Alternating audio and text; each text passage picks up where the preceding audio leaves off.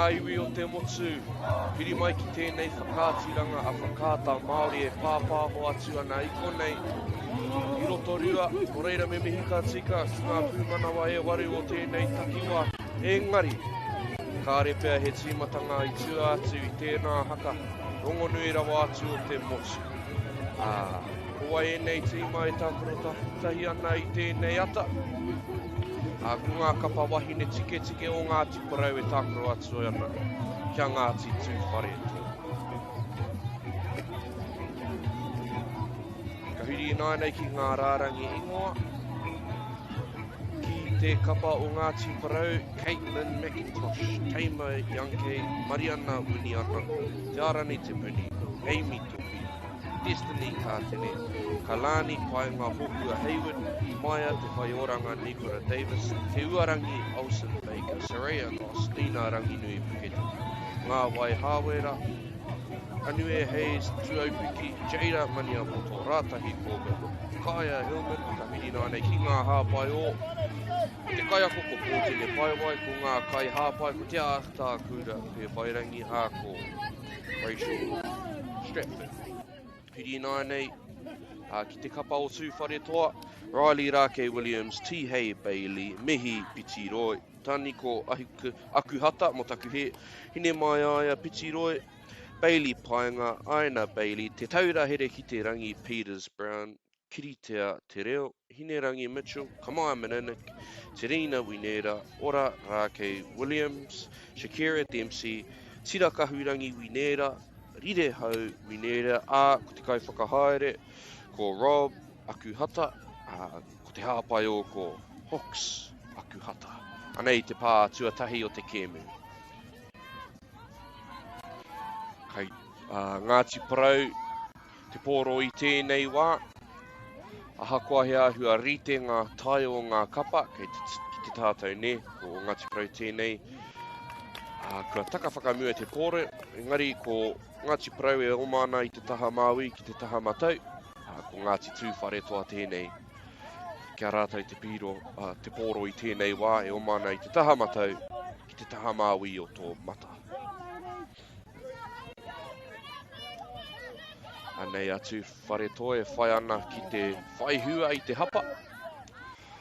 Ngāti Parau. Anei te pā whakamitunga.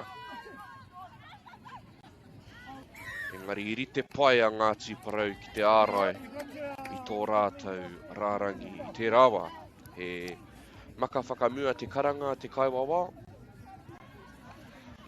E rā ringa tō haunui o enei momo kaupapa, rako ngā kaiwawa. Kia rātou te mahi nui me te mana nui. Ki te arahi i enei momo ke.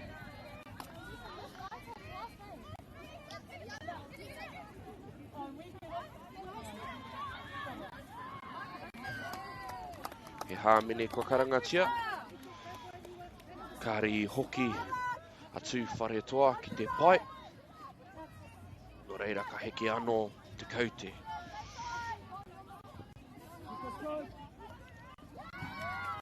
I ruku ko tahi atu a Ngāti Parau ki ngā mahi kōkiri, engari e taka whakamua anō, ko tāku e ki tēnei. Kei a rātou ngā pū ki ngā engari, kei te oho tonu pēr ngā ringaringa, kei te pai tērā.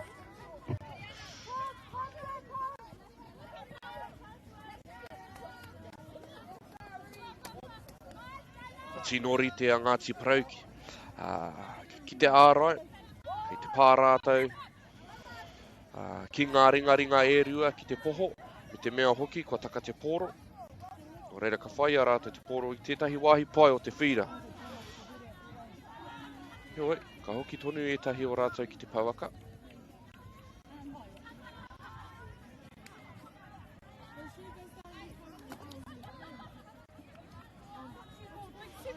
Soraya Goss tērā e kōkiri ana i te pōro, taku hoa mai rāno. Me tika pia te kōrero ko tana hākina kina matua ko te neti pōro heoi. Koe rā te piro tuatahi ki te whira tua toru. Mo te tātā whaenga katoa koa ko tahi te piro ki a Ngāti Parau. Tahi ki te kore.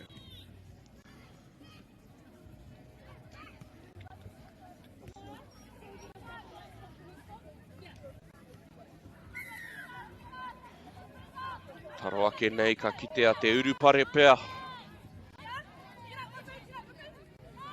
Ngāti tūwhare toa.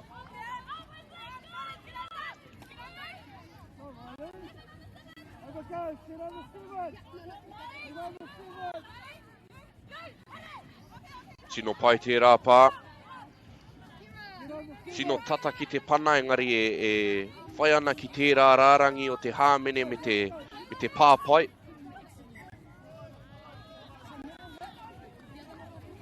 I ene momo kēmu, he āhua reti ngā ringa ko te taha ārai, te taha tino whakahira katoa kei te kitea e tātou. Kua tai rite mai a Ngāti Parau ki te mahi i ngā mahi ua ake.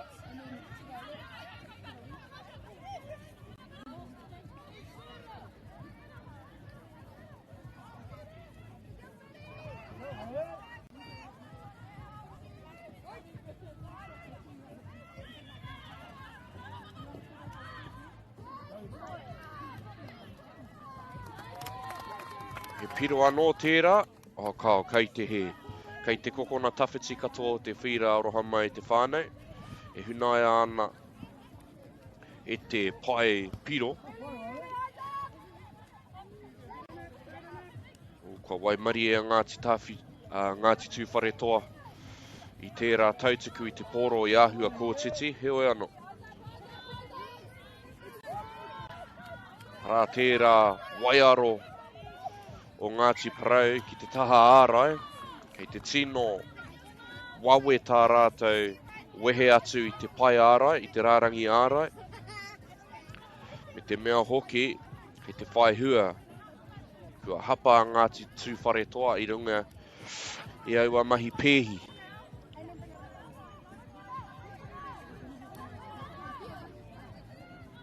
Pai te wāhi, pai ngā āputa Ngāti Parau i konei. Te maka roa, pai rawa te maka mo tā mātou kāmera, no reira kāri i tino kitea, heoi. Wakarangatia kētia e ngā kaiwa wao te piro tua rua o te kēmu ki te parirau matau, rua ki te kore, Ngāti Parau.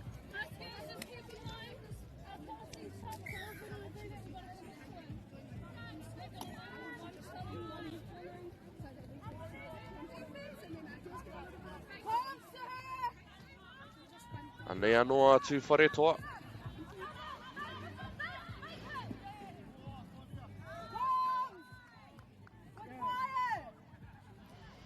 Kei te kaha tohu, kei te kaha aki a ngā kai tautoko, ki te rārangi nei, tata ki te kāmera.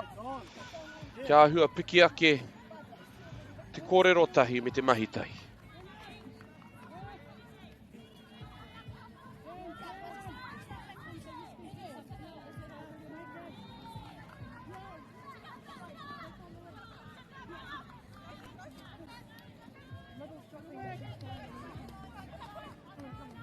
Kua rangi whāwha ngā kaupapa whakaharatau. Aha kina nei, he maka roa rawa atu. He mahi tonu kei te mahi. Titiro ki tērā maka e hoa mai waenga. Tērā pia tata ake ki te rarangi matau, ai whiu ki te parirau Māui. Me ona waiwai para huti. Ki te whai i tērā piro tuatoru kia Ngāti Parau. Nōku e pānui ana i ngā ingoa o ngā kaitakoro o te kapa o Ngāti Parau i ki te au i etahi ingoa kua pitanga ihu i te kaupapa o manukura tērā kura toa i ngā hā kina o te taha wahine toa rawa atu nei. Katai anō katoa te kapa toko whitu mo ngā kōhine o taua kaupapa, no reira, kāre e kore. I akona i whakakōhia e rā pūkenga e taua kaupapa, kei te kite tātou i ngā hua i tēnei kēmu tuatahi.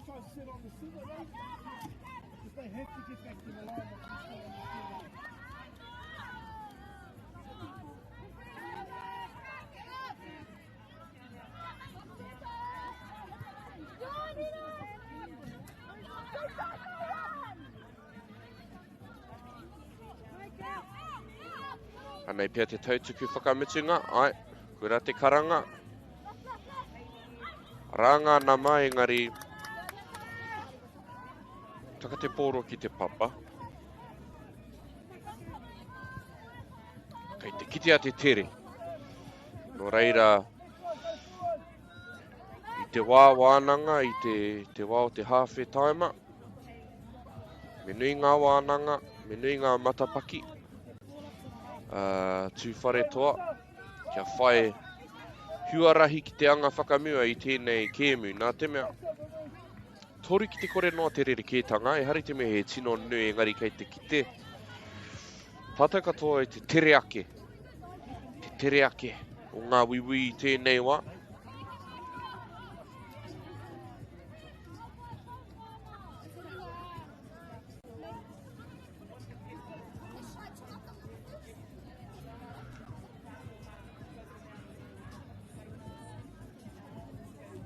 Nei anō rātou, whakarite-rite ana i tā rātou kōkiri, tā rātou nekehanga.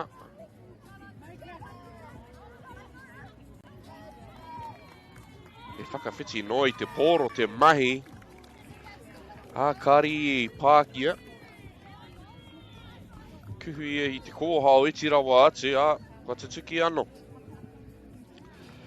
Kua whā ngā piro kia Ngāti Parau. Kare anō kia whai piro a Ngāti Tūwhare toa. Engari he roa tonu te wā. He roa tonu te wā kei a rātou ngā pūkenga. Kare kore. He oe me āhua wawe tā rātou urupare ne. Anei, engari i te kaha o te pā i āhua tū. Te kai tautuku i te pōro. Anei, kua wātea pea. Ai ware ake i te rawa, hakoa i mahu i te kāmera, te pōro, kua takiwā ho, koera te mea nui. Anō, ara koera te tere, te wawe, ngā para huti huti.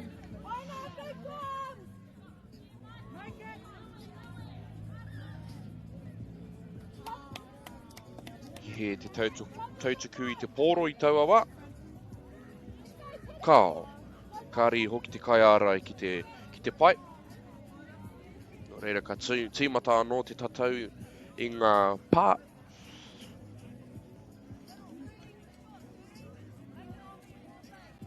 Ko tāku e matapai nei. Me whai a tūwhare toa i te piro e whai ake nei. Ki te riro i a Ngāti Parau tā rātou piro tuarima. Ka whina nui. Tērā hāmene i a Ngāti Tūwhare toa. Te hoki mai rātou ki te pauaka. Ki kuhu atu ai ko ngā waiwai kahahake.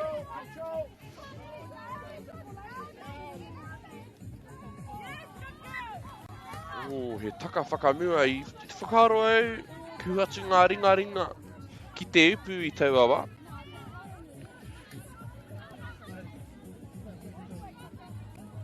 Ki te noho tonu. E tahi o tēnei toko ono, ki te taha kōkiri. Ko te rere kētanga nui atu i te tere ko te wāhi ne, kei te ata wāhi a Ngāti Parau, ara te tāwhana, kua wātea te parirau Māui. Te atāhua hoki o tērā rautaki kōkiri e hoa mā, tori te kau mārua me te tāwhana, I te wā, i tai wawe mai te parirau, te kai ārai, i wātea kau te parirau o Ngāti Parau. Ki te whai i tā rātou tarai tuarima o te kēmu. Mārakerake ana te kitea, o a rātou wānanga, o a rātou whakaharatau, e whai hua ana i tēnei wā.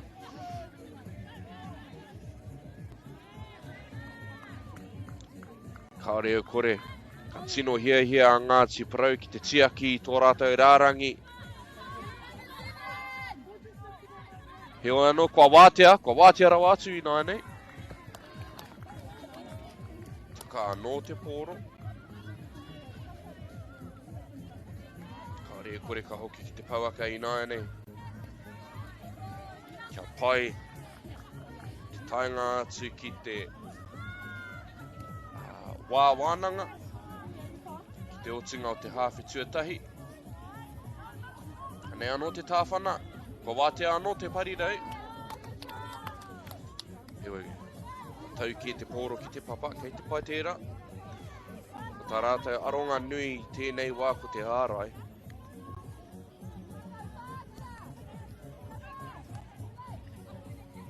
Kei te kitea te rau taki ārai a Ngāti Paraune. E āhua mehe tai ngā mahi ārai, toru ki te toru ne. Ko reira ka puta ake, te toru tuatahi, ka tai ka whakawhiti.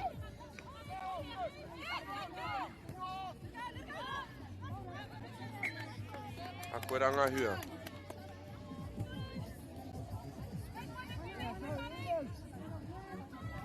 Yeah, next side up. Yeah, that's better.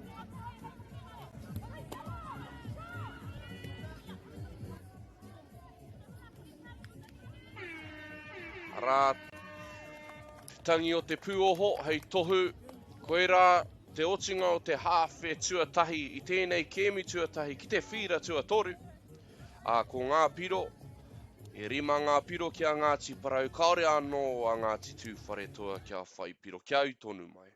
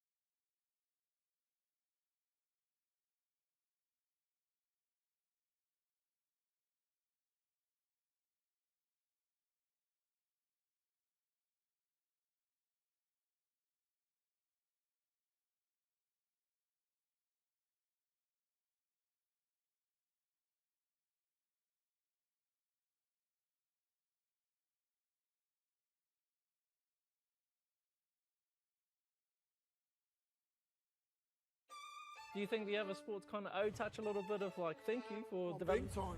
There's a lot of people that have transferred from touch. I've always credited touch for those skills. It needs a bit more love. The People's Game ki Māori Plus me whakaata Māori.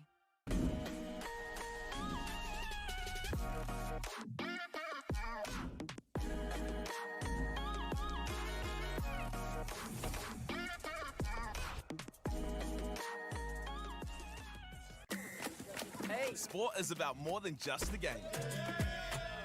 It's about going from teammates to best mates.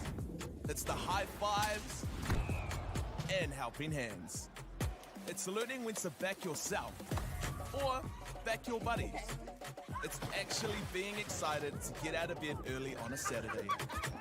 Sport is about more than just the game. That's why Caltex is proud to help fuel school sports. Girls are twice as likely to drop out of sport.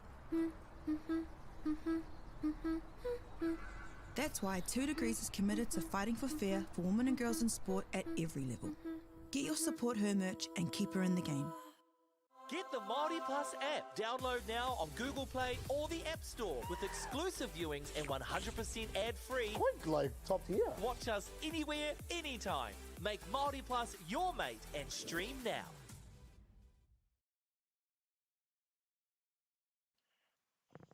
Tēnā tātou hoki mai ki te hawhe tuarua o tēnei kēmu. I te reanga o ngā wahine, ki te tātā whainga pāwhitu maporo Māori o te motu. Tēnei kaupapa nui whakahirahira. I kitea I te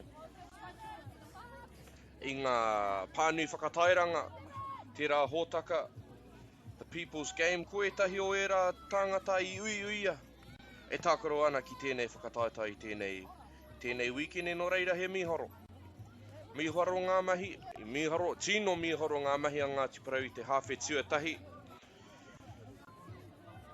I te mea hoki, koe nei ngā piro I tēnei wā, kei te tika, ki te pai piro, rima ki te kore. Aha koa ngā mahi ārai a Ngāti Parau, kei te kite tonu au I te wairua pai. Tū whare toa I tēnei wā, e whai tonu ana. Ihatia.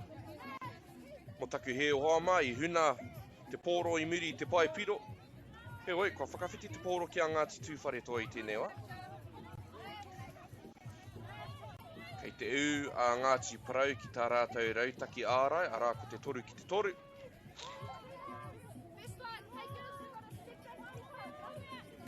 Kare tino taki ki te panoni a rātou rautaki. No reira, ka pai pāpōts. Pāpō tēnei tērā e ka tautoko anei ngā kapa o tana takiwā o Manawatu. Ia te tau ko ia tērā e awhina ana I ngā kapa I ngā kura. Me ngā kapa e whakakonohi ana I taua rohe. No reira, kei te mihi ki a koe pāpō tēnei.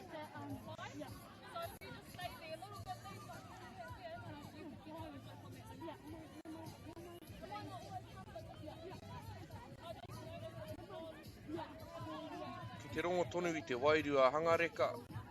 Te wairua harikoa I roto I ngā wānanga o Ngāti tūwhare toa ki te rārangi nei. Tō rātou pauaka, tō rātou wāhi wānanga. He tōu pai tērā, he wikene roa e hoa mai, hari te mea he oma paku noi ho. Te mea nui ko te manawa nui me te manawa titi. No reira, mihi ana ki tērā wairua pai. Ia au e wānanga ana ki etahi tāngata ko haere ko tākoro hoki I tēnei whakataetai. Koera taku pātai ne, hea te kupitua tei ka toko ake I te hiningaro. Ki te whakaahua I tēnei kaupapa rā ko tērā. Kaupapa e whakakotahi ana. I ngā uri Māori, ngā uri o te motu e ngā kaunui ana ki tēnei hākinakina. Rā ko te pāwhutu pōro. Anei a tūwhare toa. Pātoto ana I te kuaha mo te wā tuatahi. Aiware ake I tērā wā, anei a Ngāti Parau, kāri te paku maumau I te wā. Hei hāmene kua karangatia I te kaiwa wā. O reira ka māma ake te whakawhiti I te taha ārai ki te taha kōkiri ki a Ngāti Parau.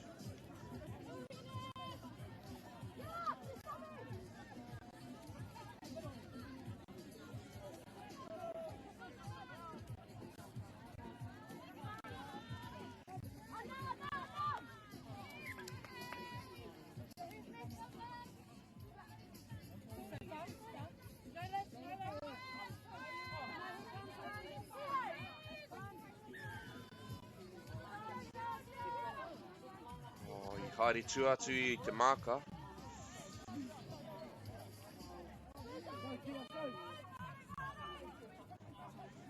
Koera ngā momo karanga ka tino whati I te tuara. I enei miniti e whā, kua hipa I te hawhe tuarua, kua tino tata. Te tino piki ake, te wairu o te whakataetai.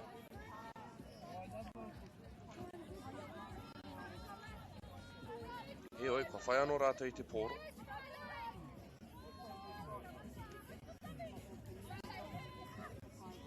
O kari kitea, kitea I te kaiwa wā te wahine rā. I tērā tautuku he āhua wawe rawa, te āhua whāwhai, no reira. Kua hapa anō. He oi, kāre kore, kua piki ake. Te kukume o te taura.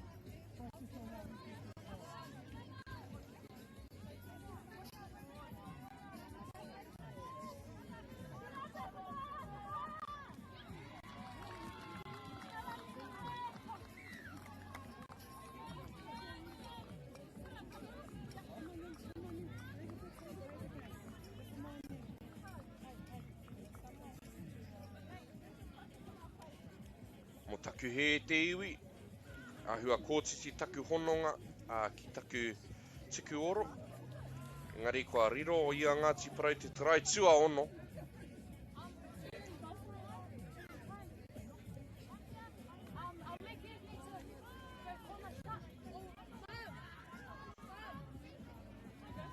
pai te ara Ngāti Tūwhare toa mō ngā miniti e rima ki tēnei hawhe tuarua. Nō reira, ko te whanga kia au tonu ki tērā taumata. Ko te paenga ake me he mea kau whai i tā rātou ake piro. Arā te heremete, te pōtai māro, engari taka te pōro ki te papa. Koira te kōrero whakaru nāne, te kōrero aro take i tēnei kēmu, ka tai atu whare toa ki te rārangi piro, engari ka hapa i tērā hekona whakamutunga.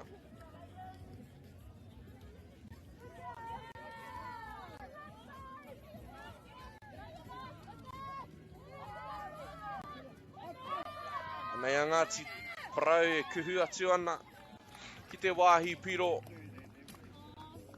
mā te kai hiki te pōro a muri te tautuku pai. Kua whitu ki te kore. Rā ngā rehe o ngā kaupoi, o ngā kauwahine, Ngāti Parau, whakaatu ana i a rātou pūkenga rau.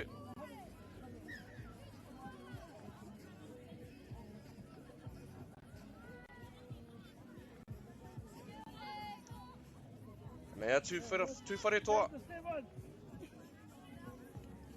Kāri te paku mate wheke. Me pēhea e pērā ne, me he mea kei te aukwe i te ingoa o tō tupuna, ki tō hingareti. Hei aha mā, enei kai tākoro tērā mahi o te mate wheke. Nō reire mihi ana ki te ū. O tēnei tīma. Ahakoa ka tuarua rātou i tēnei kēmu i te āhua nei. Kei te ngana tonu, kei te upoko pakaru tonu.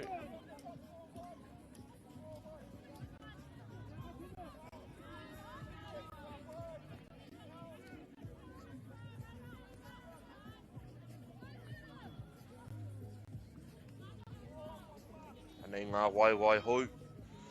Ngā waiwai kaha kua whakangā, kua whakahā. Ngāti Parau, kua wātea te parirau. He oi he maka whakamua te āhua nei. Ana.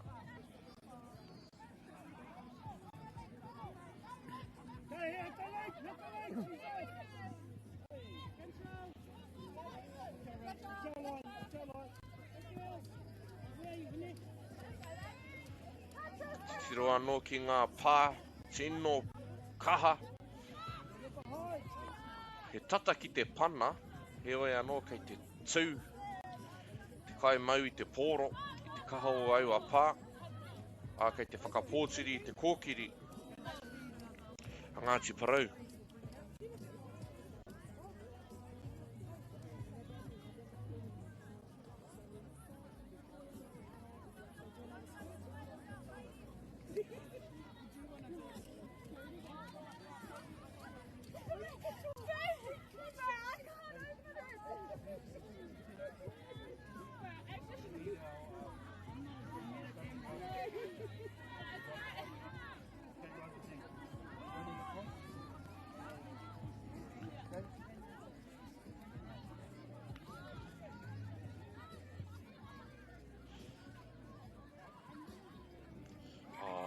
Tiro ki ngā waiwai parahuti-huti.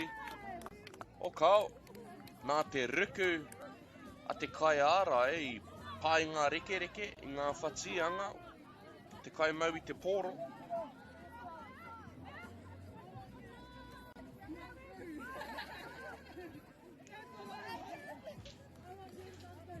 Rima miniti e toi ana me ki tēnei kēmu.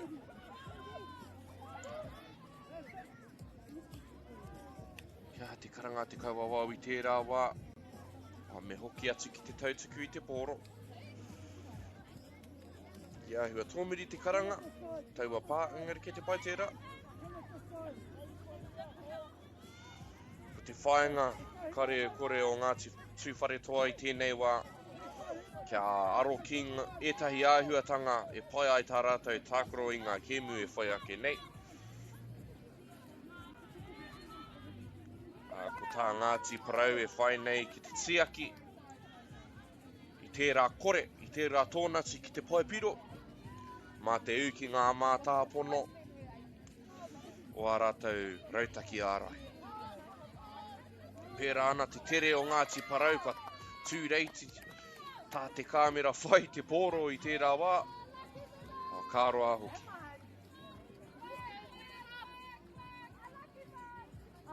Te rongo i ngā kōrero aki, ngā kōrero aroha te whānau ki ngā kaitākoro, a koera te rere kētanga o enei momo.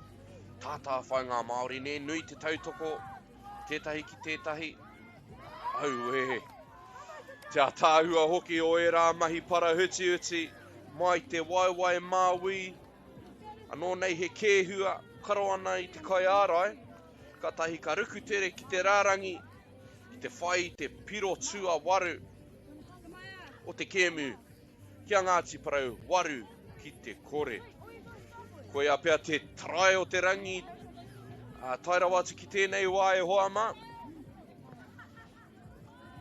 Ka re kore karangi whāwhā tērā piro ki ngā pai pāpori o te wā.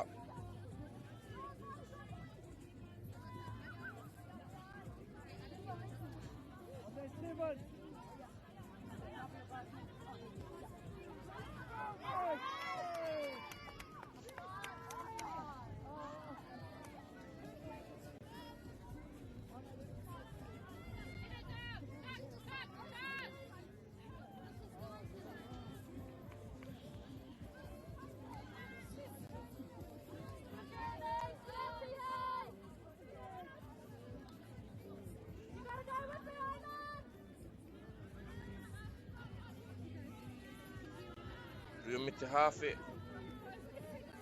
toi ana e hoa ma, tēnei ke mi tuatahi. Parahuti anō ngā waiwai, te nama iwa o Ngāti Parau, ngari he pēr te tautuku i te pōro.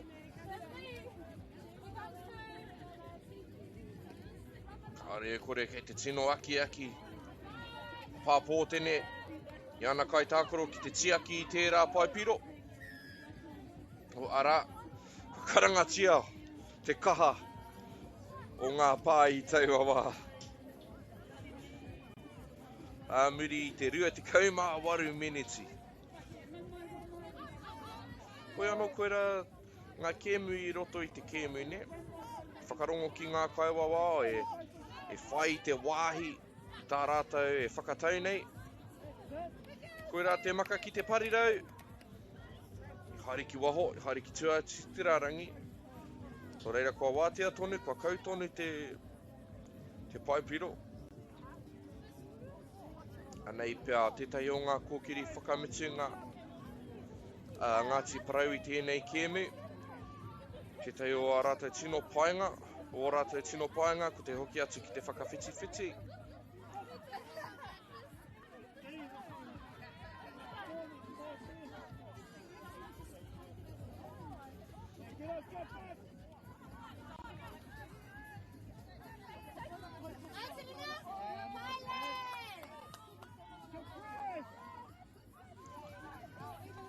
He āputa nui tērā, i māmarawa te whai tērā piro.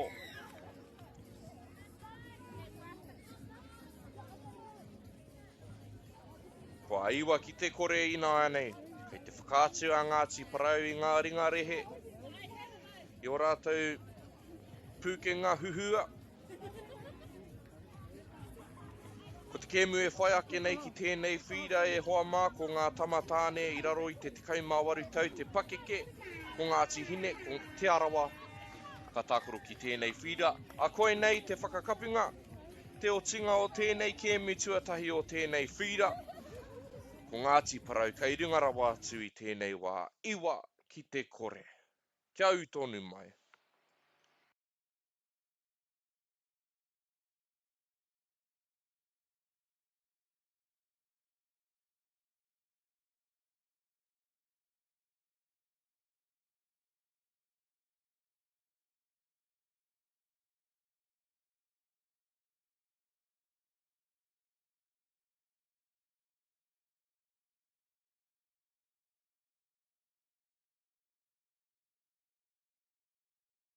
Deck out your space with our lowest prices. Cabot's 10-litre Aquadeck decking oil, $193.90. Monarch decking applicator kit, just $48.20. When you find a competitor's lower price on the same stocked item, we'll beat it by 15%. Lowest prices are just the beginning.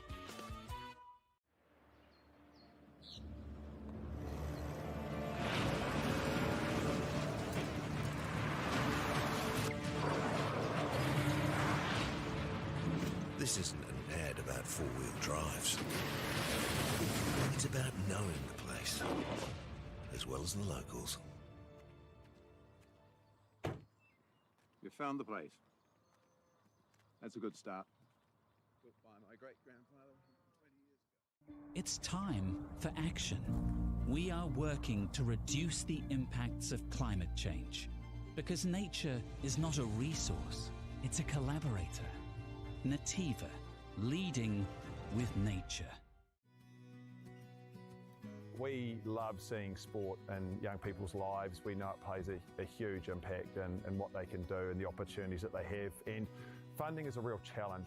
We know that a lot of schools face that ongoing, and the reality is if you go to a lower decile school in New Zealand, you are less likely to be able to afford to participate in sport. Obviously, having come through it myself with kids and being one of those kids myself who played sport, I know how much it defined who I was. When I was 12 years old, I made a rep team in soccer.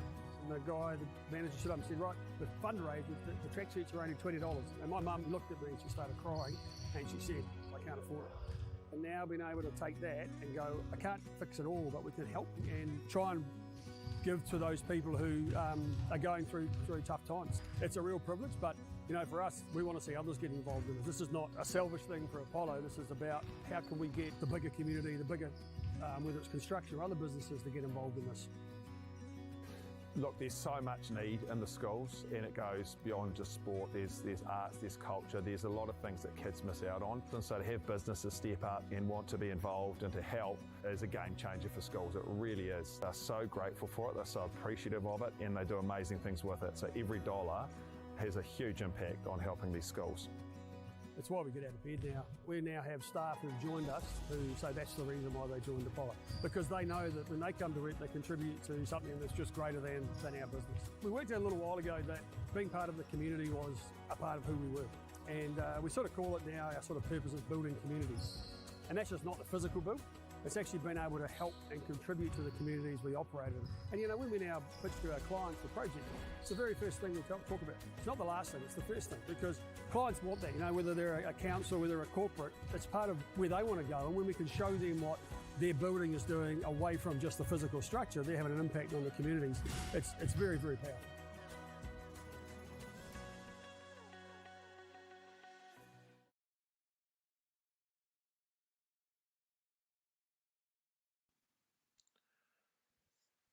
Tēnā anō tātou e hono mai ana ki tēnei pāpāhotanga.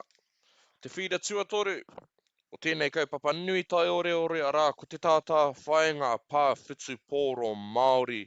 O te motu, pāho atu ana i konei i Rotorua. I tēnei tau ko te kēmu e whai ake nei ko ngā tamatāne, heke iho i te 18 tau te pakeke. Me tīmata kā tika, ki te haukainga arā ko te arawa, e tākaro ana kia Ngāti hine. Anei ko ngā ingoa o ngā kaitākaro i te tīma o te arawa, ko Ollie Boylan, ko Tian Māreikura, ko Dejon Hooper, ko Rylan Emery, ko Taiwai Ariki, ko Tahu Aumua, ko Jasiah Turner Mihaka, ko Mihaere Gillies, ko Kailahi Blake, ko Rea Paenga Morgan, ko Here Taunga Mikaere, ko Ryder Anderson Lucas, ko Iona Lennox Pua, ko te whaitaua Howden, arā ko te kaiako, ko Maurice Stone, me te kai whakahaere ko Taylor Stone. Whakawhiti atu ki te tīma o Ngāti hine, ko Varden Prime, Tūkairangi Apanui, Cyrus Katipa, Quest Prime, Walter Wiki, Rocco Chapman, Tamatoa Ariki Selwyn Cecil, ko Kingston Utakea, Carlos Nordstrom, Daniel Hood, Lachlan Lee Walker, Wiremu Apa Kuku, te rau hea papa kuku, Kairoa Hines, Paunamu Hines, Kupa Haiata. I rua ngā kaiako, ko Alex Raiwa ko Cody Walker. Rua hoki ngā kai whakahaere, ko Kayla Rikaire Maki, ko Brigham Nordstrom, a ko te kai tautoko kua whakaingoa tia ko wai atu ko Takoha Ropati.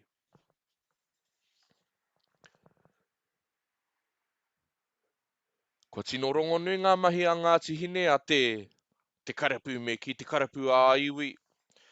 O Ngāti Hine ki tēnei whakataetai ngā tau tata kua hori.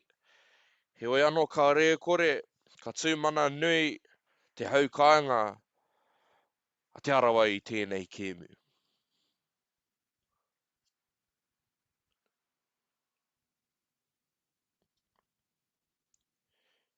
Ia tatau tatari tonu ana ki te taenga mai o ngā tīma ki waenga i te whira, tika ana kia tuku atu ai ngā mihi.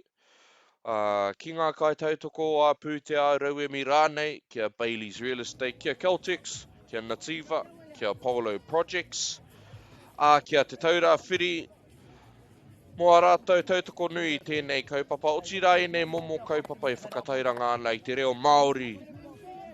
Ka rangona e koutou, te reo Māori i o koutou kāinga, mā e nei momo kaupapa.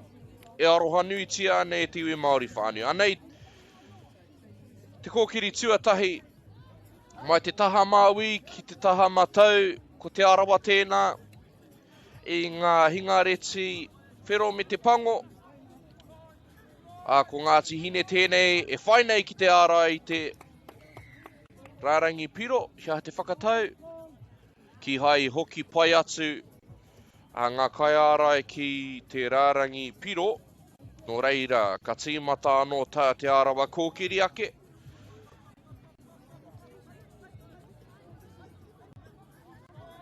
ka re rātou te paku maumau i ngā pā.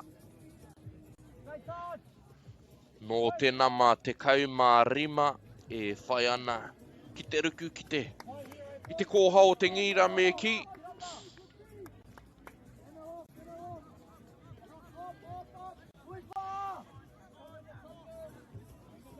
Rā te tāwhana mai te taha matau ki te taha māui. I pērā rawa tō rātou tere. I mahu e i te kāmera, he oi kei te piri tonu, a Ngāti Hine kei te mahi tahi, tairawa atu ki te maka ki te parirau engari, kari tai atu te pōro ki te wāhi e tika ana no reira, anei a Ngāti Hine me tā rātou kōkiri tuatahi te pōro, i tino wawe. Tā te arawa pihi ake, i te rārangi a kua whai anō rātou te piro, no reira, mō te katoa me ki o te kēmu, ko Ngāti Hine tērā, te kapa e ārai ana i te pōro. Kei te whakawhiti etahi kai tākaro o te arawa, kia taumai ngā waiwai hau, kua hāmene tia anō. A Ngāti Hine, kāri te wehe i te rārangi,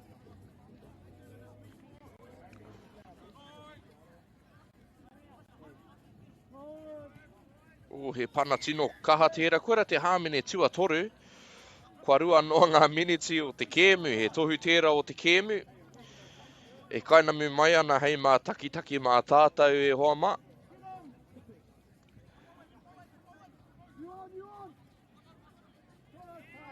Pai ngā mahi ārai a Ngāti Hine. Kei te mohi o tātou e nei reanga ne heke iho i te 18 tau te pakeke he wairua whakataetai i enei tamatāne.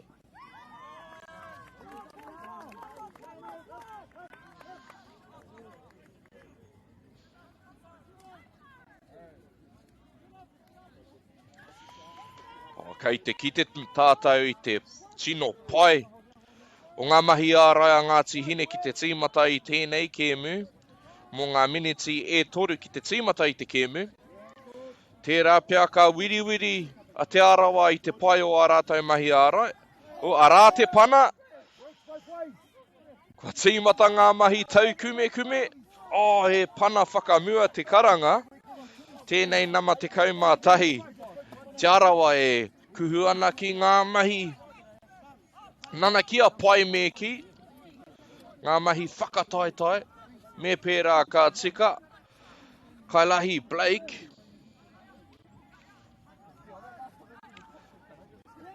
Ara te hapa. A te arawa. He kēmu ārai kei te haere. He oi kei te kite a te tere. O Ngāti Hine.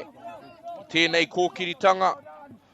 Kei te kuhu atu etahi kaitākaro. Wai tapu hoi. I tere rawa pēr te kōkiri. Kei te rongo i ngā kōhimu.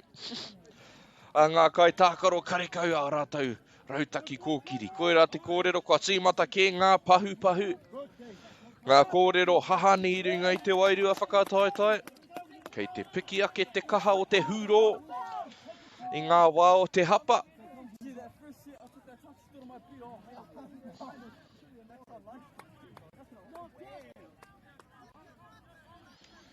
Anei te pātōtōtanga tuatahi a Ngāti Hine.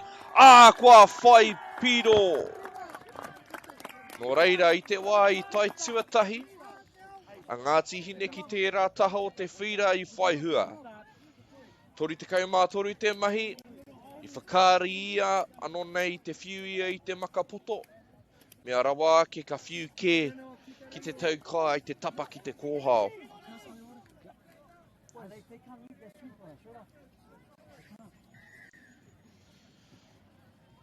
Me te tiro tātou i nā nei ki te urupare. A te arawa, te haukainga. Kua rohe tāwharau ana i tēnei kaupapa no reira me mihi ka tika ki ngā pūmanawa e waru o te arawa. Anei ngā kaitākaro e ono o te arawa e whai nei. Te tauri te ngā piro.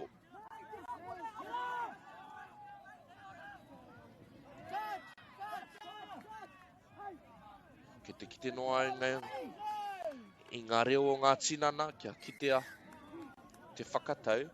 Te āhua nei he tarai, i te kokona matau katoa o te whira. Nō reira kua orite ngā piro, kua tahi ki te tahi. He kēmu pai kei te haere e hoa mā kei tawhiti.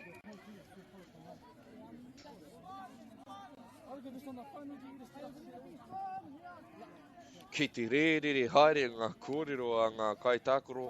E mea nei, ka kite anō tēnei tīma i te kēmu whakaihu waka.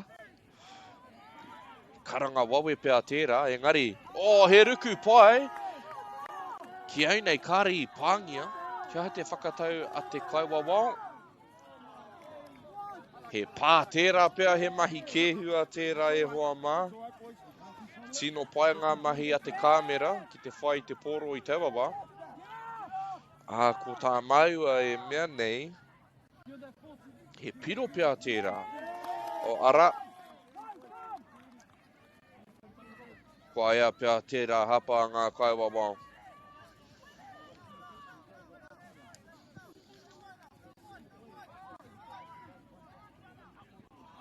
I orite te whakatau, te ramahi tori te kaumātoru, engari whiu kē ki tana hoa, i te makapoto. Me utonu pia ki tērā rautaki. He pana whakamua anō, no reira e ai ki ngā kaiwa wao, he pai kia āhua toro atu ngā ringa ki te raurau.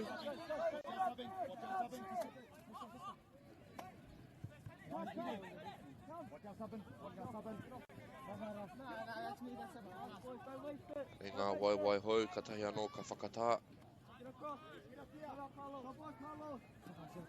Me ata whakarite, me ata wānanga, mahitahi, anei te whakatau, nama ono.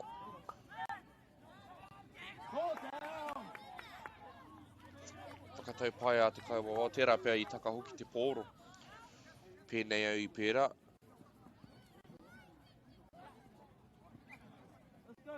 Kai rawa ngā mahi ara te arawa I taua wā. E wairua pai kei roto I tēnei kēmu, I tēnei wā. Nui ngā hapa. Hapa atu, hapa mai, hapa atu, hapa mai. Engari ko te mea nui, ko ngā whakaro o Ngāti Hine. Ka tai rātou ki te wāhi e tika ana, no reira. Kare rātou tino mā harahara ki tērā.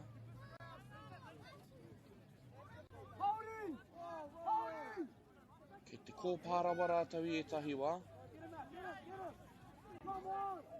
Ara ngā waiwai nama te kaumāwha. O Ngāti Hine, parahuti uti ake nei, Kairoa Hines. Rā te ruku, o ritu te whakatau, o he hāmene. Ki hai I wehe I te paipiro, no reira ka heke anō ngā, te tatauranga o ngā kaute.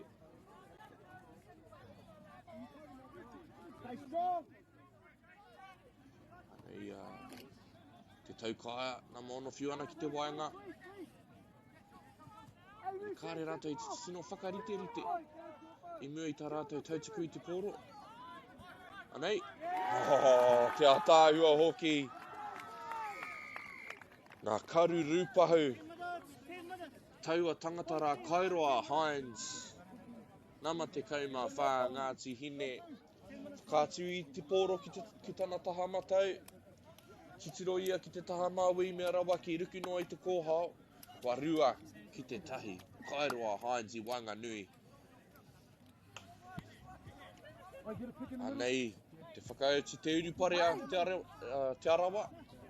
Kua rua ki te tahi, nā nei kāri I tino kitea te tarai tuatahi. I whaia I rātou te kokona matau nei.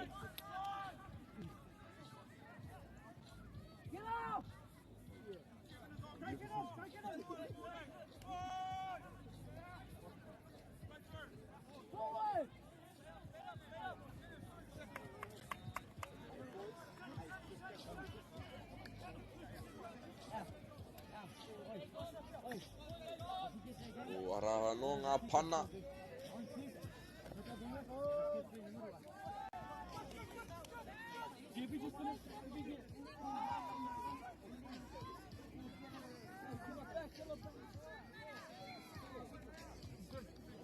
O I mahui a rātou te kaute.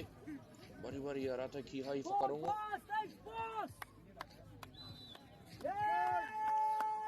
O ara te karanga a te kaua wao, he maka whakamua, no reira nei anō a Ngāti Hine. I ngā wā kua tai rātou ki te wāhi kā reki, a kua whai hua.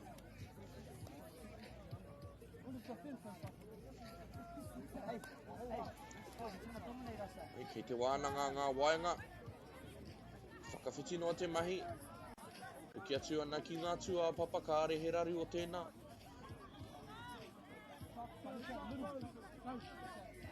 Nei te tāwhana nama te kaumārua. Kāre kore I taka noa te pōro. Wai mari ia kei te mautonu, tana tīma I te pōro, moku noa nei. E orite te neke hanga, engari kua kōpārawa ai. Nō reira, kua hoki anō te pōro kia te arawa. Me te kaha hoki o ngā kōkiritanga, ngā pā me ngā kōkiri, kua tata whitu pōro haere tēnei kēmu. Me te mea hoki, kei te kōrero, te kaiwawa hoki ngā taha erua. Ko tira ki ngā pakeke hoki te āhua nei. Te āhua whakatau. I e rā mahi. Kia newanewa I te rere o te kēmu. Heoi, rua ngā miniti kei te toi.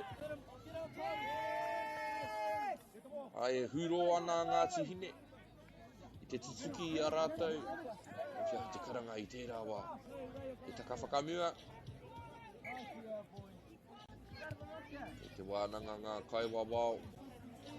Kia tika te whakatau a he taka whakamua no reira. Kei a te arawa te wai nā nei ki te whakataurite I ngā piro.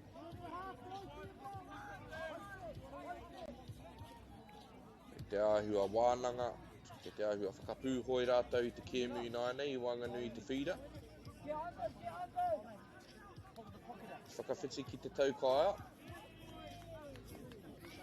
Wāhua pōtiri ho te haere o ngā kapa e rua i tēnei wā, he tohu pia o te paunga haere o te hau. He mea Māori noa tērā, mea rawa ake, ka nui ake ngā hapa.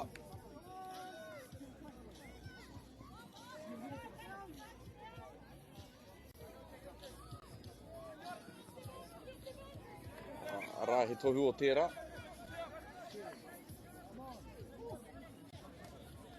Kua tatatai tātou ki te meneti whakamutunga o te haurua tuatahi. Me te ihi hoki i roto i te kēmu. Kei te hara mai tētahi o ngā kai kōkiri kaha katoa. I tahi waiwai hau. Whakaoti i tēnei hāwhe. Me tā rātou e tūmanako nei, ka orite ngā piro. E hoi, anei te tāwhana. Kia te whakatau. He piro! Ki te whakaoti i te hawhe tuatahi, kua taurite ngā piro, rua ki te rua, me kaua rawa e tawhiti te haere.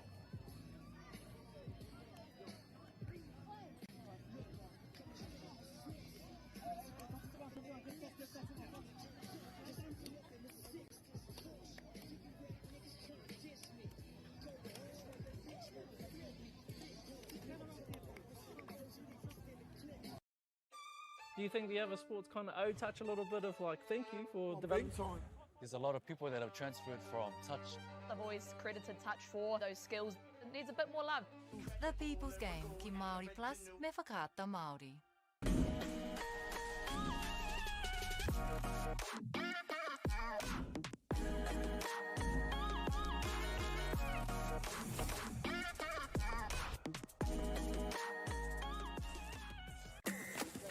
Sport is about more than just a game. It's about going from teammates to best mates. It's the high fives and helping hands. It's learning when to back yourself or back your buddies.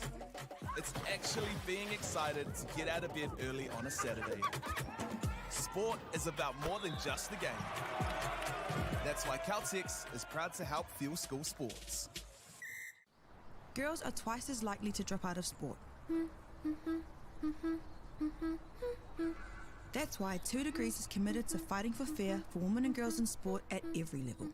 Get your support her merch and keep her in the game.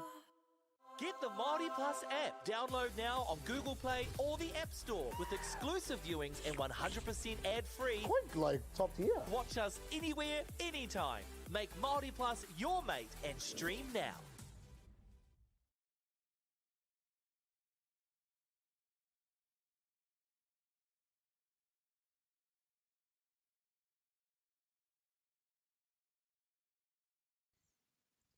Me he mea katahi anō koe ka piri mai ki tēnei pāpāhotanga whakaata Māori. Tēnei whakataetae nui, tai ore nui te whakahirahira. He kēmu pai kei te haere, he nui te whakataetae, nui te taukumekumi, i te taura tēnā kapa a tēnā kapa. I whai a Ngāti hine i te tarai tuatahi, mea rawa ke ka whakataurite ai te arawa. Tuarua ki a Ngāti hine, i mua rawa atu i te tangi a te pere. I whakataurite ai te arawa. Ngā piro rua ki te rua. Nō reira, meu tonu mai e hoa mai, he kēmu pai kei te haere. Kua kitea te kaha o ngā pā, kua hāhua pana te hanga. He oi kei te waihoa noa ngā kaiwa wao ki te mahi i tā te kai ārai e hia tēnei. Nō reira. Anei te hawhe tuarua, katahi anō ka tīmata, rua ki te rua. O Ngāti hine tēnei o mana i te taha māui ki te taha matau o te whira. Ko te arawa tērā e mawana i ngā hingariti whero.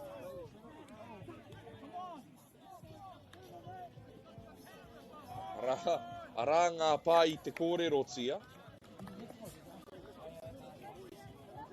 Rua ngā ringa, tahi atu ki te poho, ki te puku rānei. I te mea hoki kei te tū, ngā kaipupuri I te pōro. Ki te ahua tū meke I he tahiwā.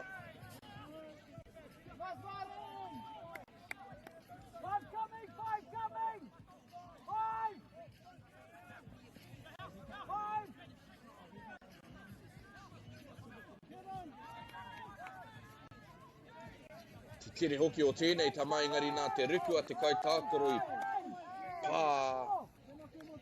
pā ia I ona waiwai, tōna waiwai.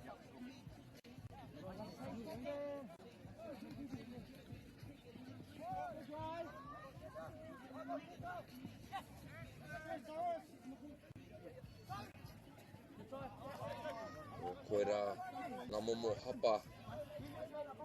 Kāri te paku hia tia I tēnei momo kēmu. He ahua tau uti te hanga.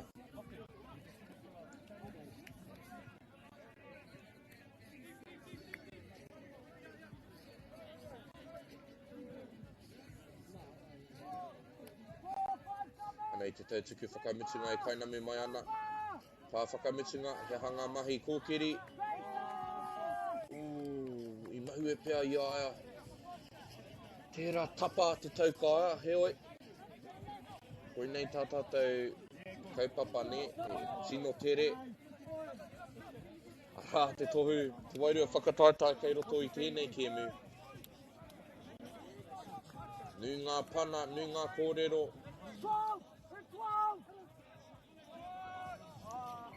Hapa anō ngā tihine. Kua ahua reti ngā ringa te hawhe tuarua nei.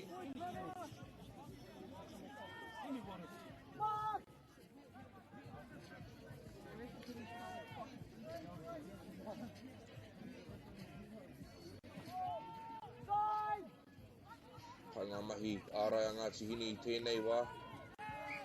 Ai, ko tiri rawa te kōkiri a te arawa I taua wā. Reira I māma ngā tihine te hoki atu ki tā rātou pai ārai.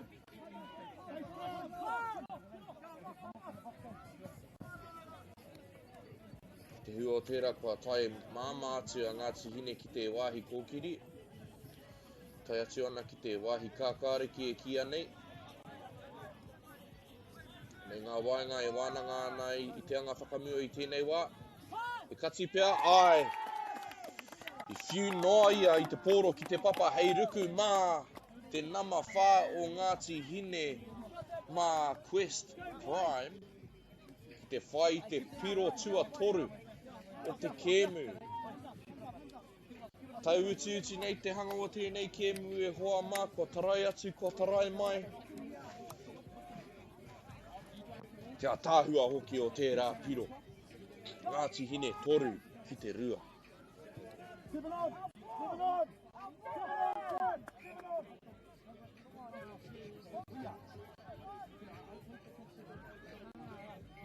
Ia te wā kua whaitarai a Ngāti Hine. Kua wawe te whakautu a te arawa. Kua tai atu rātou ki te wāhi E tika ana kia pērā toni te hanga. Nei te tāwhana, nama whā te arawa, I taka noa ki te papa.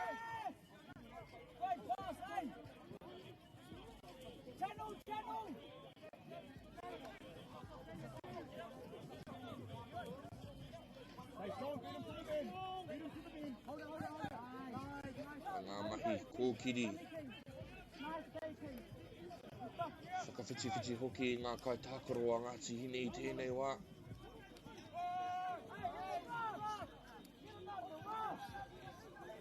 He whakatau ua tērā mā te kaua wāo engari. Kia I taka whakamua te pōro. Arā ko ngā mahi pana a poko hihi.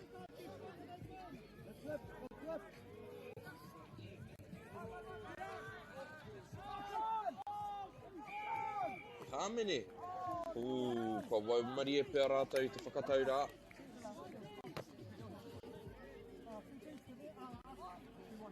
Te pātua tahi. Heke anō. Tere me kaua e mau nea me pātai tonu I ngā pātai. Ki te kapa, ārai. Kaua e tatari noa ki te pāwhakamitunga. Arā te tāwhana te nama te kaumārua. Engari haere kē rātou ki te taha māui. He ua ki te whakatau I tērā. I e rā mahi. Tōna tikanga me he mea koe te tangata I pāngia I maka I te pōro no reira I hāmene tērā. He oi. Te kaumārua, pai te kati a ngā whaiara ki tēnei taha matau o Ngāti Hine. Engari he pāno kei te haere, engari kare anō kia tino whakarite no reira ka māma noiho ngā mahi mā Ngāti Hine, ana.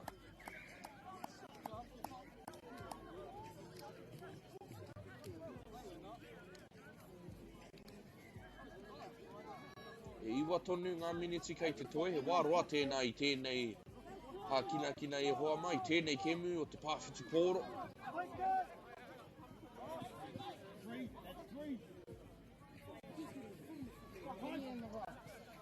Ka pai te ata, wāwahi I ngā kaitākaro. Nei te nama te kaumāwha ki au nei te whetū o te hāwhetuatahi. No ia e maka nei, e mahi ana I ngā mahi ngari. Ka nui te kai aroe, kaiwa kati rā.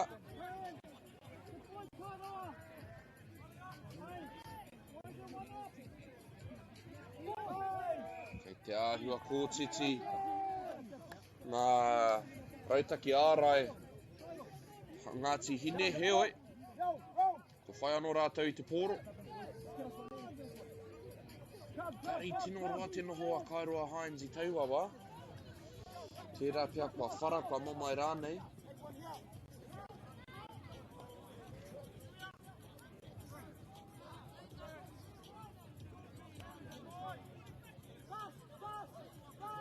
Nei te tāwhana e hara mai ana, au ka oke te he.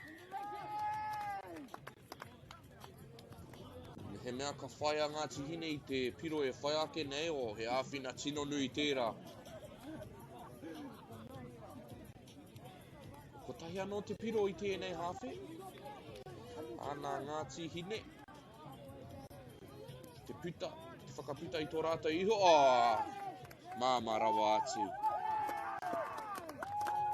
Ki te ia, te pōturi, o a ngā kai ārai hoki atu ki te pai piro. Ai pai tērā ruki I wainga nui I te kōhao paku noa nei. Kua whā ngā piro kia Ngāti Hine. Rua ngā piro kia te arawa. Te nama whā tērā ko Quest Prime tana tarai tuarua. Kua kite ai au I tēnei keme. Reira ko ia tētahi o ngā tangata ki te atama takitaki. Tēnei whakataitai, tēnei wikene. Ngā rangi oki nei. Quest Prime. Mō te ruku, kei runga rawa atu ia. Nei te tāwhana. E oi, sino rite. Te matara a Ngāti Hine. Nei rātou e hoki atu ana ki te pauaka, e mahi whakawhiti ana. Rāko ngā kōrero. Ngā kōrero whakatautau me ki. A ngā tamatāne nei, ka kaha ki te ai rā mahi I e nei reanga, heke iho I te tekau Māori Touch te pakeke. Nei te pāwhakamitunga. Ia rātou ngā nama. Kari tika te whakatau. He oi anō kei a rātou te āputa. Ki te tiaki I te pōro. Whā ki te rua. I nei momo kēmu whakatautai nui he āputa nui tērā, te rua piro. He oi, e rima tonu ngā miniti kei te toi.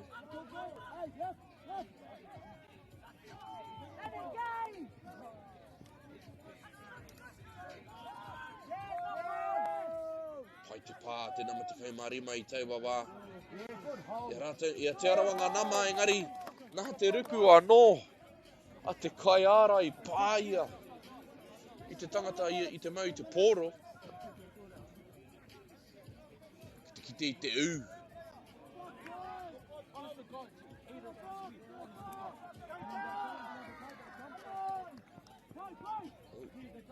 Ka huki atu anō te pōro ki a te arawa.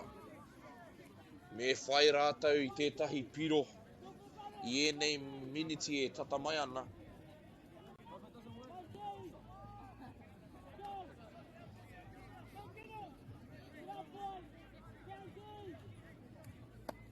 Any inos. It is hollow wood on this case.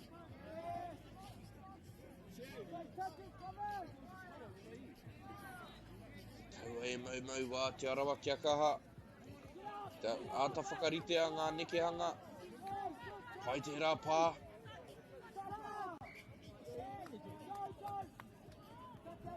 That's that Auckland.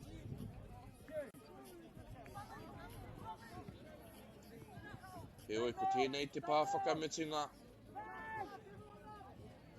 Me āhua tūmata rau te mahi ki te whai piro I aua horopaki. Te rongo I ngā kōrero aki a ngā kaiako. Tiaki noa te pōro. Kaua e whāwhai.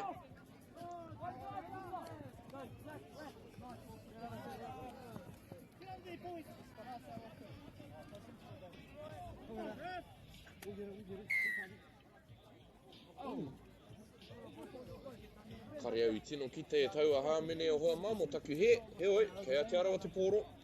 Mere ki te pauhaere te wā. Kei te takiwā o te 3 miniti kei te toe. Kia mōhio noe te whānau, kāri te tika rawa. Te wā I a mātou, ne koe nā noa tā mātou e matapai nei. Kei ngā kaiwa wā o te wā e tika rawa atu ana. Nō reira, kei te takiwā o te 14 ki te 16 miniti I tā mātou, I tō mātou pai piro.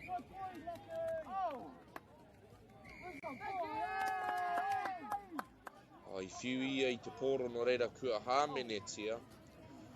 He raru nui tērā. Tā Ngāti hine mahi nānei he tiaki I te pōro. He tai atu ki ngā wāhi e tika ana kia ua ake ai te whai piro a te arawa. Kua rua ki te kore I tēnei hawhe tuarua. No reira ko Ngāti hine kei rungara watu I tēnei wā. Uti rā kua hapāno. Kei te tūwhera tonu, te tatau. Kia te arawa engari me wawe rawa atu tā rātou whai te piro tuatoru. Me wawe ake I tēnei me pērā ke taku kōrero.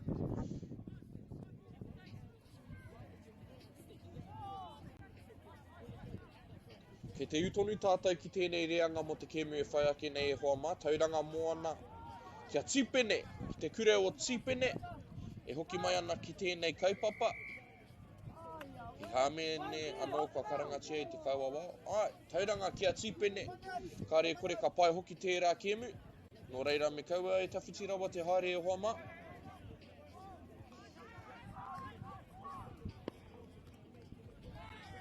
He tarai, kua karangatia te kaua wao. Koe rā te tarai tuatoru o te arawa, tērā pia. Ka whai anō rātou te piro, ai te pōro. I tēnei kēmu, tērā pia ka kotahi ana ki te wā. He oi. Kei te tūwhera tonu te tatau, ki te whakataurite I ngā piro.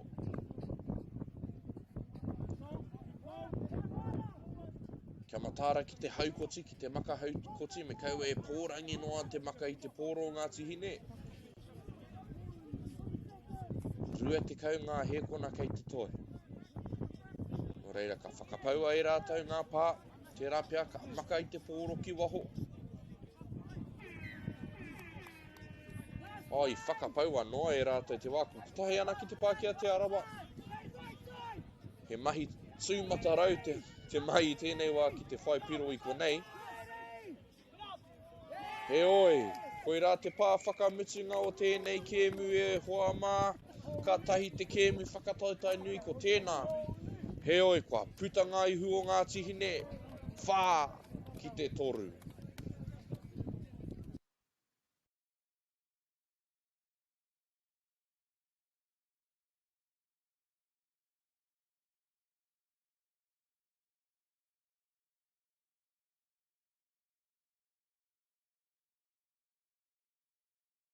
Deck out your space with our lowest prices. Cabot's 10-litre Aquadeck decking oil, $193.90. Monarch decking applicator kit, just $48.20. When you find a competitor's lower price on the same stocked item, we'll beat it by 15%.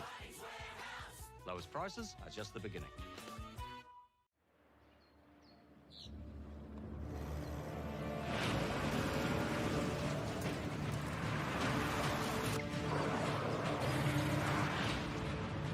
This isn't an ad about four-wheel drives.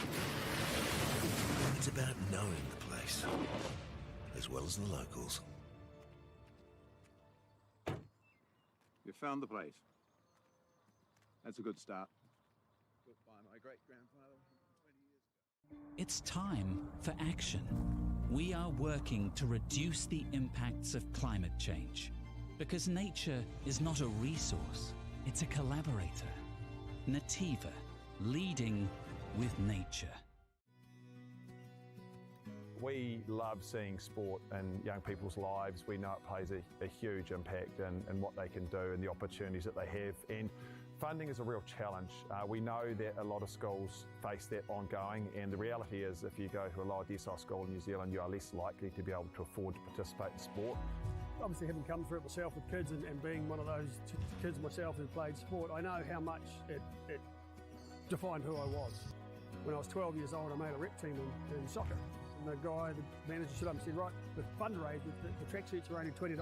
And my mum looked at me and she started crying and she said, I can't afford it. And now being able to take that and go, I can't fix it all, but we can help and try and give to those people who are going through tough times. It's a real privilege, but you know, for us, we want to see others get involved in it. This is not a selfish thing for Apollo. This is about how can we get the bigger community, the bigger, whether it's construction or other businesses, to get involved in this.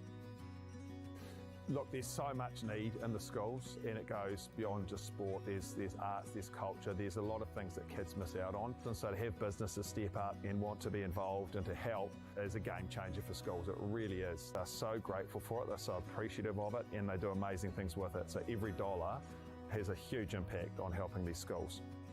It's why we get out of bed now. We now have staff who've joined us who say that's the reason why they joined Apollo. Because they know that when they come to it, they contribute to something that's just greater than our business. We worked out a little while ago that being part of the community was a part of who we were. And we sort of call it now our sort of purpose is building communities. And that's just not the physical build. It's actually been able to help and contribute to the communities we operate in. And you know, when we now pitch to our clients for projects, it's the very first thing we talk about. It's not the last thing, it's the first thing, because clients want that, you know, whether they're a council, whether they're a corporate, it's part of where they want to go. And when we can show them what their building is doing away from just the physical structure, they're having an impact on the communities. It's very, very powerful.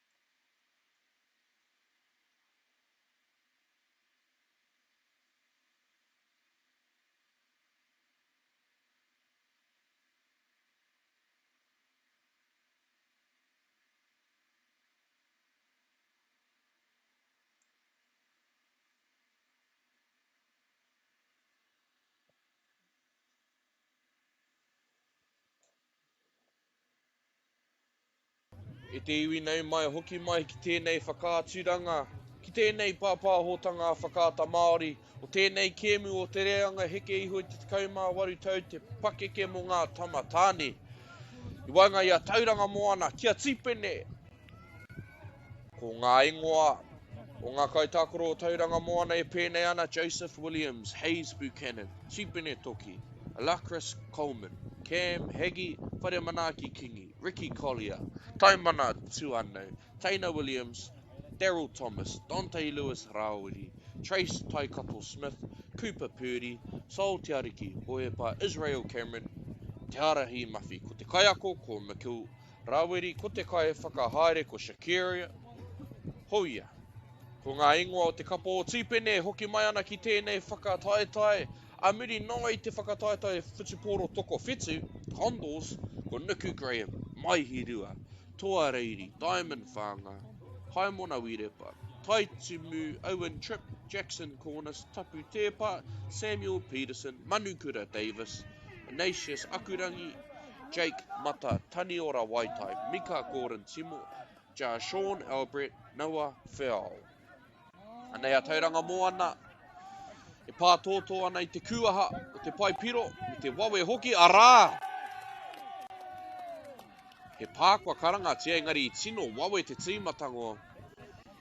Tauranga moana I te kōkiri tuatahi. Tino rehe ngā ringa.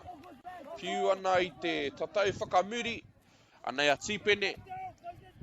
Kawe ana I te poro mo te wā tuatahi o tēnei whakataetai. Nō rātau e whakatuwhira anō ana I ngā tatau. O tō rātau kura. Nō reira, tipene hoki mai rā. Hoki mai rā ki tēnei tātā whainga rongo nui rawa atu. Ko ngā kaiako o tēnei kapa, ko Paul Davis, ko Mita Graham, ko Waiatu. Ko te kai whakahaere matua ko Holly Graham. Arā ko ngā kai tautoko matua ko Nico Graham Puru. Ko Raha Elkington hoki.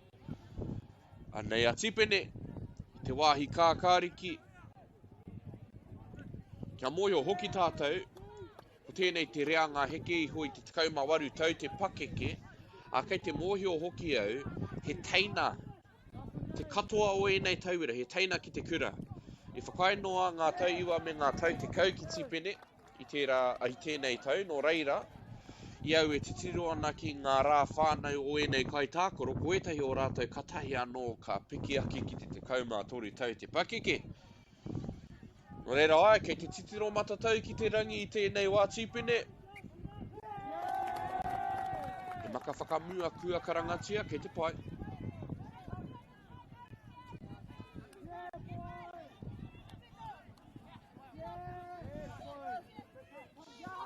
Tauira omu au o tētahi o ngā kura noho Māori no reira kua nui taku whai. Te whakatūwhiratanga anō o tipene a kei te oma. O mai rātou I ngā ata. I tērā huarahi tarau roa ki te kura. Kua kuhu atu, kao. Hoi pāgia te waiwai o te namarima rā. Kia te whakatau. Kare au I ki te I ngā tohu o te ringa. O te kai wawa mo taku he te whānau, he oi. Te tauranga moana anō te pōro.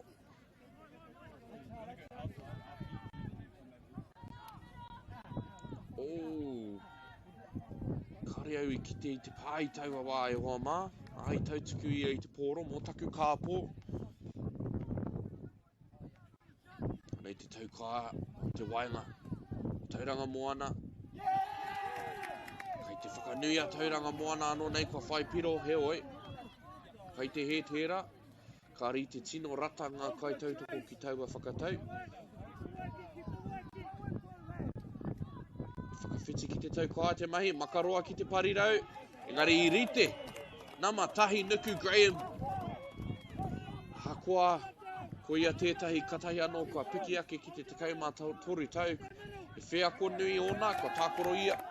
Te taho tōna pāpā ki te kapa tike o Wairere. No reira, ke te mōhio anaku ki e rā pānuitanga mai te parirau. Te taha ara, he mahi nui tērā. No reira, kei te pai a ngā mahi anaku I taua wā.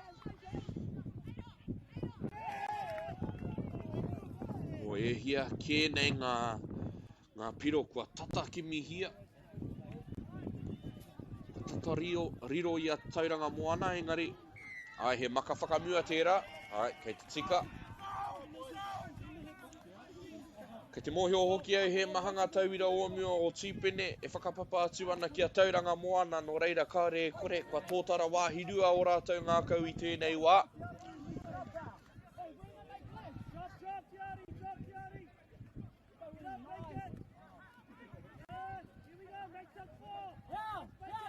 Ngā mahi kōkiri a tīpene i tēnei wā.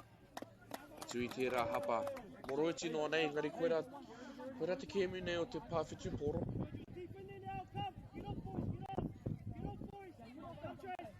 Oh, he taka whakamua noa tērā. Ka roa hoki engari. Kei te kite au te paku tere ake o tauranga moana me pērā ka tika ko rātou ngā tuakana. Te whira i tēnei wā, engari kei konei a tīpene kare rātou i te makarauna. Kare i tai noa rātou ki te whaiwhi ako. Kei konei rātou ki te whakataetai.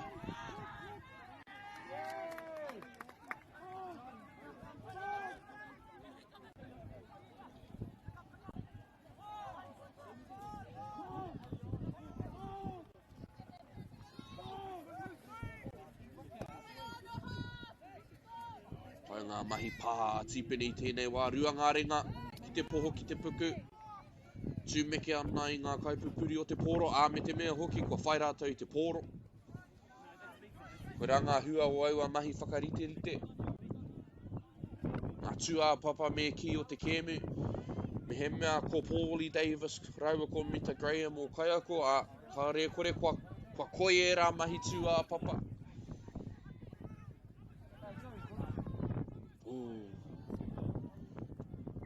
Pā te pōro i te kai ārai. Ai, no reira ka tīmata anō te kaute. Ka ria i hoki atu ki te pai ārai.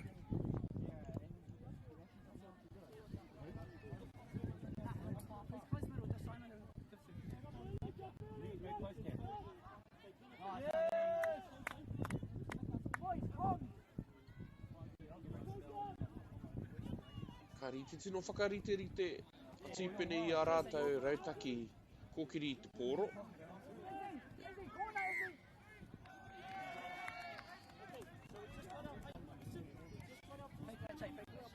Te whakarite-rite te waingara ki te kuhu atu mā te ana.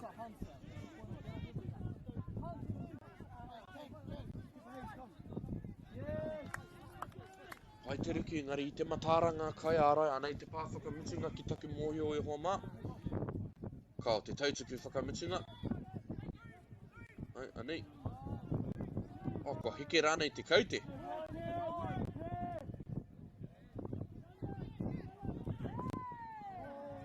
O, ka tīmata anō, ka re kore, ka taumaha haere ngā waiwai o tauranga moana i te nui o ngā mahi ārai. Ā, kei te haramai ngā kai tākaro hau o tīpene. Ki te kēmu. Mo te tūpono ka whai piro rātou. Hei tērā neke hanga.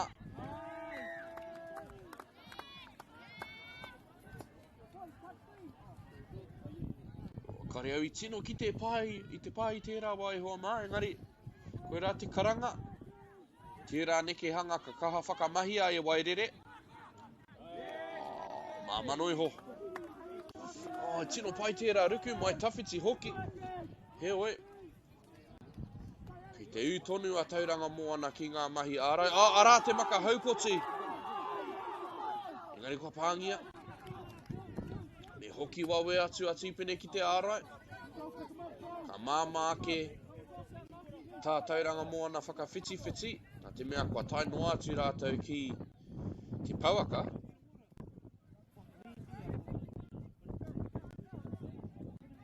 He oe kei te rongo i te taumaha o ngā waiwai. Hua pōtiri iho, tauranga moana.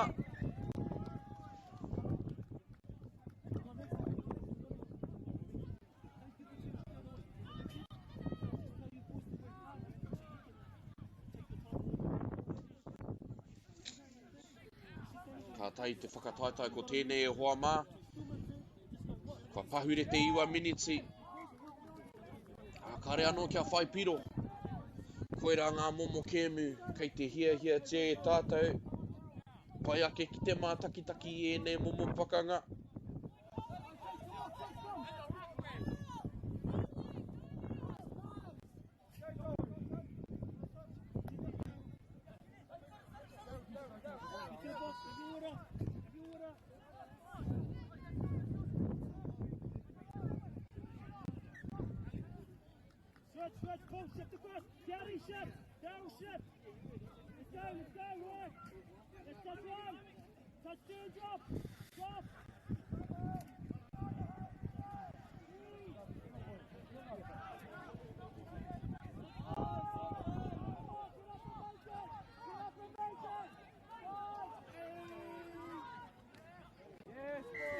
Kare kore ko te pukenga nui, ko te āhuatanga nui ki a tīpene, ko te pakari o ngā tama.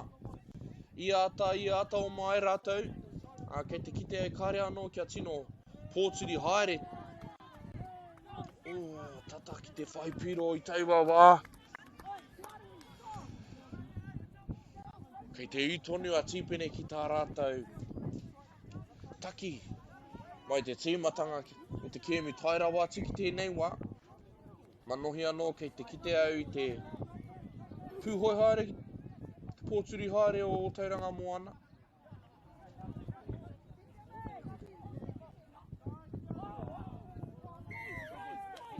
Kari tautuku ki te maka e tika ana. Nō reira.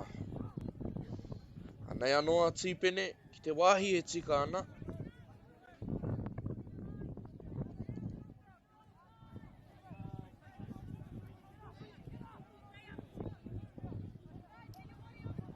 Nei te taukai ahau e hoki ana ki tana tūranga. Whakawhiti ki te taukai te mahi.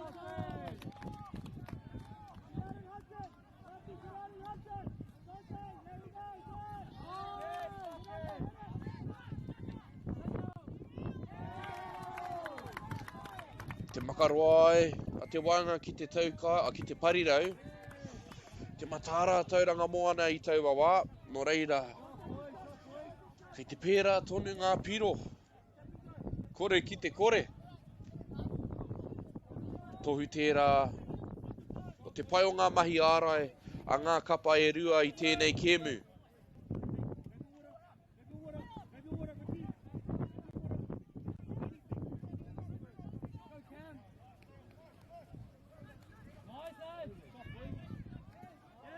Arā te piro tuatahi. Tērā nā marima, koia tērā e tuku ana I ngā pāta ia te wā. Cam, Hagi, Tauranga Moana, te nā marima kua whai te piro tuatahi o te kēmu. Kua puta te ihu o Tauranga Moana, tahi ki te kore.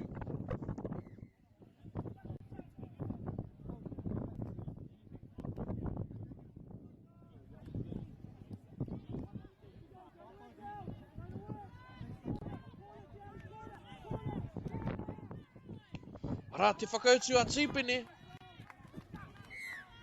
O he hāmene kua karangatia.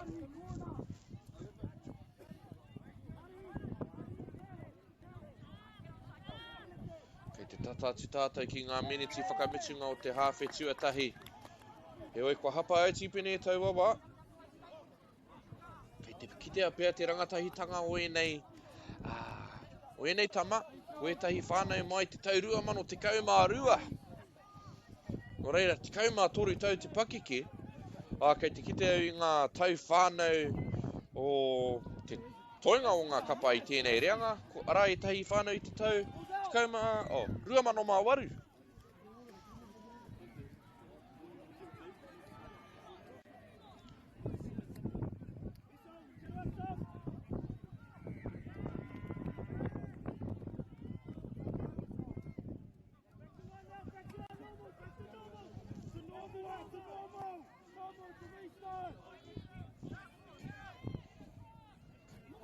Tino kaha, te tuku o ngā tohu a ngā kaiako. Atu I ngā pauaka ki te whira. Ia te wā ka tai atu a tīpene ki tēnei wāhi. Ka tata whaihua rātou.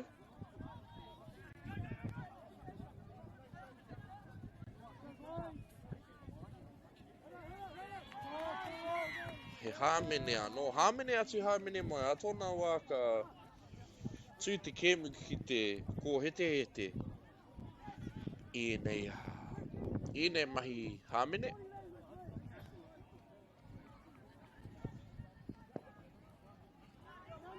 Rā te whakawhiti.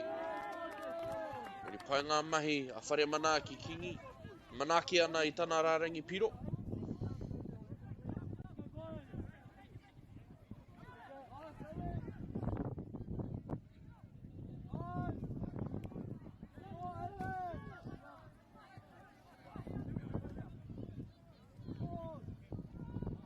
Kia hua nei ko tēnei te pā whakamitunga.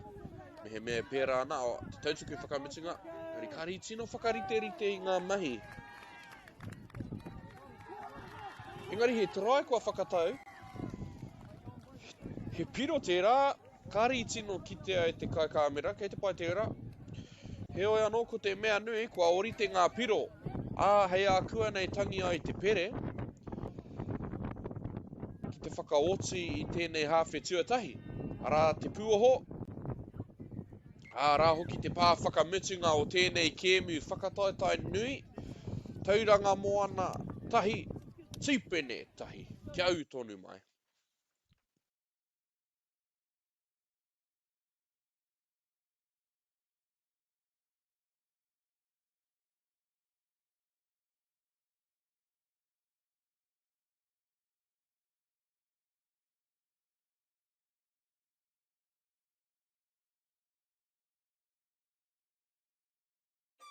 Do you think the other sports kind of touch a little bit of like thank you for development?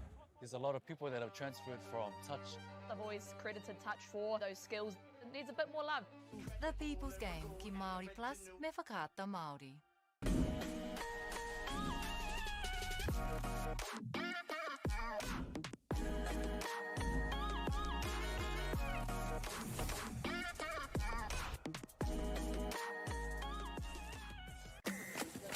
Sport is about more than just the game. It's about going from teammates to best mates. It's the high fives and helping hands. It's learning when to back yourself or back your buddies. It's actually being excited to get out of bed early on a Saturday. Sport is about more than just the game.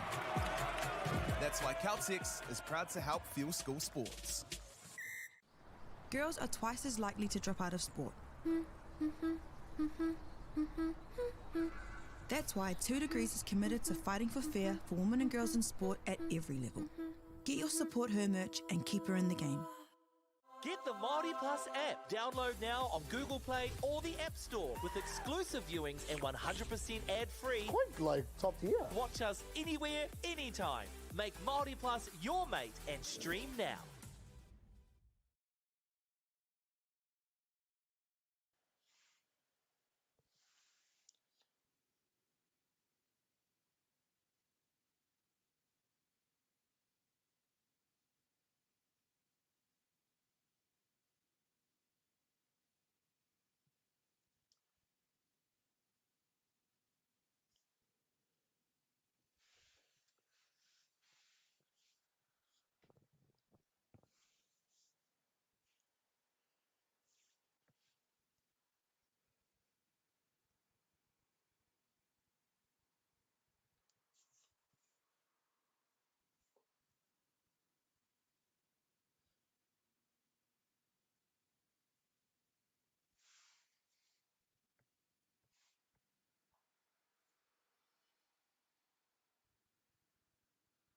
Kua tīmata ki te hawhe tuarua nei mai hoki mai.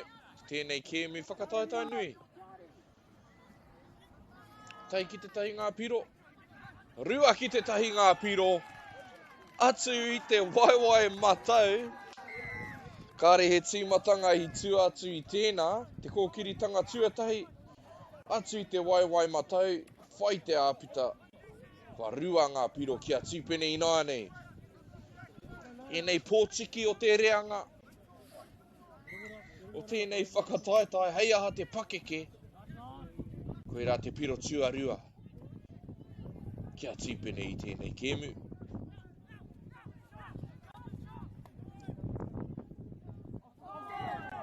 Ki hai hoki atu ia ki te rārangi. Ngari ki ke tātou ne, ko te rerekētanga pēr o tīpene. Ki tīma ke atu, ko te kaha o ngā pūkahu me ngā waiwai, e he pakari e nei tīma.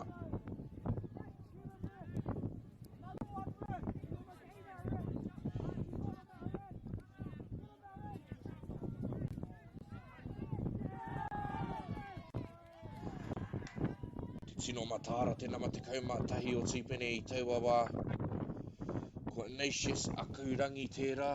Ignatius akurangi mo taku he. Diro, te tāhua hoki. Atu I te waiwai matau. Te whakaari anō nei ka ruku. Mea rawa ke ka makapoto ia ki tana māui. Kua orite anō ngā piro rua ki te rua. Tauranga moana. Ka rea tīpene I te paku maumau I te wā. Kua tīmata anō tā rātou whai piro.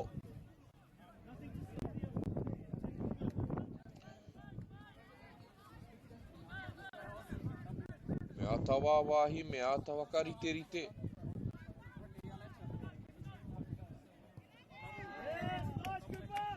Hai te whakaari. He oi. Tai atu te wainga ki te whakatū I tērā kaikōkiri te pōro, tērā ruku. Nei a tauranga moana e whakawhiti ana. Mā tō rātou pauaka.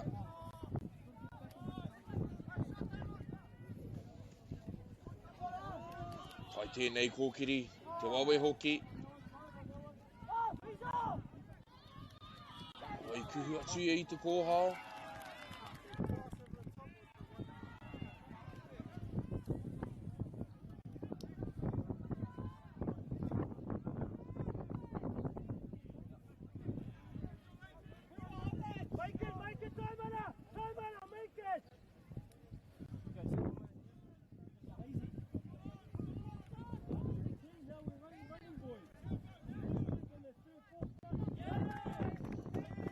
Panu I ngā tipene I taua wā. Kei te rongo I ngā tohu I ngā umere. A ngā kaiako. Tohu tērā o te mauri o tēnei kēmu. Kua piki ake I te paunga haere o te wā.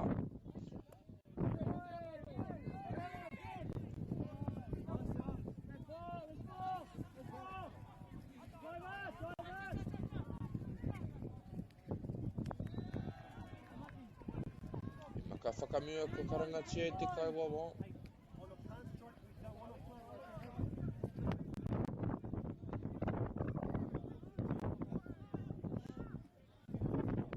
Nei ngā kai takaroa hou.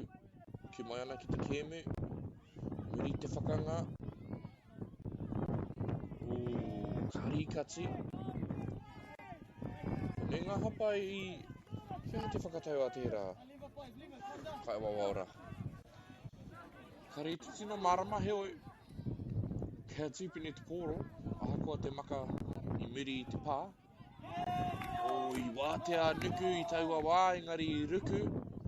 I ruku ke a taumana kau a tapu tepa. Kei te kuhu atu pia te paunga o te hau. Te taumaha hoki o ngā waiwai. Tēnei kēmu, nā te mea kai te piki ake, te nama o ngā hapa.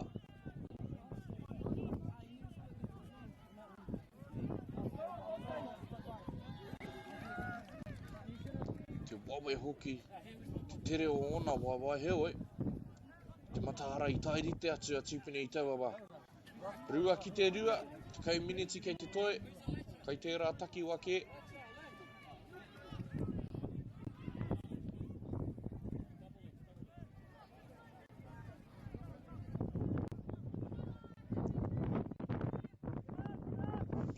Tīpene. Makamaka ana I ngā pātai. Ara! He piro tuatoru. I te peke ia anō nei ka makaroa. Engari ka makapoto ke a I nui te āputa. Tīpene toru. Tā rātou piro tuatoru o te kēmu. Nō reira kua puta anō ngā ihu o tīpene I tēnei wā. Toru ki te rua.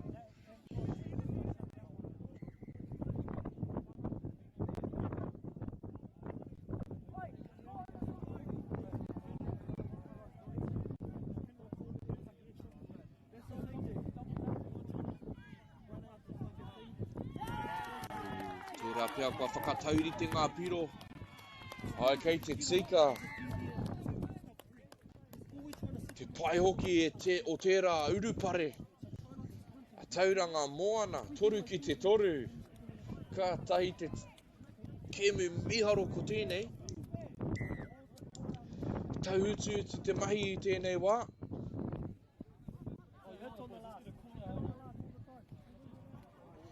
Kei te rerere haere ngā wānanga i te pauaka o tauranga moana kei tatanei o te kamera.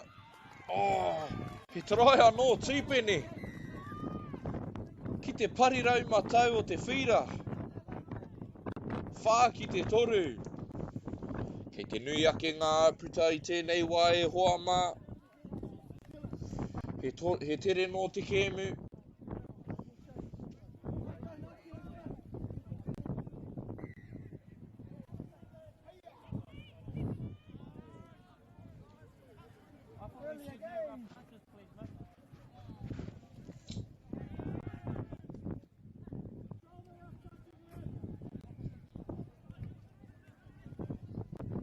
Ngā wānga o tauranga, e tāwhana pia te mahi, kāri te whārangi ko tahi i taua wā. Te roa hoki o tērā maka ahakoa te kaho te pupuhi o te hau. Whetū miniti me ki e toi ana i tēnei kēmu. Māori nui. Taka whakamua. Kua karangatia. Reira, ka para te huarahi. Mua ia tauranga moana ki te whakatauriterite i enei piro.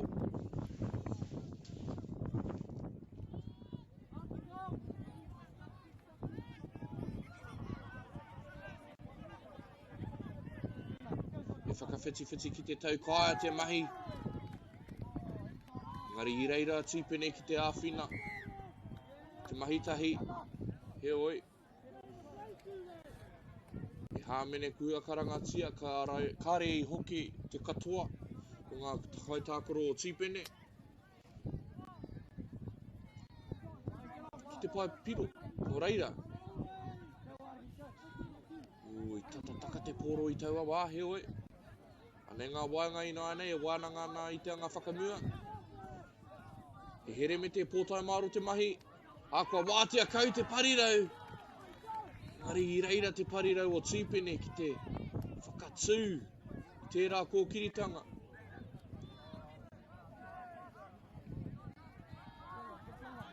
Te tino paenga mahitahi a tīpene i tēnei wā.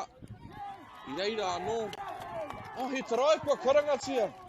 Pēnei kē au i pāngia ia i te wainga o tīpene, engari kei te he au. Kua whā ki te whā, nā tērā tarai me te ruku i tawhiti ki te rārangi. Whā ki te whā.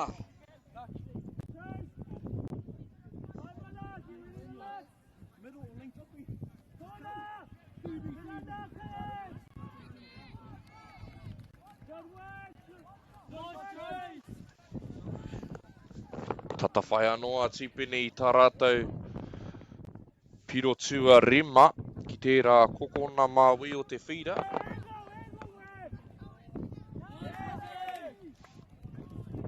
E oi anei a tauranga moana.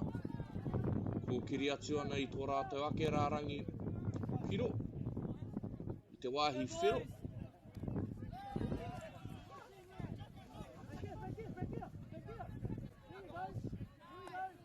Rā tērā tama nui.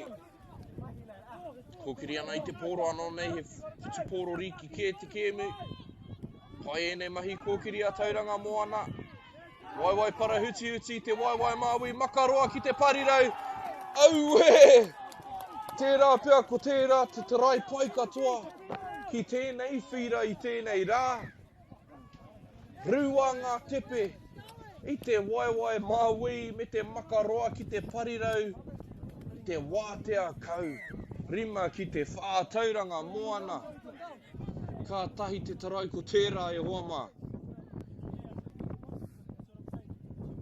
Me huro ka tika ngā kai tautoko me ngā kai tākaro i te pauaka, i te au tae o e rāmahi.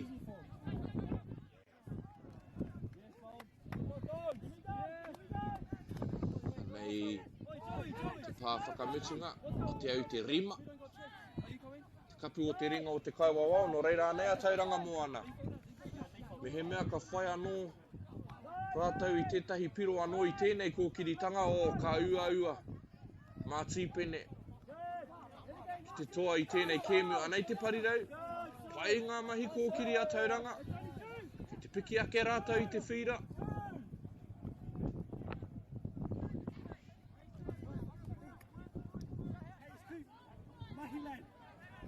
Whakaroa ki te wanga, o ara! Koe rā no tērā tangata. Kia hate nama tahi pēr ki taku nei titiro, Joseph Williams.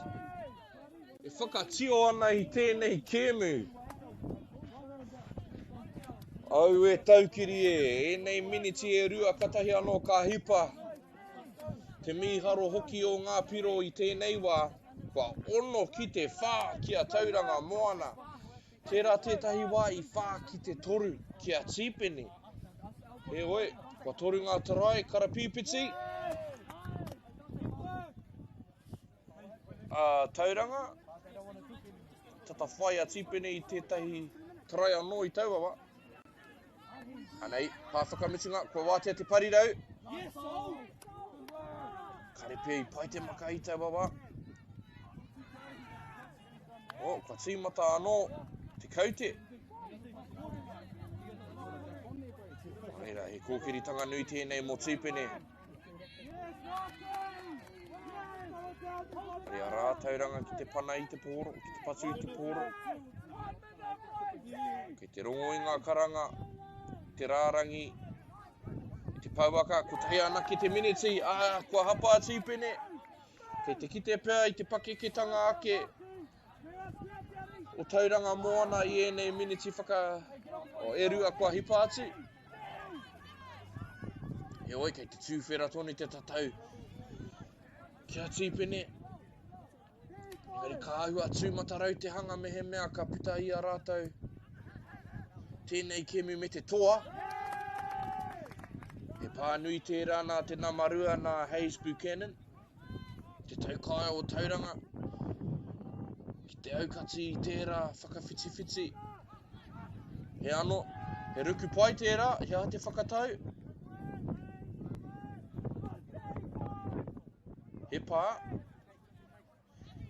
te whakatau.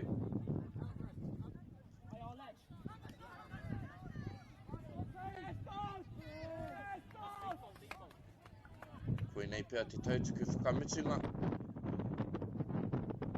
Ki whakapāhai e hoa mā. He kati pēr kei te haere. Hāmene anō engari kei te pau te wā. Koera te mea nui kia tauranga moana me tū, me mahitahi, whakapau i te wā.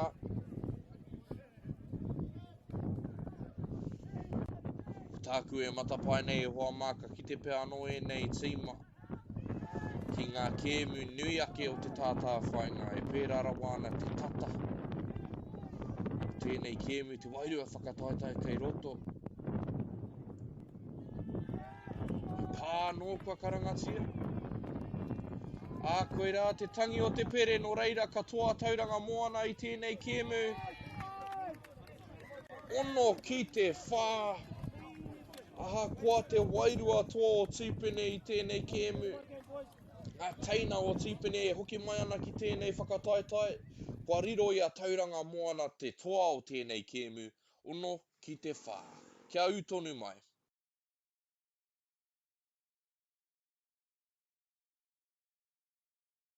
Deck out your space with our lowest prices. Cabot's 10-litre Aquadeck decking oil, $193.90. Monarch decking applicator kit, just $48.20. When you find a competitor's lower price on the same stocked item, we'll beat it by 15%.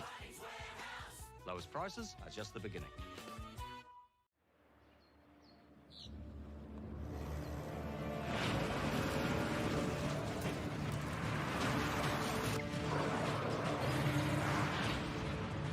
This isn't an ad about four-wheel drives.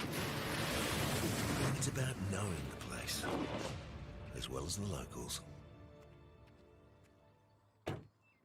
You found the place. That's a good start. Built by my great-grandfather 20 years ago. It's time for action.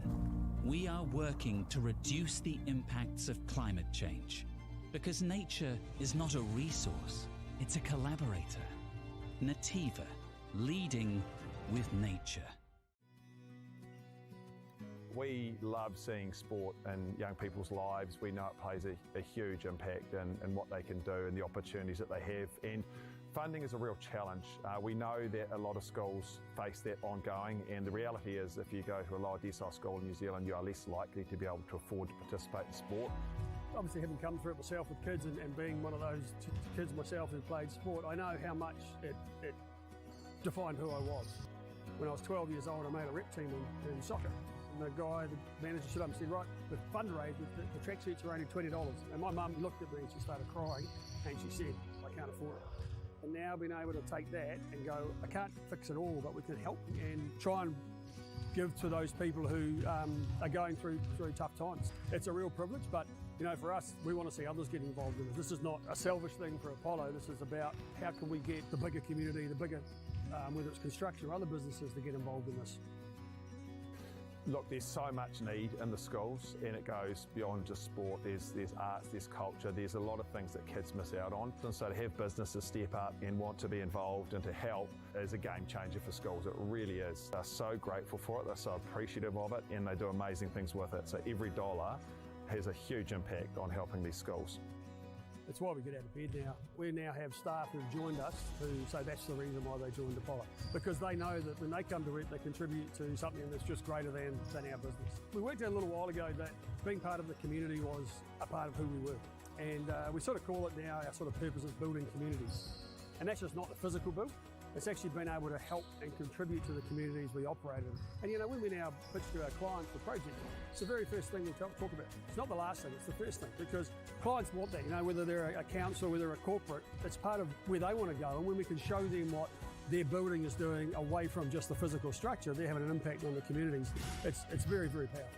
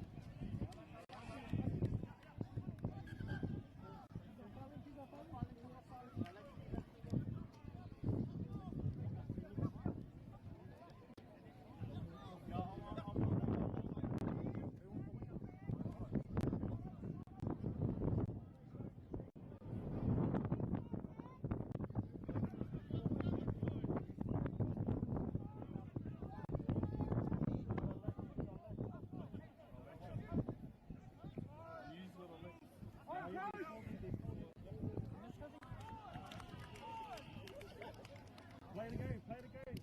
Play the game, boys. Just carry on, carry on, boys.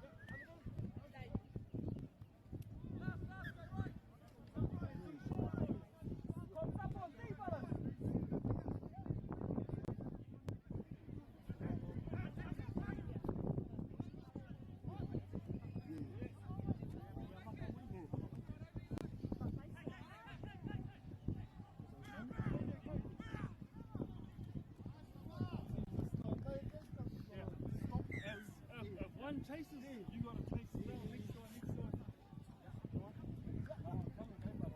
Hold on. Come. Okay, brother, let's go. Let's go, boys. Come, boys. Come in. Boys, run. Go wing here. Come, boys.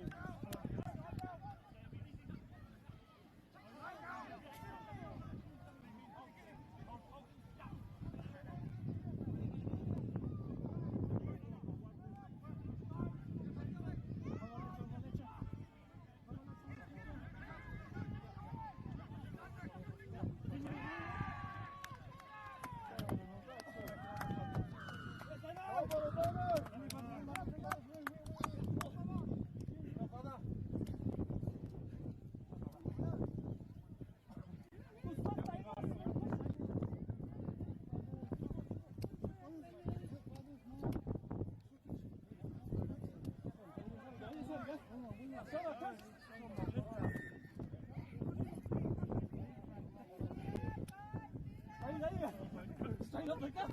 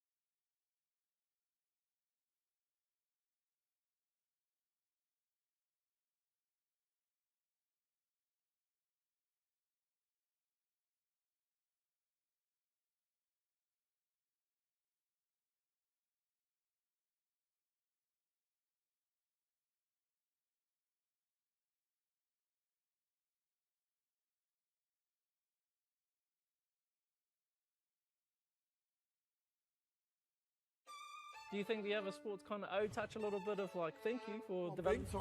There's a lot of people that have transferred from touch. I've always credited touch for those skills. It needs a bit more love. The People's Game ki Māori Plus me whakaata Māori.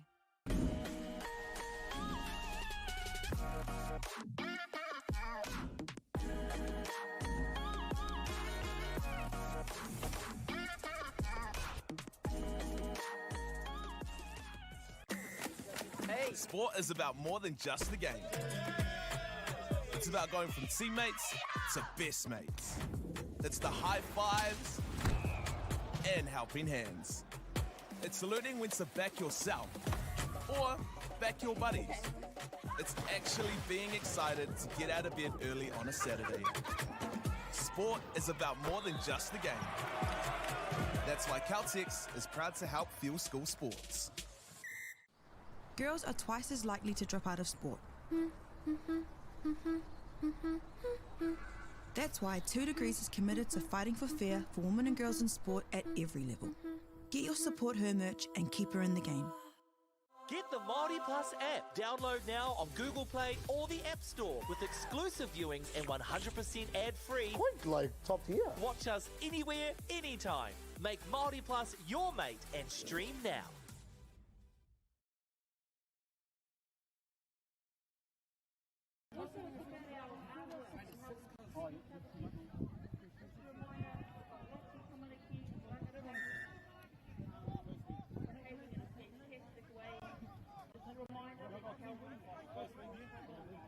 He's on his foot. Get that quad strong now, get that quad strong.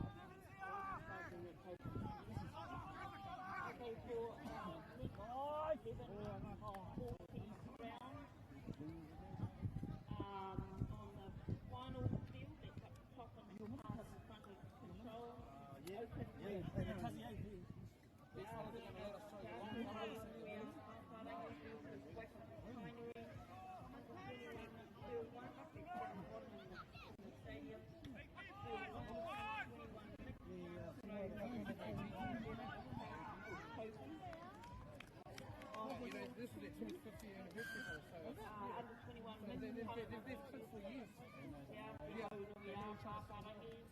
Field 3, under 21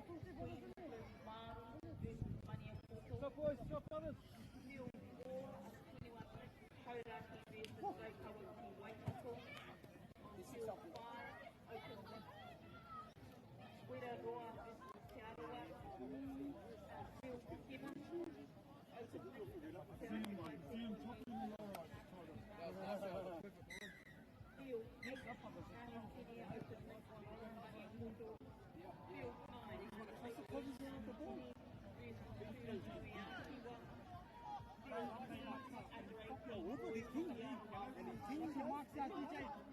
Watch your marks, DJ. Slow in the rough. Slow down through the rough.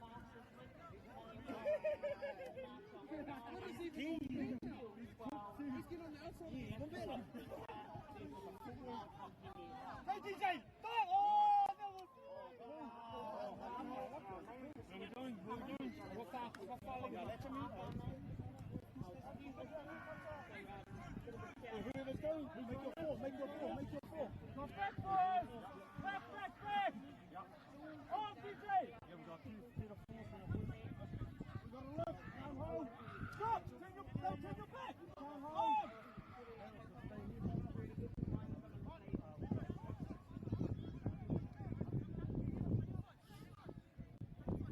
Shut there! Shut! Follow them! Shut! Where you going, brother?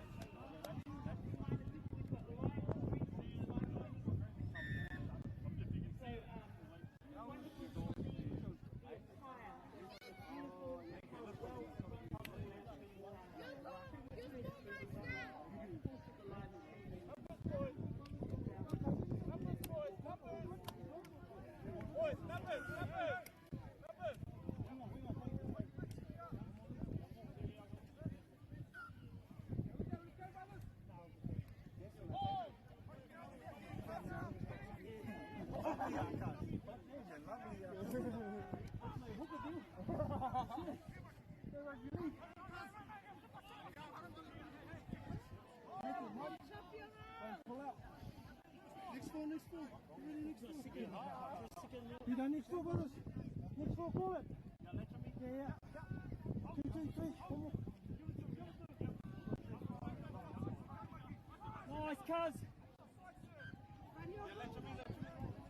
Use four. Use next, use four next. Get up there.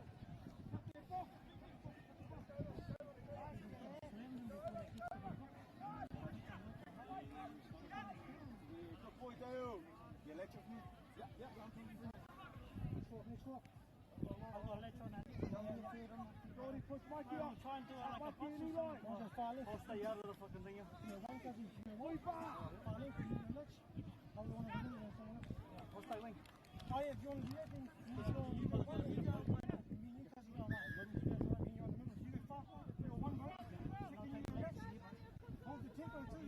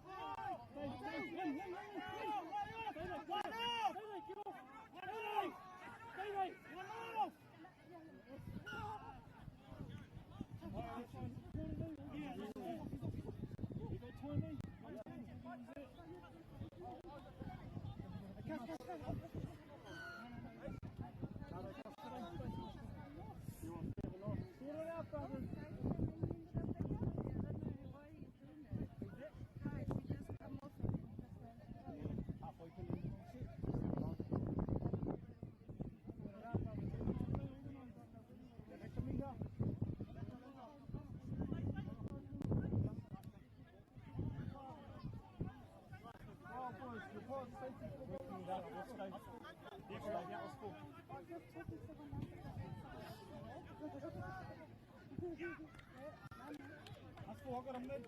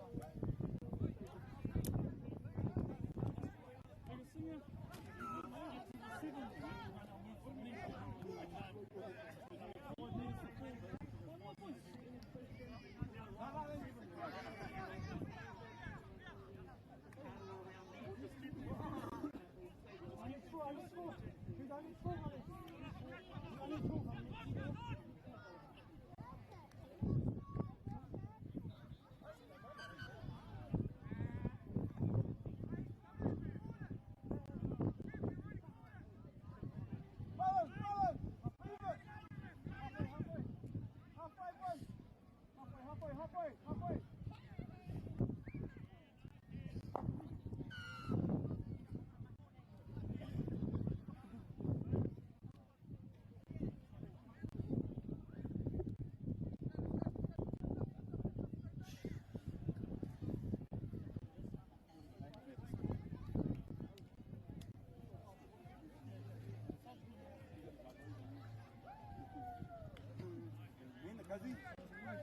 Let's go, brothers, let's go!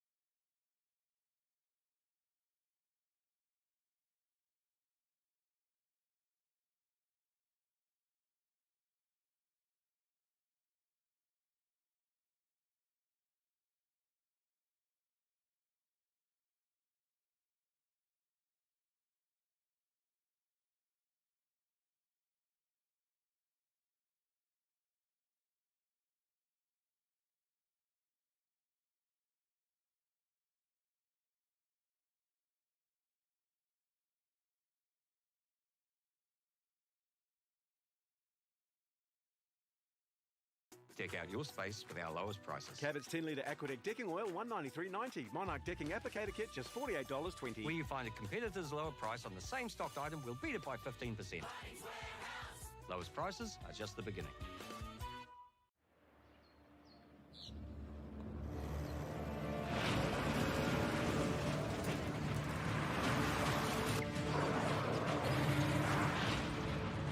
This isn't an ad about four-wheel drives. It's about knowing the place, as well as the locals. You found the place. That's a good start. Built by my great-grandfather 20 years ago. It's time for action. We are working to reduce the impacts of climate change, because nature is not a resource, it's a collaborator. Nativa, leading with nature.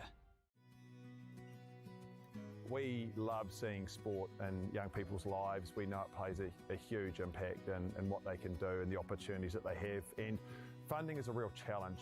We know that a lot of schools face that ongoing, and the reality is if you go to a lower decile school in New Zealand, you are less likely to be able to afford to participate in sport. Obviously, having come through it myself with kids and being one of those kids myself who played sport, I know how much it defined who I was. When I was 12 years old, I made a rep team in soccer. And the guy, the manager, stood up and said, right, the fundraise, the tracksuits are only $20.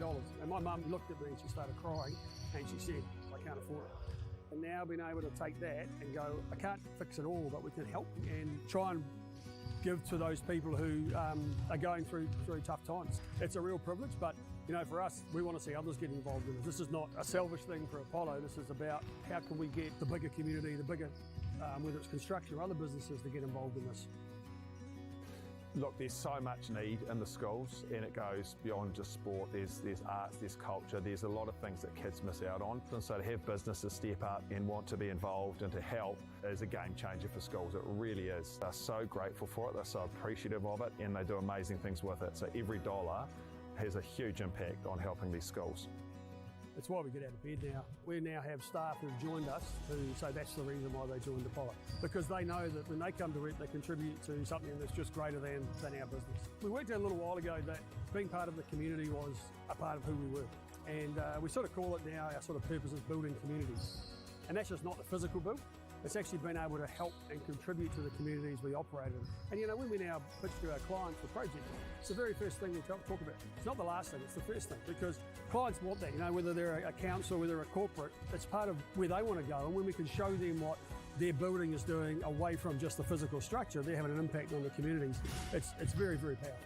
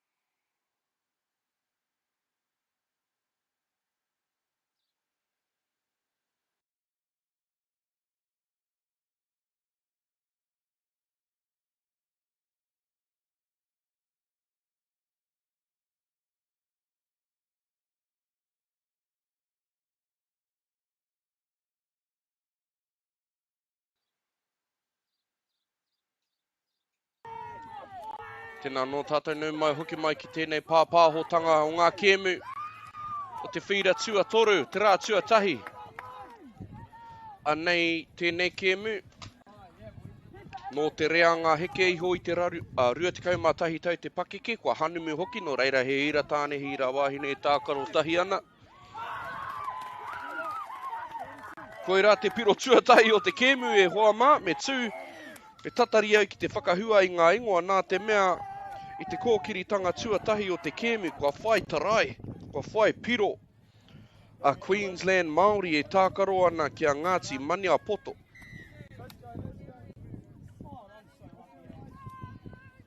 Anei a Ngāti Maniapoto, me tā rātou kōkiri tuatahi te pōro mo taku he te iwi.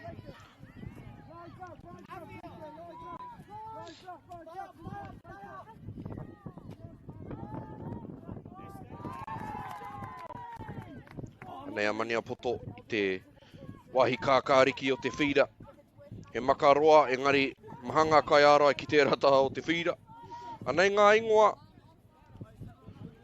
o ngā kai tākaro i te kapa o Ngāti Maniapoto, Taina Beats, Casey Chapman, Deanne Cressy,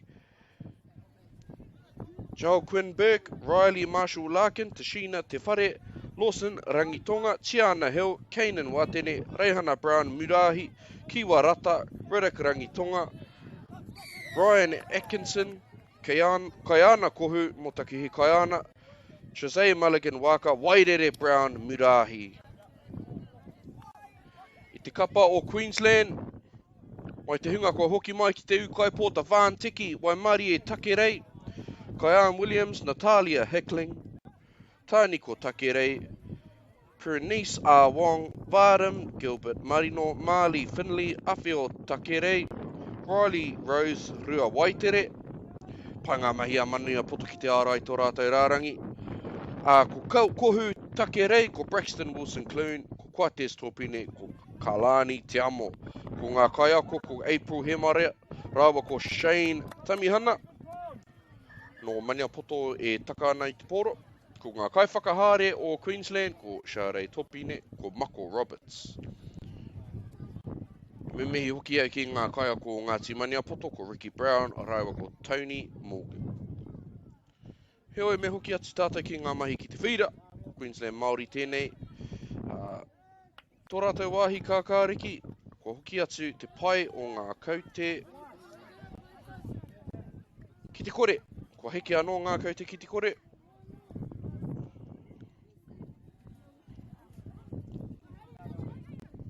Nei, e kuhuana mā te ana hea te whakatau, e hāmene mō te maka whakabua.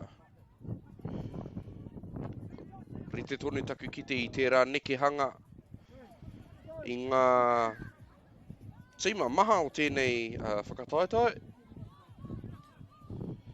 Tērā rautaki kōkiri, hara mai te taukaia mā wainga nui i ngā wainga.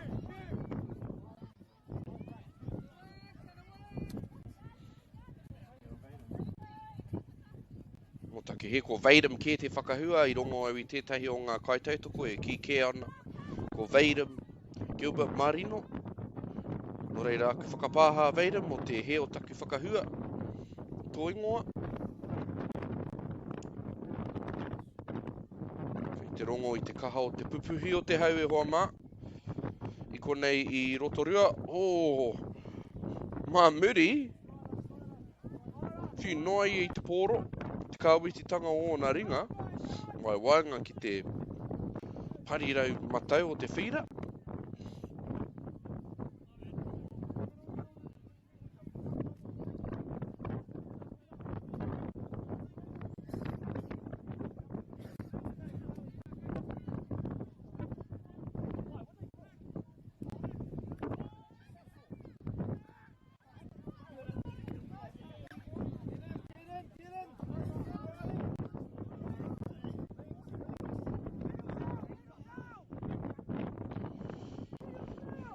Poto anō tēnei e hoki atu ana ki te pauaka, e hoki mai ai e tahi kai tākaro hau.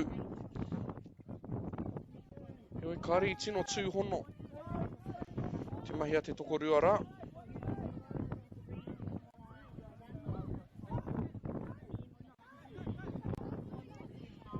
No pai ngā mahi a te wainga rā ki te waihanga i tētahi huarahi. Pātai ana i ngā pātai. Ki te rārangi ārā, engari tai matāra mai a Queensland i tā wāhi. Ki te mahi i ngā mahi, kāre kore i nui te uti ki te haramai. Hoi, kua hapa i tau awa, kei te pai.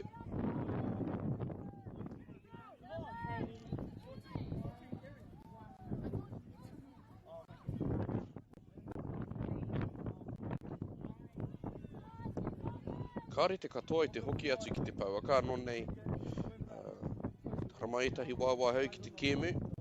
Ngari ki te noho pūmau tēnei tokorua i Whanganui mō te kapa o Ngāti Maniapoto.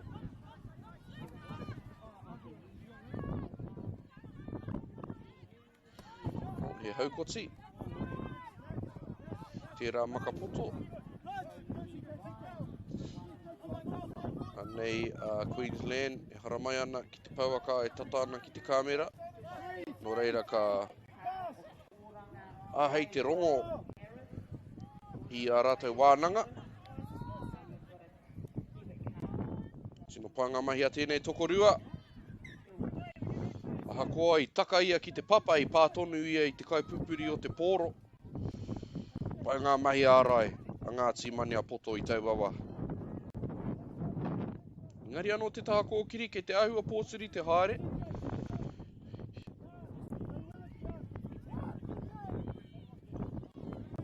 Sino tere tēnei tama.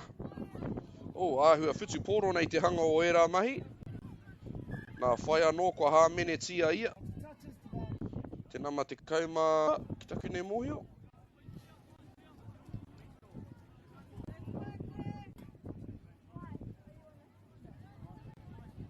Namarua mō taku, he te vāntiki.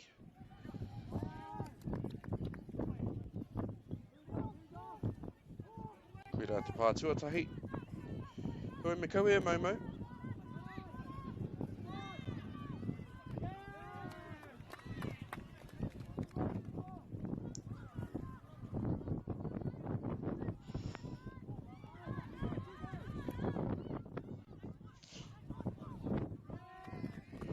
Whakawhiti te mahi i ngā tau kai angari kau. Ki hai tutuki. Reira ka tairite mai enei Māori kei te noho i Queensland. Sino pai tērā oma e kōkiri whakamua ana i te pōro. Nā mā iwa Māli Finley.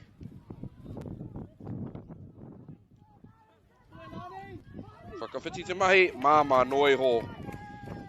I kite ia i te kai ārai. I tōna tuara tonu anō nei kei te mau ia i te pēke. Nō reira kua rua ki te kore Queensland Māori. Kei te mōhio te ao pāwhitu pōro.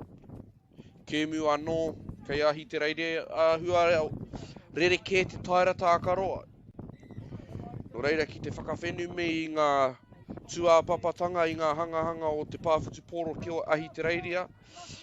Me te wairua para huti o te Māori, ka tino tau te tākaro. Kei te kite tātau i tērā i tēnei wā tonu nei.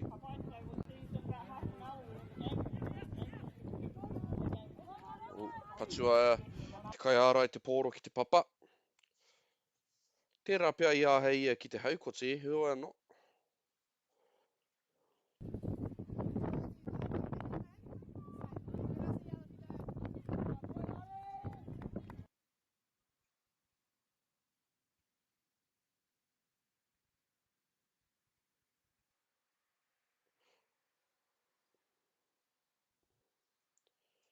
Ko taka te poro ki te papa i tau awa e hoa mā.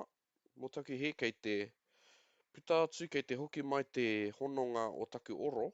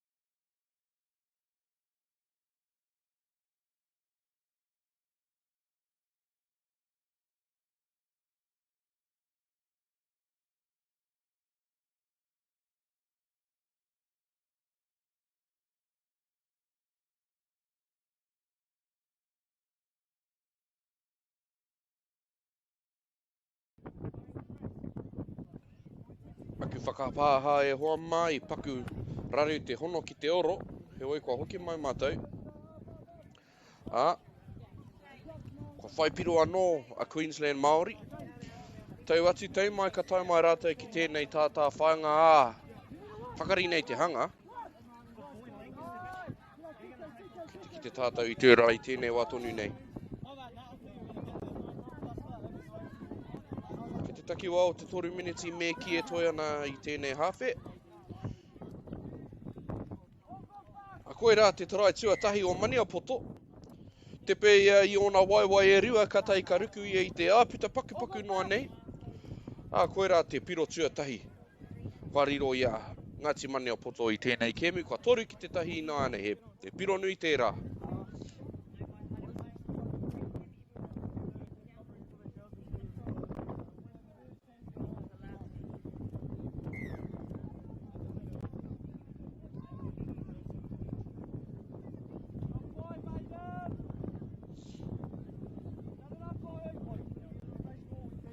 Tino hia Ngāti Maniapoto ki te tia ki tō rātou rārangi piro i mua i te whakatā. Kei te tuki ia rātou tērā wawata i tēnei wā. He oi. He pātonu e toi ana. O ka tīmata anō te kaute. Nā te patu. O te pōro.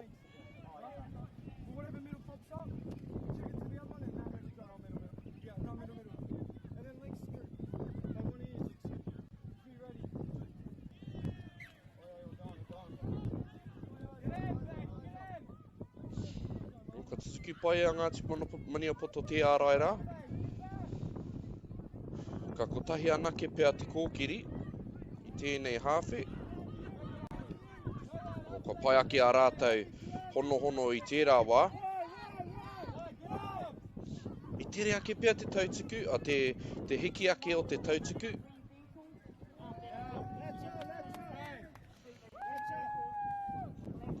Anei, ka hara mai a Queensland ki te pauaka. Ka tai atu ki te otinga o tēnei wāhanga tuatahi. Ka tangi tonu te pūoho, te tangi o te pere. I puta atu i te āputa nā te makāri. Te maka whakāri me ki, nama te kaumāwhā. Kua te stopine. Kia te whakatau a te kaiwawao. He maka whakamua me te wai mari e hoki. Rā te tangi. Ko tai ana ki te pākei te toi. Katai ka tai atu ki te wānanga, ki te wā whakatā. Toru ngā piro kia Queensland, ko tahi te piro kia Maniapoto.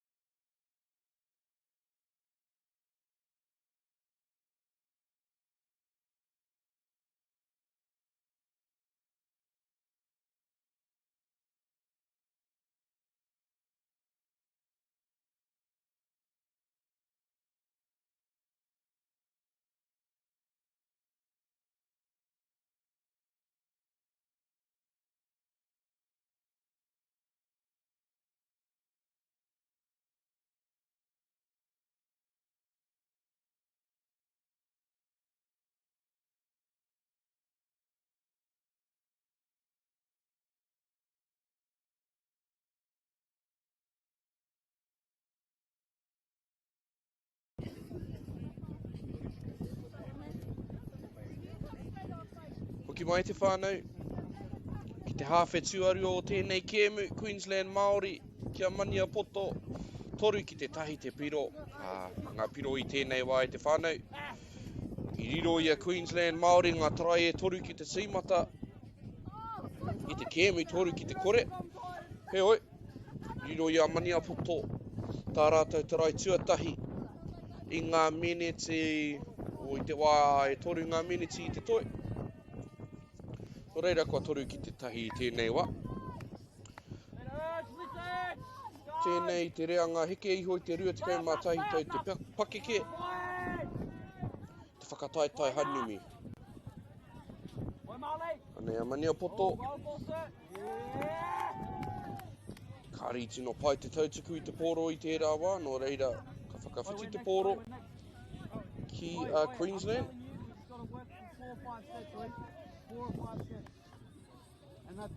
Tino pai ki au te rongo i era kōrero matapaki, era kōrero rautaki. E re haere ana i te pauaka. Noho tata ana ki te kāmera.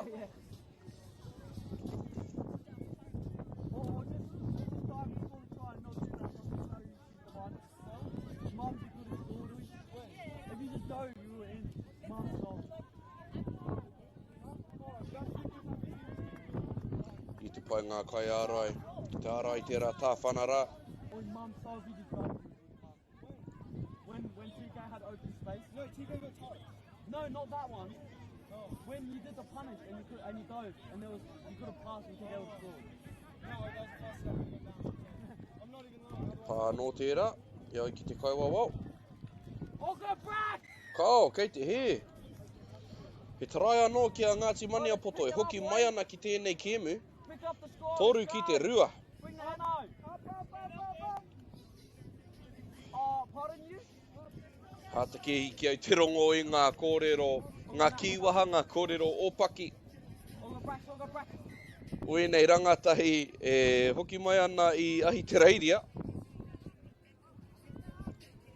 Āhuarere ki ngā kiwaha e kōrero tia ana e tātou i tēnei wā. Ke te pai tērā. Play again, let's go, yeah. Stay positive. Rā te ana me te ruku. He pā. Tērā rautaki kōkiri, kua kitea. Ka whakamahia e ngā tīma katoa me ki tērā rautaki. Kua whai ngāwa noa Ngāti Mania poto e hoa mākua. Tai tere ake mai.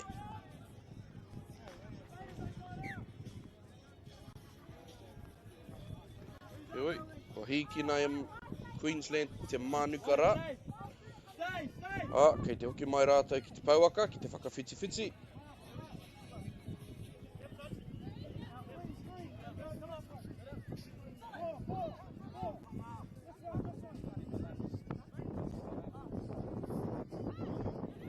Arā te tautuku. Kia te whakatau a te kaiwa wau.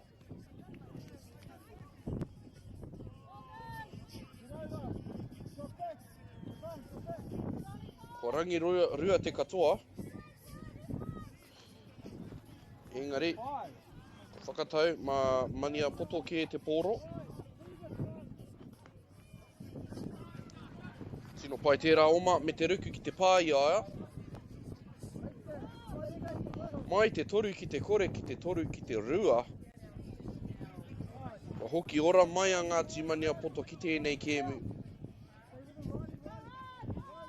Nei tētahi o ngā tino whetū o te kēmu. I etahi wā he tere rawa ia mōna hoa. Kare rātou i te whai aia ki te hiki i te pōro. Rā te kuihi. Engari, tino pai ngā mahi ārai. A Queensland Māori i taua wā.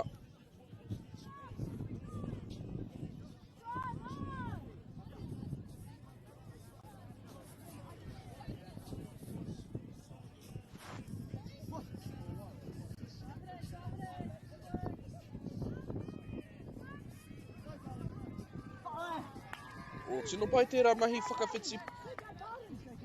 Engari, taka i te pōro i tērā pahi whakamitinga. Engari, ka harikoa tonu a Queensland ki te newa o tērā whakawhitihanga. Ka whaihua anō rātau i tērā hapa a Ngāti Maniapoto.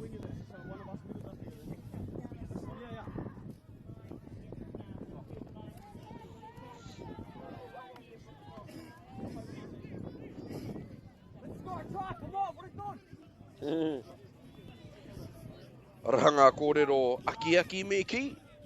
A ngā hoa i te poaka. Ara! Kua titiki tana tohu. Mā te ruku. A te taukaara ki te pai piro. No reira, kua whai wāhi hāno. A Queensland Māori whā ki te rua.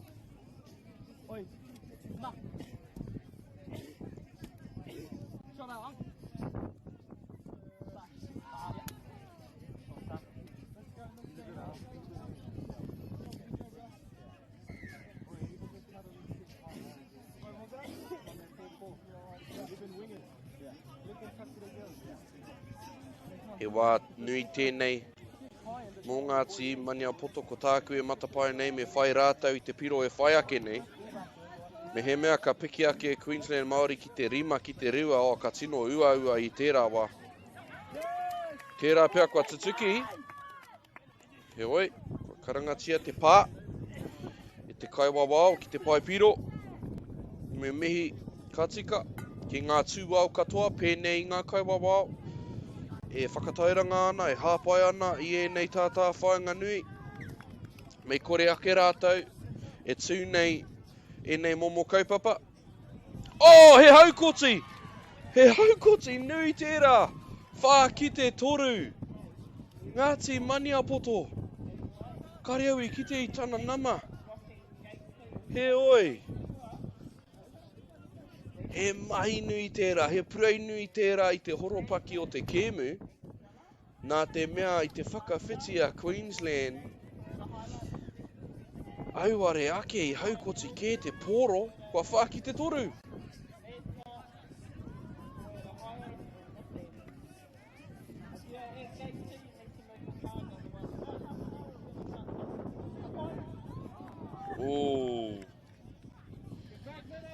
Tino pai tērā neke hanga. Tērā rautaki a Queensland Māori, tata tutuki i a rātau i te pūreira. He oi ko te mea nui nai nei ke a Ngāti Maniapoto te pōro. Me te ngāo ki te whakatauriterite i ngā piro. Karawai hoki tērā oma. Kare ona hoa i tino whai aia, no reira i ahua. Pōturi rawa te hiki i te pōro i taua wā. He aha te riki hanga i nāi nei. He hiki. He maka whakaari, a kua wātea i tahi ona hoa. Oh, i taka te pōro ki te papa. Au e, ka aroha hoki. I tata ōrite ngā piro. Nā te pai o te hiki i te pōro a te tamara. He oi auare ake.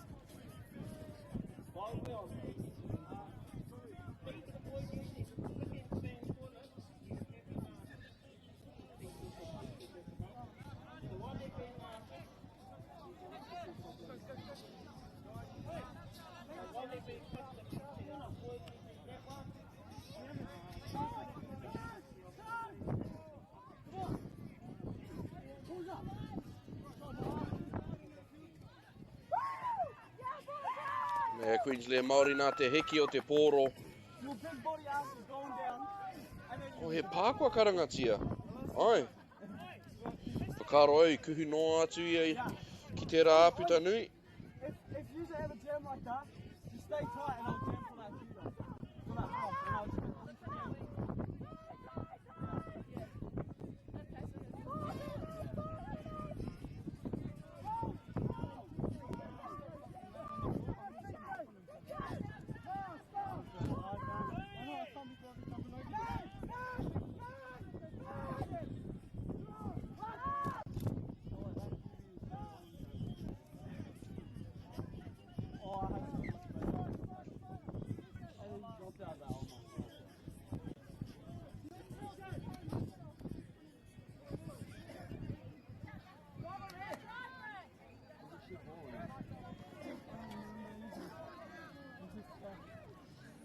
Tai tātou ki ngā meneti nui o te kēmu, ko tahi anake te rere kētanga o ngā piro i tēnei wāwha ki te toru. Ki hai pia i hoki i te ri. Arā te waiwai matau.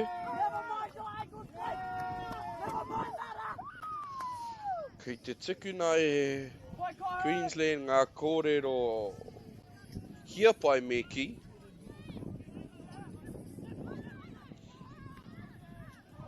He pānui tērā nā te parirau. Ka rawe hoki.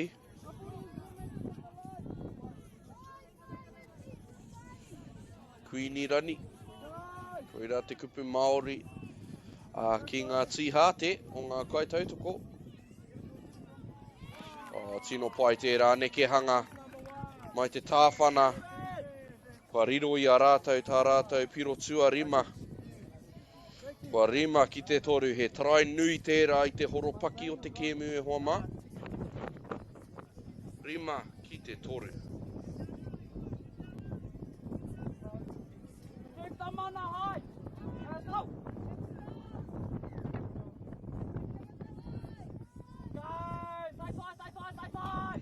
Nei a mania poto. Me wawe tā rātou. Whai piro anō. E ora tonu ai rātou i tēnei kēmu. E oi. Kua hapa rātou.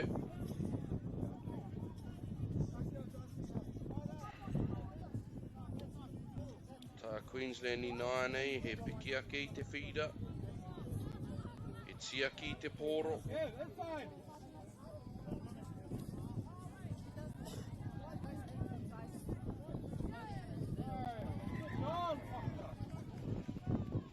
Kare rātou te whakarongo. He hāmene hoki.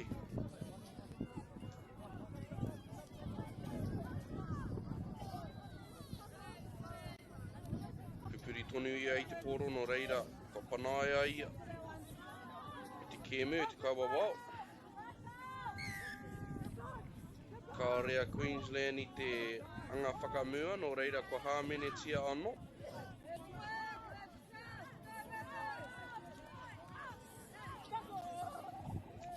Te neke hanga me te ruku.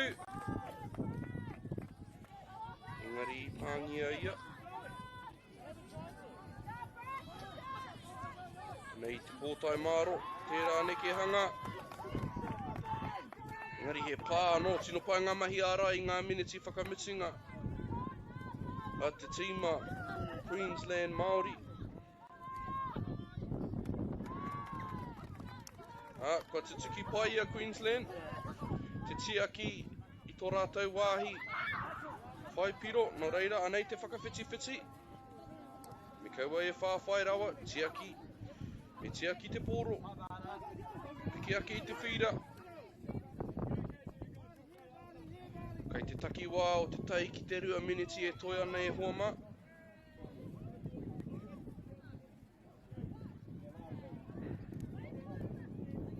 I kati pia.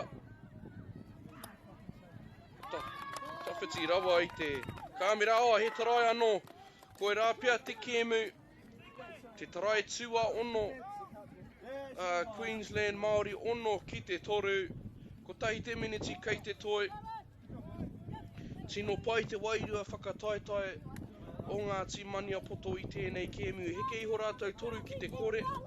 Me arawa kei toru ki te rua. Kāri paku ma te wheke e heoi. Koe rā pia tēnei rai te kāwhena. O tēnei kēmu.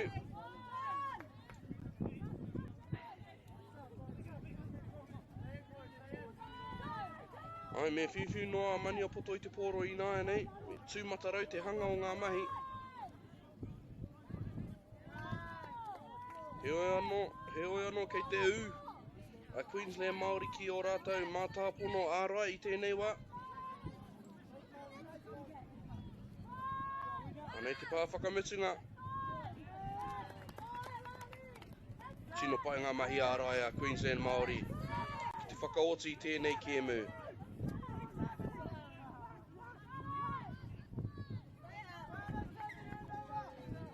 Hei a kua nei. Rongo ai tātou i te tangi. A te pere.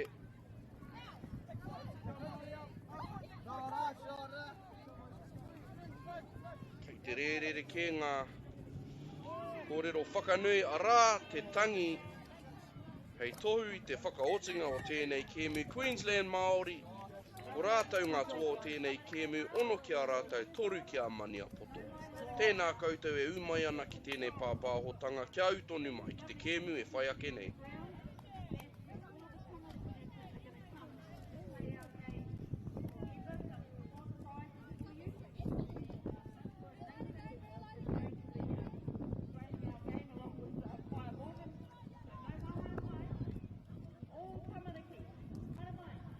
Deck out your space with our lowest prices. Cabot's 10 litre Aquadeck decking oil, $193.90. Monarch decking applicator kit, just $48.20. Where you find a competitor's lower price on the same stocked item, we'll beat it by 15%. Lowest prices are just the beginning.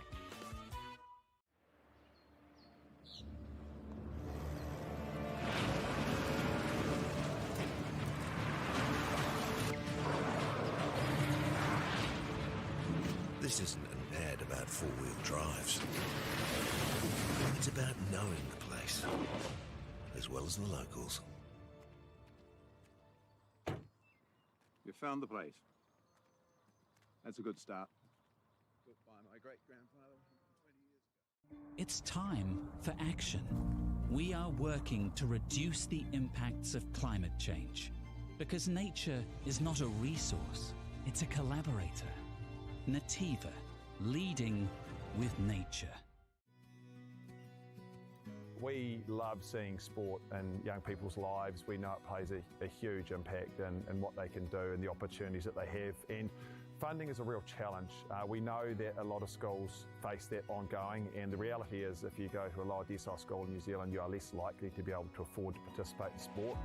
Obviously, having come through it myself with kids and being one of those kids myself who played sport, I know how much it defined who I was. When I was 12 years old, I made a rep team in soccer. And the guy, the manager, stood up and said, right, the fundraise, the track suits are only $20. And my mum looked at me and she started crying and she said, I can't afford it. And now being able to take that and go, I can't fix it all, but we can help and try and give to those people who are going through tough times. It's a real privilege, but you know, for us, we want to see others get involved in it. This is not a selfish thing for Apollo. This is about how can we get the bigger community, the bigger, whether it's construction or other businesses, to get involved in this. Look, there's so much need in the schools, and it goes beyond just sport. There's arts, there's culture, there's a lot of things that kids miss out on. And so to have businesses step up and want to be involved and to help is a game changer for schools. It really is. They're so grateful for it, they're so appreciative of it, and they do amazing things with it. So every dollar has a huge impact on helping these schools. It's why we get out of bed now. We now have staff who've joined us who say that's the reason why they joined Apollo. Because they know that when they come to it, they contribute to something that's just greater than our business. We worked out a little while ago that being part of the community was a part of who we were. And we sort of call it now, our sort of purpose is building communities. And that's just not the physical build. It's actually been able to help and contribute to the communities we operate in. And you know, when we now pitch to our clients for projects, it's the very first thing we talk about. It's not the last thing, it's the first thing, because clients want that, you know, whether they're a council, whether they're a corporate, it's part of where they want to go. And when we can show them what their building is doing away from just the physical structure, they're having an impact on the communities. It's very, very powerful.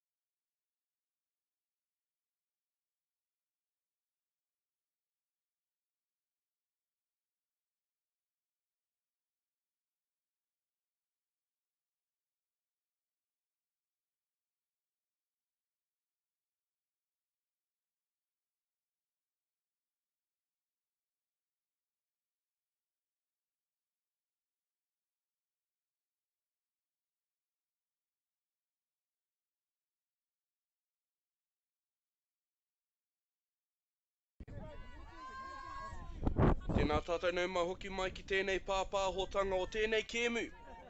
I te reanga pakeke i ngā tautōhito me ki. Kua roa au e whangana ki tēnei kēmu. Tākoro ana te rarawa. Mai te nota marika. Ki aku whanaunga o te awa tupua ki te ati haunui a pāpārangi. Kua mahu i te kāmera. Te tarahe tuatahi o te kēmu heoi. Kua tahi ki te kore. Ko ai tērā e whiwhiu ana i te pōro. Te ati haunui a pāpārangi. Tahi ki te kore. Mo taku he hoa mā. Pērā rawa ana te tere o tērā tarai mahu i a mātou te kitenga atu. Heoi, anei a te rarawa e whai ana ki te urupare. Anei ngā ingoa o ngā kaitākoro o te rarawa i tēnei wā ko Alicia Coulter, Jane Matthews, Regan Hills, Herewini Pawa, Janie Tairua, Tyson Moy Timms, Tikiahi Brown Davis, ko taku whanaunga tēnā koe hoa, te puhi Rudolph, Holly Rudolph, Tara Iki Nofo, Jeannie Harrison, Tanya Rose Jackson, Christina Tipene, Mikaere Marshall, Carl Bailey, ko Carl Hoki te kaiako, ko Rohari o te wake te kai whakahaere. Anea te ati hauni a pāpārangi e kōkiri anō i te pōro, ki tō rātou wāhi kākāriki. Ara, te nama te kau tapana, a kua wātia kau te parirau, engari au ware ake.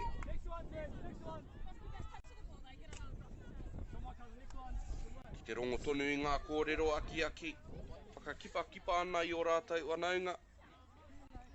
Anei ngā ingoa o ngā kaitākoro i te kapa o te ati aunui a pāpārangi, ko te Rokena Matthews, ko Steely Koro, Michael Kauka, Waimanawa Pōtaka Osborne, Wanarere, Wayne Pautini, Hone Taurua, Baba Taurua, Liana Nepia, Kahurere Moa Aki, Tyson Manaina, Brett Cribb, Matua Sean Brown, Bernard Matthews, o he pānui tērā, nā Wayne Pautini, ko Aaron Paranahi, ko Geordie Kotuhi Brown, ko Pēhira Uaila, Matua Pē, ko Tere Mai Pautini, ko Akira Mako, ko Kahu Aki, raiwa ko Baba Taurua, ngā kaiwhakahaere, ko Brett Cribb anō hoki, te kai ako o te tīma.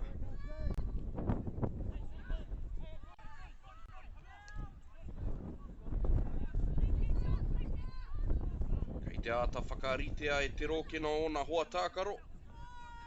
E te tiro ki ngā hua o aua wānanga, he makaroa ki te taukaia, he hoi kāre i te tuki.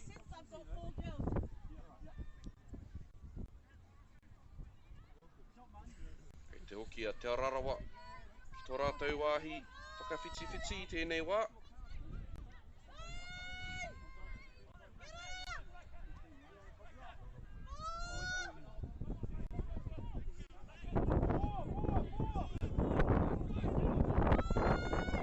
Nei te pā whakamitunga, te rarawa, kei te aha rātou.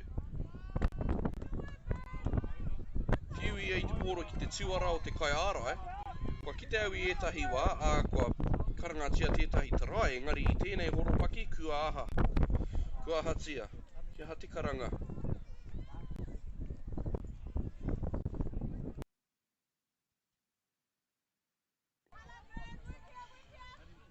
Te whakatau a ngā kaiwawa ka hoki atu te kaute ki te kore, ka pupuri tonu a te raroa ki te poro.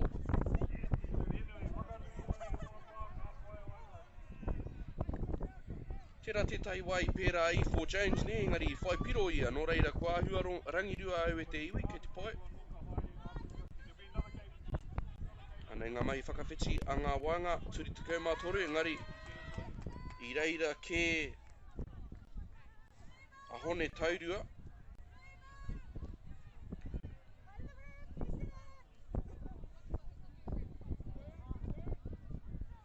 Ahua pōturi ho te taki o tēnei kēmu, tori te kaumārua, me te tāwhana.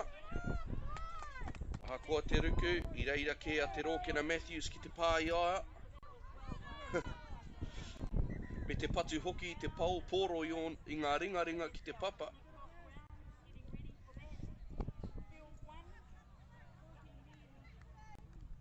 Ki te au i a Steli Koro, e kawe ana i ngā pātara, e mahi ana i ngā mahi rangatira tērā pia. Kāre ia e kuhu atu ki te whira i tēnei kēmu, kāre i te mau i ona pūtu. Tērā tautōhito o ngā kātū whutuporo katoa o te hapori o Wanganui nei.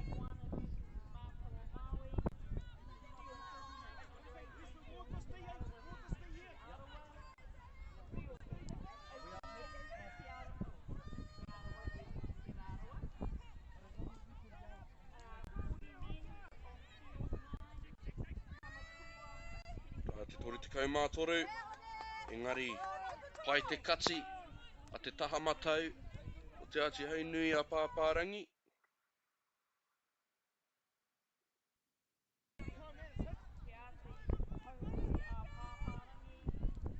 Ki te mau te ati haunui a Pāpārangi o rātou pueru, pango me te kikorangi, tērā toru, e kawe ana e rātou. Ki muri i ngā tīhate, te āhua nei nā res ngāwati o rātou pueru, o rātou tie e me ki, i Waihanga. Nā whai anō e pērā ana te tae a ne hoa. Kei te oma, te ati haunui a Pāpārangi, kei te piki ake i te whira, kāri te maumau ā, nei a kahu aki. E wahine pukumahi ana i ēnei momo mahi i roto i te kāinga nei. He oi, kua hāmene tia. I tēnei wā, kei te wānanga ngā kaiwa wā, ki te hoianga whakamua.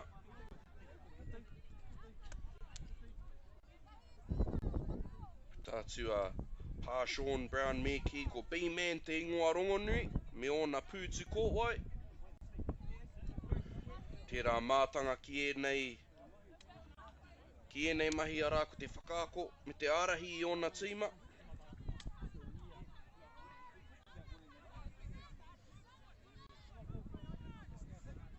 Ka tahi anō ka whānau mai tana pōtiki. Nō tēnei wiki toni no reira kei te tuku atu au i te aroha, ki te whānau Brown, wā aneka mā. Kāre kore o mā taki mai ana i tō koutou kāinga. Kua hari koa me ki te tīmatanga o tēnei kēmu, kua āhua pōturi te haere. He oi, tai ki te kore, ko tahi ana ki te piro, i te meneti tuatahi o te kēmu. He oi, ka tahi anō ka panaia matua Sean ki te papa, kāre pia e pērā ana te hari koa ki tērā.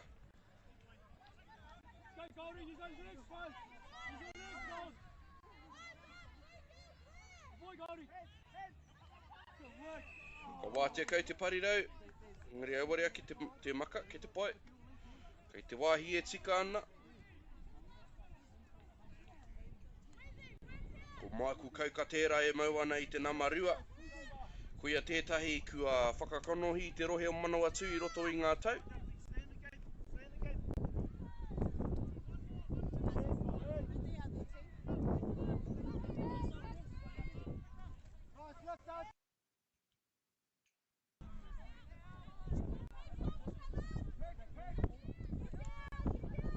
Piki ake te ngā o te rarawa i tēnei wā. Nei te hiki o te poro me te kati, ngari rā ke a Wayne Poutini. Ki te aukati i aua mahi, ka pai ana mahi tahi. Nei, o ki whanaunga hoki mai ana ki te pauaka i tēnei wā.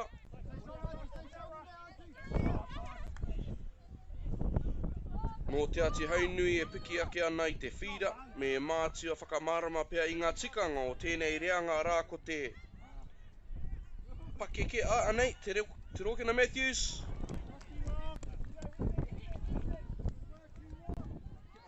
Kuhu atu ia ki te wāhi piro. Ki taku nei te tiro, kua tīmata anō te kaute. Koe ki ngā tikanga o tēnei mea te reanga pakeke, mō te ira tāne me piki ake. Me koni atu te tori te kautau, te pakeke, mō ngā māreikura mō ngā wahine, me pakeke ake i te rua te kaumā whitu tau te pakeke. I ka mā kei te kite au i etahi o oku ārā, te tarai tua rua. Te ati haunui a Pāpārangi, atu I te waiwai katau. Ki haikati te kai ārai, anō reira. Ki mihia ia te āputa nui. Ki te whai te piro tuarua. Mō tana tīma.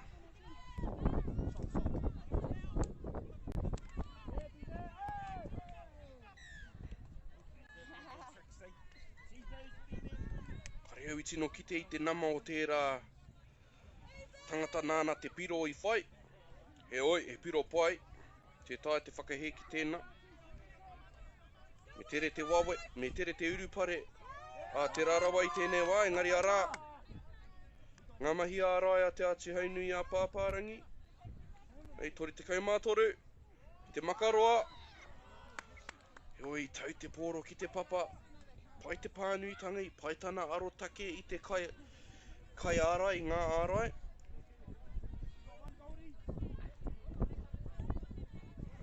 Anei, matua Sean, hoki mai ana ki te pauaka.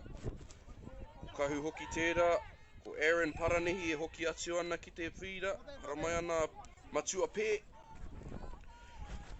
I te hikoe au ngā piriti ki Wanganui I tēnei wiki ai ki te au I ai o mana. Whakarite ana mo tēnei whakataetai.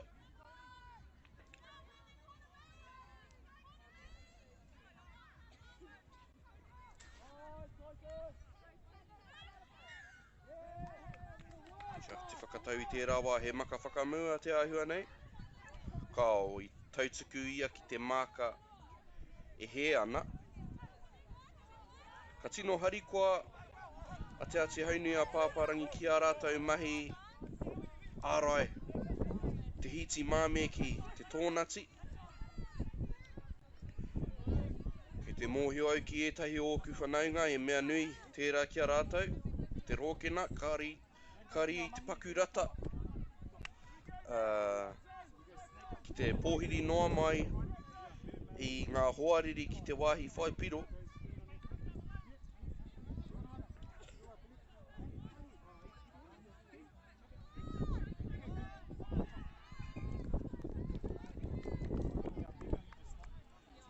Ka mene anō, no reira ka heke anō te kaute. I ki ai pana te kai ārai I te pōro. No reira anei a te rōkena.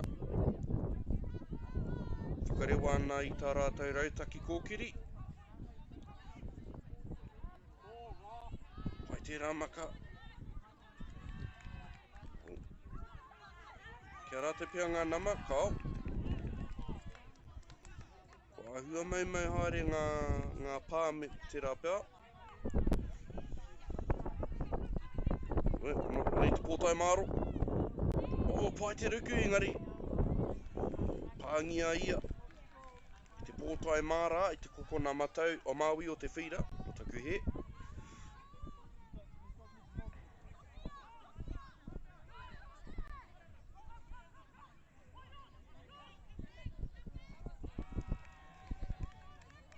Pai te pānui engari kari kahake. Te maka, I waenga ki te parirau, he oi, rua ki te kore tonu ngā piro, I tēnei wā. Ka tino hia te ati haunui a pāpārangi ki te pupuri tonu, I tēnei, I enei piro, rā ki te kore. He hapa anō. Ko tahi ana ki te miniti, kei te toi tēnei hāwhe tuatahi. One go!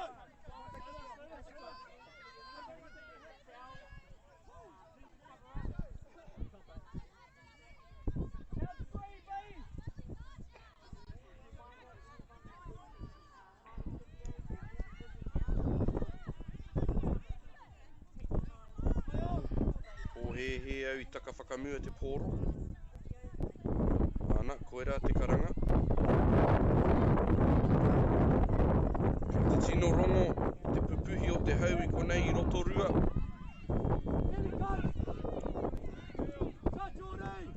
E o mapai tērā. Te tatati tātou ki te wā o te wānanga.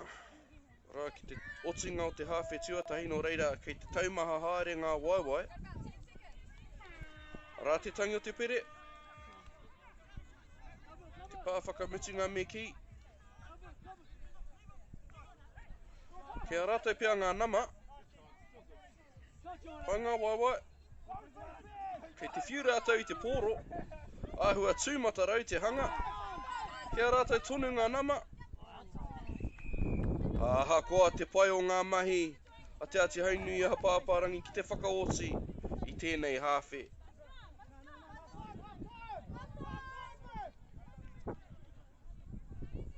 Ai, koe rā te otinga o te hāwhe tuatahi. Kua rangiroa katoa ngā kai tākoro e hoa ma. Heoi, te otinga o te hāwhe tuatahi, rua ngā piro. Ki te ati haunui a pāpārangi, kāre anoa te rarawa kia whai piro. Kia au tonu mai.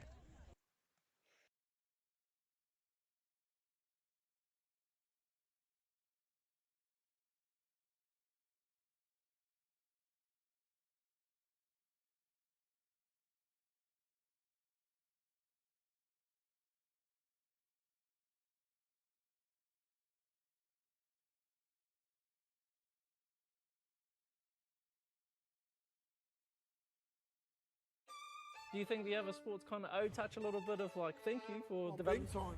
There's a lot of people that have transferred from touch. I've always credited touch for those skills. It needs a bit more love. The People's Game ki Māori Plus me whakaata Māori.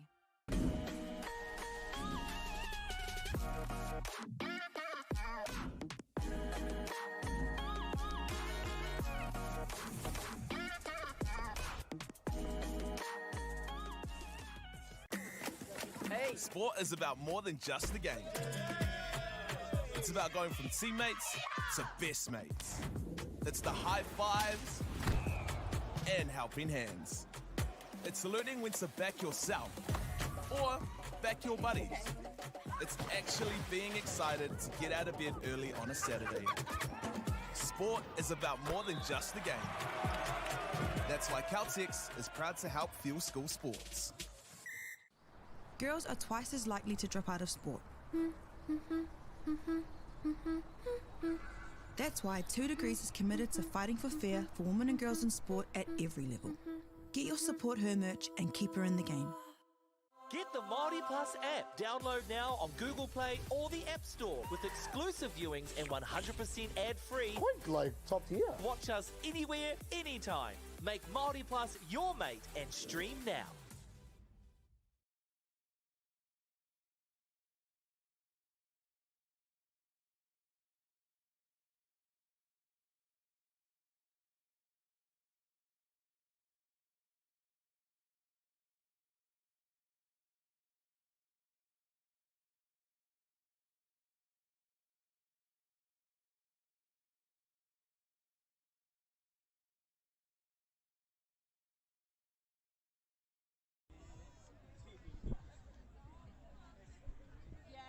Hoki mai ki tēnei kēmu, e hoa marua ki te kore. Ko te ati haunui a pāpārangi kei runga i te hiku o te ika i tēnei wā.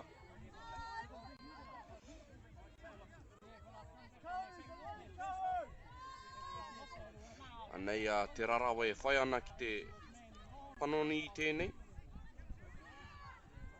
Kei te kite ki te taha whakararo o te pauaka whakaata. Ko Sean Brown tērā e aki ana e whakaako ana i ana hoa tākaro. E tahi rautaki e pai ai tā rātou. Ko ke whakamua i tēnei kēmu. Kua riro i au te waimari e ki te mātakitaki i aia e whakaako ana i etahi o ana tauira. Tino tau, tino māramatana tuku. Nā whai anō koe ke ana tīma ki etahi taumata tikitika. I roto i o rātou whakataitai maha.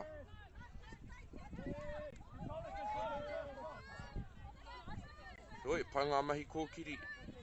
A te ati haunui a pāpārangi i tēnei wā. Anei a kauka me ki.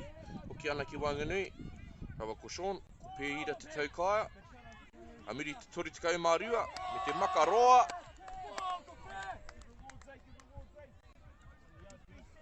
I pērā reawa te pai o te maka. I mahue i a maua ko te kai kāmera. Tērā tara, engari kua toru ki te kore. Matua pē, a muri te toru te kaumārua me te makaroa. Kua toru ki te kore.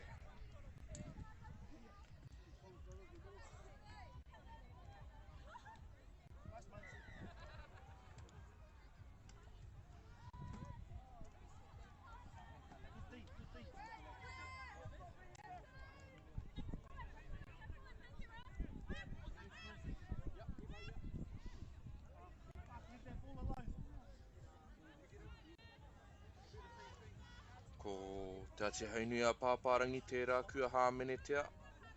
Mō te kuhu atu ki te raurau.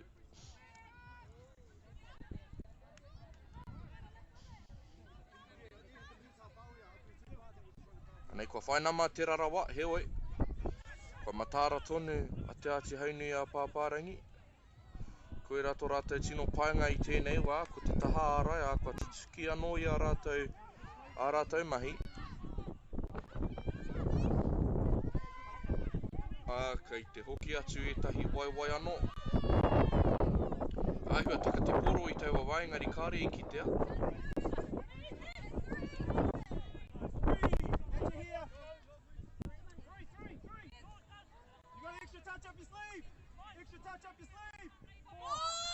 Hai ngā kōrero aki, kōrero tohu.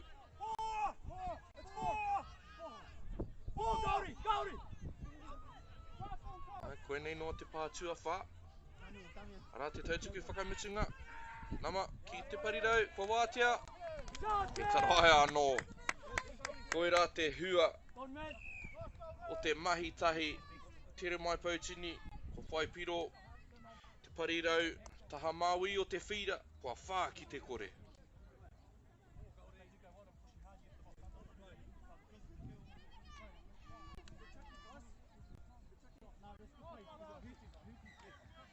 Nā te pai o tā rātou whakawhiti ki te whira.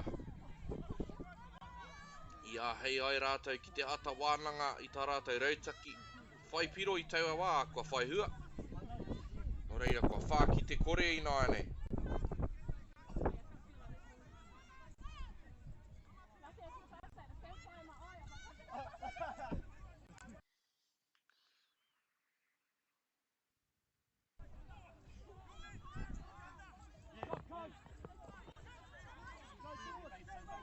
Kei te mahi tahi tonu a te ati haunui a pāpārangi kāri te tino maka te arawa i ngā pātai. Ki te taha kōki, ki te taha ārai. Me paku te reake pēr tā rātou kōkiri. I te pōro kia ua ake ai ngā mahi ārai. Te ati haunui a pāpārangi kei te noho taukai anō rātou i tēnei wā.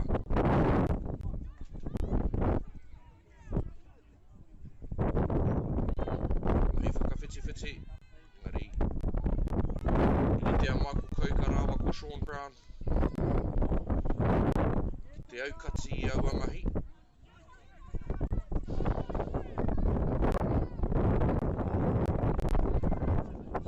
Kua tituki anō ia te ati haunui a pāpārangi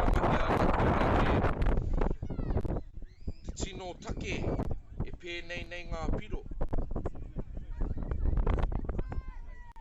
Whakapāha e hoa mai te kaha. O te pupuhi o te hau kei te rangona e koutou i tēnei wā. Nā ngā hopu oro ki te tātā whainga nei, engari tētā te pēhea.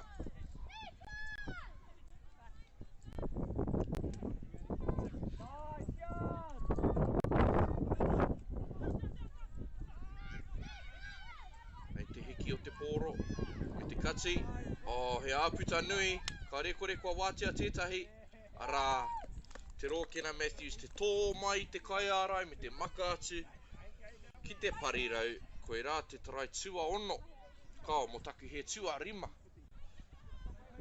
Kua riro ia te ati haunui a pāpārangi i tēnei kēmu.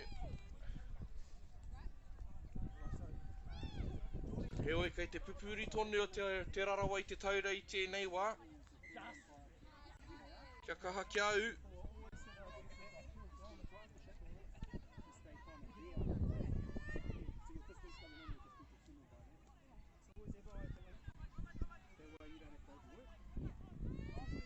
mahi ārai, a Wayne Pautini I Wanganuira, ārai ana I ngā tāngata e rua, me tana kotahi. A kua heke I hoia ki raro. E ai ki te kai ara I pā ia engari. Kāre te kaiwa wai I te whakarongo. E oi anō. Koe rā te trai tuatahi. Aha koa te tohe a te kai ārai. Ki te kaiwa wā. Auare ake. Nō reira, kua whai a te rarawa I tā rātou trai tuatahi. Kua rima ki te tahi I nāia nei.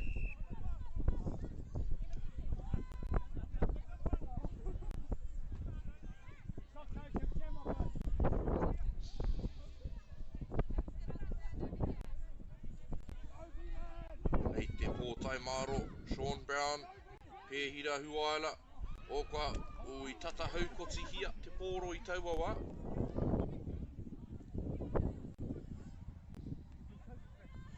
He oi, kua heke iho te kaute ki te kore. Kati. E ai ki te kai ara I pā ia Sean.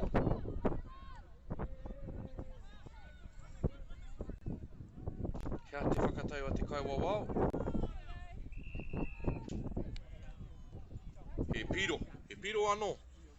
Nō reira, koera te tarai tuarua I mate ngā kaiwa wao ki te wānanga. Ai, whakapono rātou ki a rātou anō. I whakapono rāua ki a rāua anō. Aha kua te kōrero a te kai tākaro. Kei te tū, toka tū moana rāua. He pai tērā.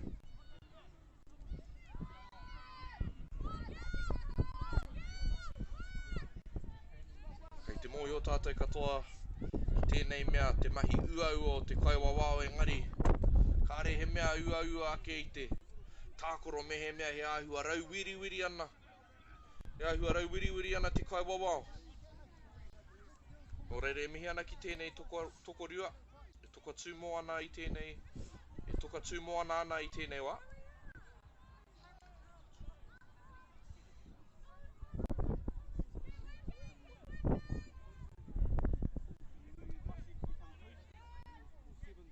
Amiri te tori te kaumātoru. Ngari māma ngā mahi ārai.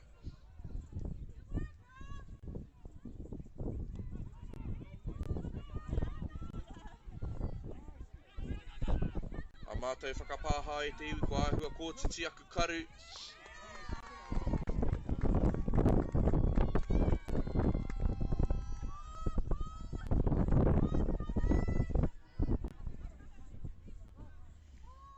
Nō reira kei te mahue atu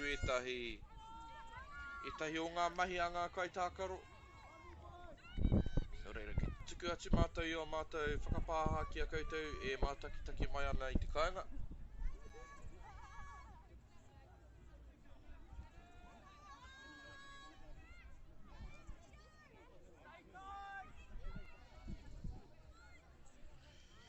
Whakapūhoi rawa a te rarawa I tā rātou kōkiri. Nō reira kua māma ake te aukati I a rātou mahi. Ai, anō nei, kei te ngōki noa te atu haunui a pāparangi ki te whakatū I a rātou mahi. Ha, a rā te parirau.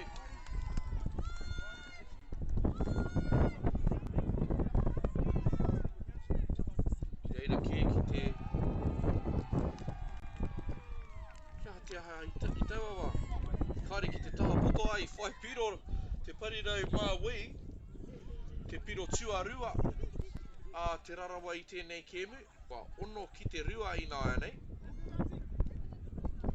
Kua āhua tū meke ahui I tērā tarai. He oi anō. Kei te takiwā o te 5 minutes e toi ana I tēnei kēmu. Nō reira mea āhua mirakara te hanga ki te whakataurite I ngā piro. Whā piro tonu te rerekētanga.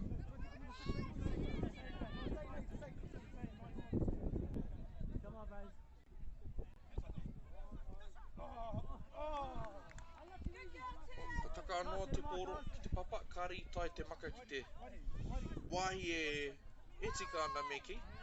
Heoi, kei reira tonu ngā taimata me ngā mātāpono o te taha ārai. A tērā ia te kōrero ko ngā mahi ārai, te kauwaka e toa ai tētahi tīma i te whakataito. Ko te ati haunui a pāparangi tēnā e whakatauira ana i tērā kōrero i tēnei wā. O paanga mahi a te rarawa i tēnei wā. He hoi. Rā Aaron Paranihi. E arai ana i te tīma katoa me tana kotahi me ki. Ka re kore ka hoki mai rātai ki te pauaka i tēnei wā. Ka taumaha ki ngā waiwai e rā mahi ārai.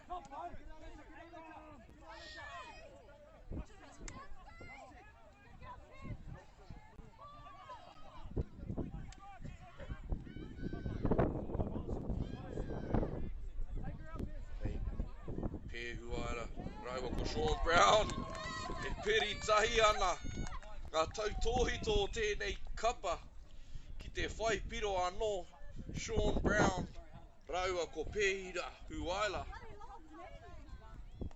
Ka tahi, i te pai o era mahi takirua. E hia rau nei ngā kēmu kua tākaro tahi tērā tokorua a kei te kite tātai i ngā hua. Tērā tū honotanga.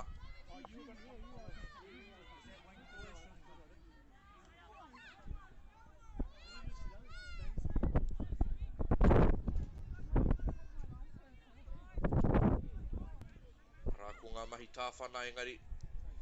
Wari te kē. Bernard Matthews. Ki te rata hamatau.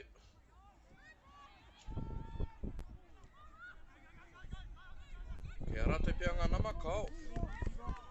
Tino pai ngā mahi ārai a te rokera Matthews koera ana tana pūke ngā matsia me ki.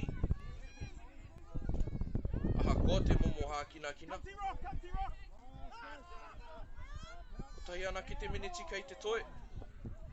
Whiti ki te rua ngā piro.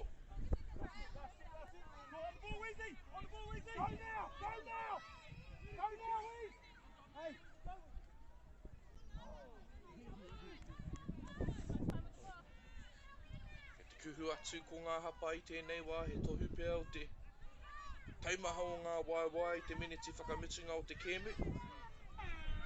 Rā te tangi o te pere, kia pono te kōrero e te whānau kei te tino harikoa ana he tangata rita hāhau. Kua toa te ati haunui a pāpārangi tēnei kēmu whitu ki te rua. Kia utonu mai. Ko te kēmu e whai mai ana, ko wairere kia Ngāti Parau i te reanga tike tike o te tahatāne. Nō reira me utonu mai. Deck out your space with our lowest prices. Cabot's 10-litre Aquadeck decking oil, $193.90. Monarch decking applicator kit, just $48.20. When you find a competitor's lower price on the same stocked item, we'll beat it by 15%. Lowest prices are just the beginning.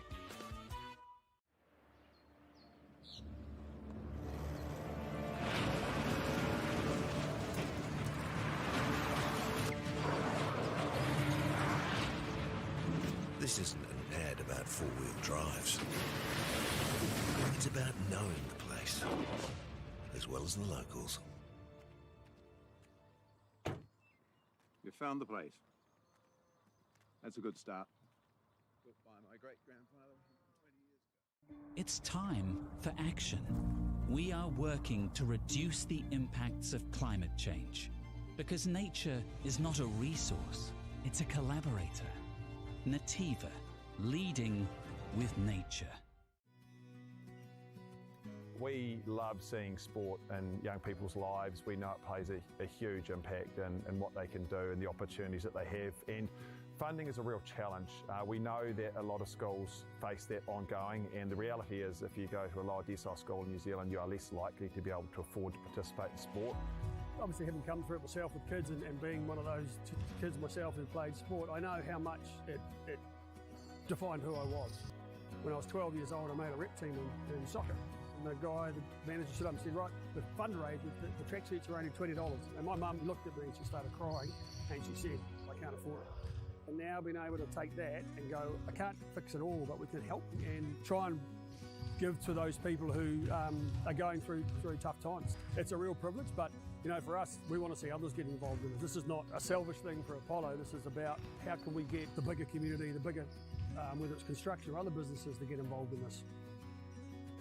Look, there's so much need in the schools, and it goes beyond just sport. There's arts, there's culture, there's a lot of things that kids miss out on. And so to have businesses step up and want to be involved and to help is a game changer for schools. It really is. They're so grateful for it, they're so appreciative of it, and they do amazing things with it. So every dollar has a huge impact on helping these schools. It's why we get out of bed now. We now have staff who've joined us who say that's the reason why they joined Apollo. Because they know that when they come to it, they contribute to something that's just greater than our business. We worked out a little while ago that being part of the community was a part of who we were. And we sort of call it now, our sort of purpose is building communities. And that's just not the physical build. It's actually been able to help and contribute to the communities we operate in. And you know, when we now pitch to our clients for projects, it's the very first thing we talk about. It's not the last thing, it's the first thing, because clients want that, you know, whether they're a council, whether they're a corporate, it's part of where they want to go. And when we can show them what their building is doing away from just the physical structure, they're having an impact on the communities. It's very, very powerful.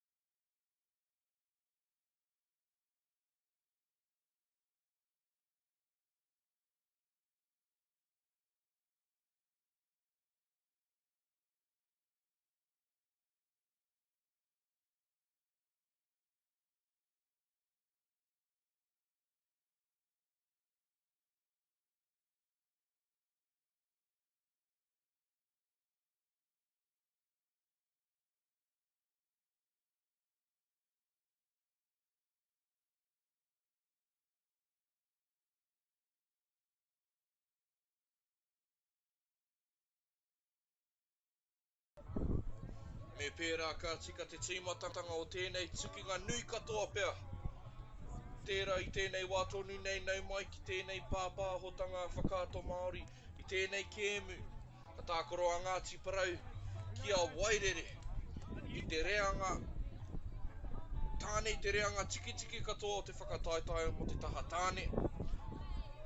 Anei a Ngāti Parau ka tīmata te pōro ki a rātou ko Tyrolls Highway ki taku nei te tiro tērā kua whanatunu I te pōro. No reira me huri ki ngā ingoa o ngā kaitākaro o te kapa o Ngāti Parau. Te aorere pē whairangi, Ashton Robinson Bartlett, Chauncey Edwardson, Sunny Te Wehi, Elijah Tangitutu, Preston Broadhurst, Nehe Milner Skara, Walter Tukerangi, Neihana Takitimu Cook, Ruben Love, Reihana Suta, Tai Rolls Paiwai, Manaya King, Hamiora Tamati. Oh, me tūaka kōrero I korā nā te mea. Oh, I pō he au kua riro I a Ngāti Parau, trai tuatahi o te kēmu, I kati kei te haere. Makaroa, e pērā rawa ana te tere o tēnei kēmu. Kei hea tātou, ko Peo Potine Rolls Paiwai hoki kei te tākaro, ko Sean Wilkie. Ko Āpirana pē whairangi te kai ako mati o te kapa, ko te ata kura pē whairangi te kai whakahaere. Me he mea koe mātaki mai ana ko Kairin, kei te rere atunga mihi ki a koe. Kua hoki atu te pōro ki a Ngāti Parau. Rua ngā ōpango I te kapa nei. Ōpango whutupōro nei. Nehe Milna Skararawa ko Ruben Love. Me moi hoki tātou he maha ngā tāngata kua tākaro I te kapa o Wairere e tākaro ke ana mō tō rātou ūkaipō I tēnei whakataetai mō Ngāti Parau. Ko wai tēnei, ko Sean Wilkie I Wanganui. Kore tekau mārua, kau whakawhiti te taukaa. Ko Ruben Love tērā. Ia ki tā mātou rārangi ingoa.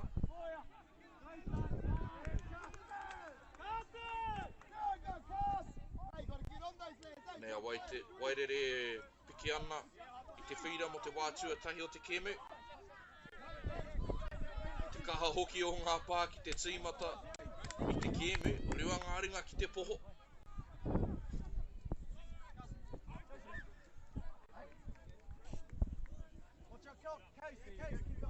Hoki te pōro ki a Ngāti Parau I tēnei wā e tautuku whakamua te karanga te kaiwawa. No reira anei ngā waiwai tapu o Ngāti Parau e whakake ana I te whira mo te wātua tahi te kēmu.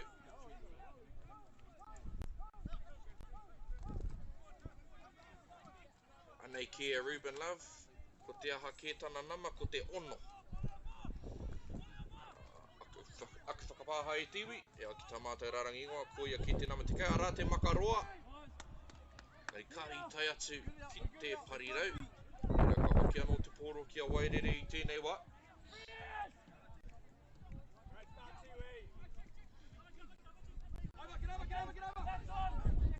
Kei te tino, ki te I te rere kētanga. Mō te tere, mō te parahuti o ngā waiwai, o ngā tāne tēnā I ngā rangatahi, I ngā reanga te kaumāwaru heke iho. Te manawa taki, te mahi tahi koera te rere kētanga ki enei taumata tiki katoa. Ko e tahi o enei kai tākaro, ngā kai tākaro tohunga katoa I te ao.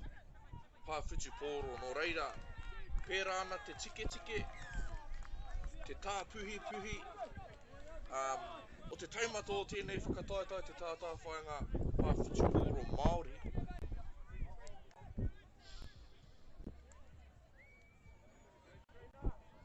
Nei Ngāti Parau, hoki atu ana ki te pauaka. Ari te paku maumau I ngā pā, o te maumau noa te take, peke ana I te whira.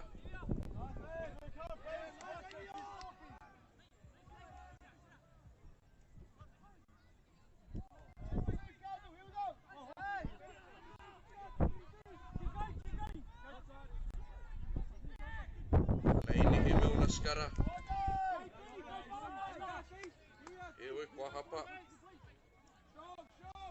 Ka tatapa hure te 5 miniti a kore ki te kore tonu ngā piro. Ara tērā pōtai pakete. E whakawiriwiri ana I ngā papa o ngā kai ārai katoa o te ao pāwhitu pōro. Ngā marima E4 Jones. Ara pia te tarai tuatahi o te kēmu kau. Iau e titiro ana ki ngā kai tākaro I tēnei kēmu me whakatairanga au I tērā kaupapa The People's Game. He whakātūranga, he pāpāhotanga, o etahi uiuinga, o etahi patapatai, ki enei o ngā whetū tāraka e o tua o tata I tēnei kēmu ara o te pāwhitu pōro no reira e hoa mā ki te wāte a koe, haere ki te mātakitaki, I taua hōtaka rā, The People's Game.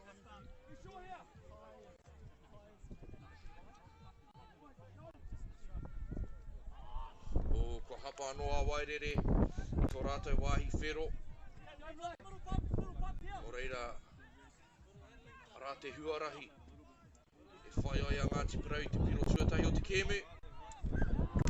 Oe ko hapa hoki a Ngāti Parau, koe rā te kōrero, koe rā te paki waitara. O tēnei kēmu e homa, ka tai atu ki te wāhi kākara ki katahi ka hapa.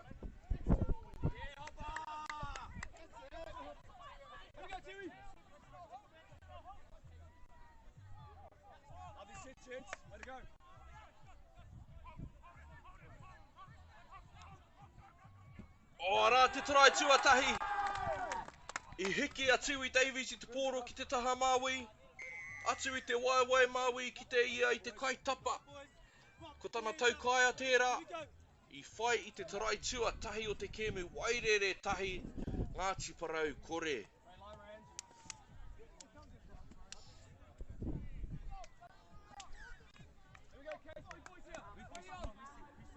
Anei a Ngāti Parau e whai ana ki te urupare i te rātarai tuatahi. Pēnei rātou, te matārai rātou ki ngā mea katoa mea rawake, Tiwi Davies, me he tūmatarau te mahi.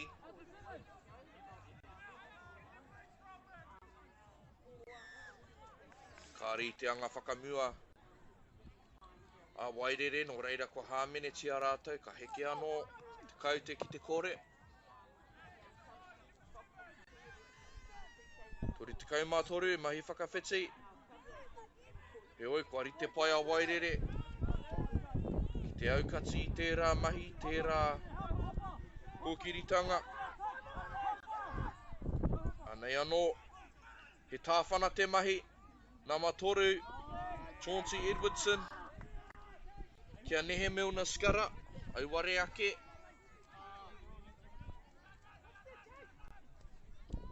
Tori te kaumārua te mahi. Ko whainama pia. Engari i reira kea hoe ata Maxwell Blake. I pā ia. I tōna tuakana. Ia āpirana pe whairangi. Raiwa raiwa he raukura no mana tamariki. Ki te papai oia. No reira kāore kore he katakata kei te haere. Au e taukiri e pōhehe au he tarai anō tērā e pērā ana te parahuti huti, engari he hāmene kua karangatia i te kaiwa wau.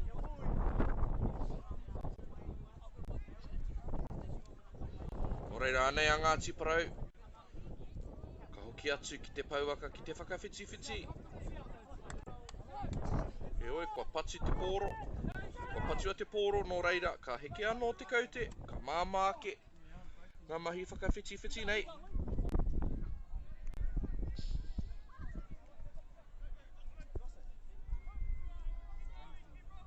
Stay on, lads. Pop their toes, eh? If they get up. Ki hai te kahu o Ngāti Parau i tēnei wā. O tatahau kotihia te pōro. E rangi wai Lunovic ki taku nei tūtiro. Kaore au te mohi o mehemea he namatahi namawhiti rānei mo taku he te whānau. Ai, tori te kaumārua, whiti noa te mahi. Engari kua hāmene tia Ngāti Parau. O reira kei te hoki mai a wairere. Ki te pauaka, ara.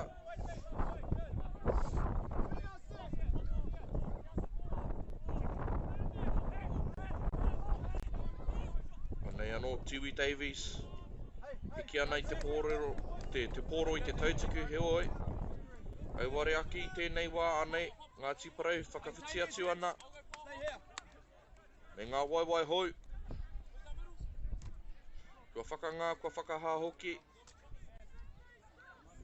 Ruben Lavi Wainganui. Hāmene anō, no reira kei te whaihua Ngāti Parau, kei te pātōtō rātau i te kuaha.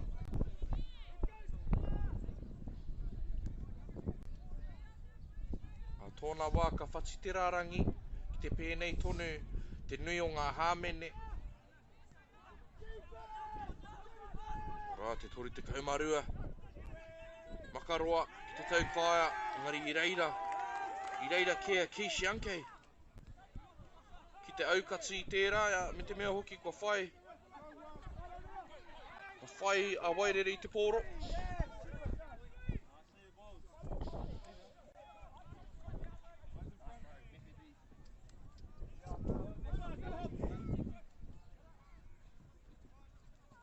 Rā te hiki. Me te makaati ki te parirau, engari, haere ki tua titirarangi. Pai te wairua whakataetai i tēnei kēmu e hoa mā. Te kaumātahi miniti kua pahure. Ko tahi ana ki te tarai. Kia wairere, tahi ki te kore.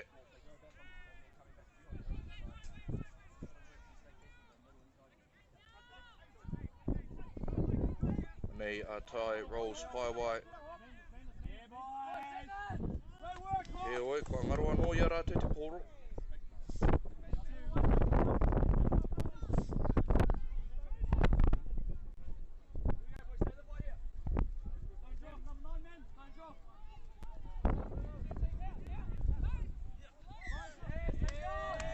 He āwhina nui tērā. Ka whakawhiti noa atu a wairere ki te whira. Ka heke te pai. O ngā kaute ki te kore.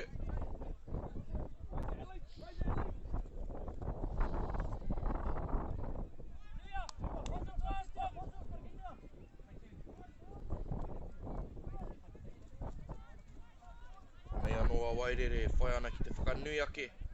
I te āpita, i te tahi ki te rua. Kua tutuki i a rātou taua kōrero. Atu i te waiwai māui ki te āpita i tira wātura. Kua whai a wairere i tā rātou tarai tua rua nō reira kua rua ki te kore.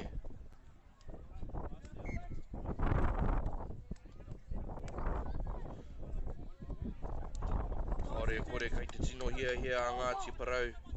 Ki te whai tā rātou tuatahi i tēnei taha. O te whakatā, he oi. Kāri i tutuki i te rāwa.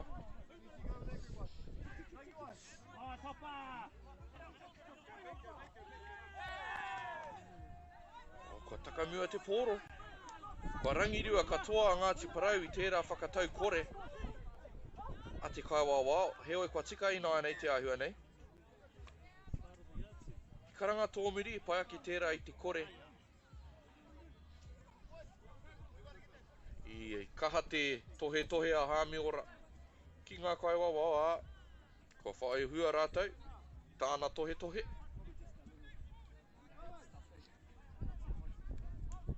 Ngāti Parau. Ki te wānanga rātou i tā rātou anga whakamua, he tāwhana te mahi. E oi anō, whamatāra wairere. I hoki ia ki te pai. Kāri ia i hoki atu ki te rārangi piro me te mea hoki. Kua whai ngā kaupoi o Ngāti Parau i tā rātou tarai tuatahi. Nō reira kua rua ki te tahi, ka tino hari kua tērā. Kua whai piro rātou i mua i te whakangā me te whakahā. Nō reira, ko tahi te miniti kei te toi. Me pupuri i te taura. E ārai nui tēnei mā Ngāti Parau. Tēnei miniti whakamitunga. Nā te patu i te pōro, kua hāmene a Ngāti Parau.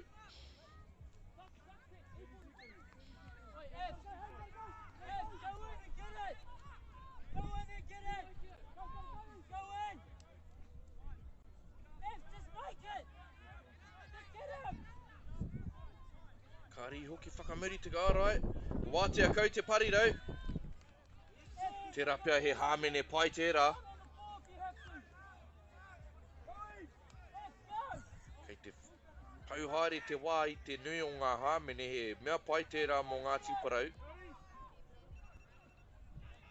Oh, koe rā te otinga o te hawhe tuatahi he hawhe pai. Nui te wairua whakataetai kei roto. E rua ngā piro kia wairere, kotahi te piro kia Ngāti Parau. Ka re kore ka utonu mai koutou.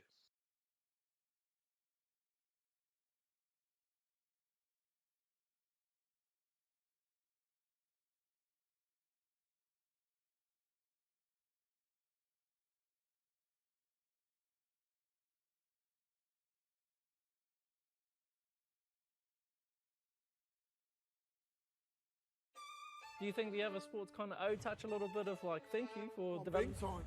There's a lot of people that have transferred from touch. I've always credited touch for those skills. It needs a bit more love. The People's Game ki Māori Plus me whakaata Māori.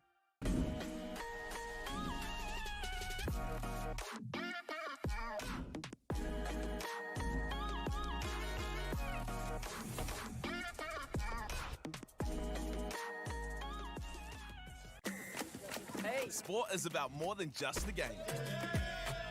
It's about going from teammates to best mates.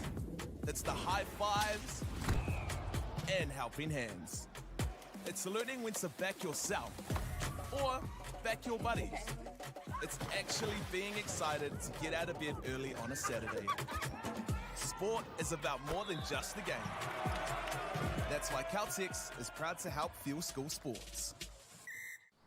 Girls are twice as likely to drop out of sport. That's why 2 Degrees is committed to fighting for fair for women and girls in sport at every level. Get your support her merch and keep her in the game. Get the Māori Plus app. Download now on Google Play or the App Store with exclusive viewings and 100% ad-free. Quite like top tier. Watch us anywhere, anytime. Make Māori Plus your mate and stream now.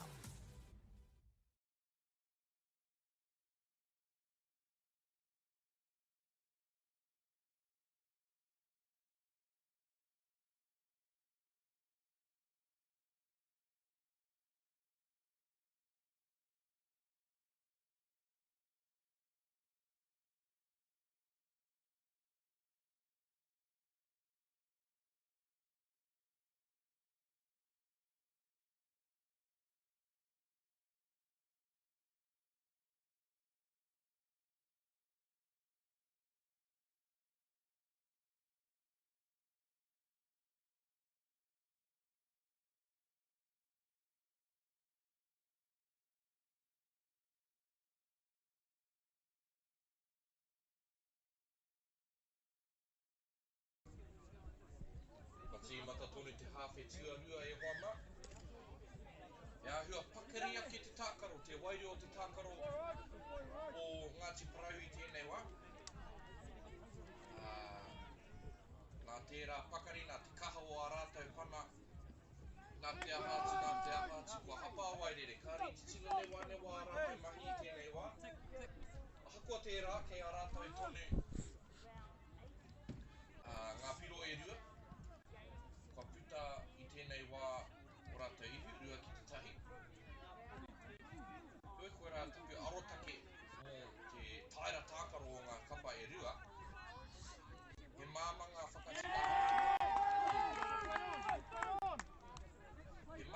whakatikahanga mā wairere. Hāmene kua karangatia. Te nama te kau.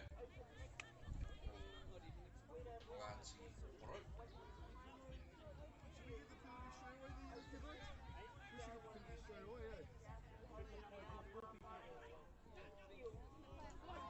He oi, kua wahate te parirau mā wī. Kua ahua tū meke au ki tērā I pēnei au māmamo ngā mahi ārai. Mā Ngāti Parau, he oi, he piro anō te piro. O reira, kua toru ngā piro kia wairere I tēnei wā, ki te tīmata, I te hawhe tuarua, I te kēme. Kei te mōhio te aro te pāwhitu, kei a wairere e rā momo pūkenga. O rātou tētahi o ngā kapa ka kātōtō I te kuaha. Tēnā whakataetai o tēnā whakataetai katahi anō rātou katoa I te whakataetai ki whiti no reira kei te mōhio te ao. Kei a rātou e rā pūkenga tū matarau me ki. Rā te tāwhana.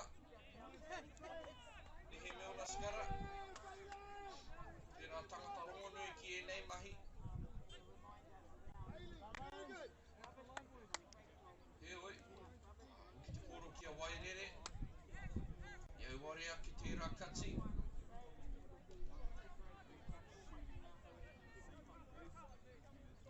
Remember, stay strong. Stay strong.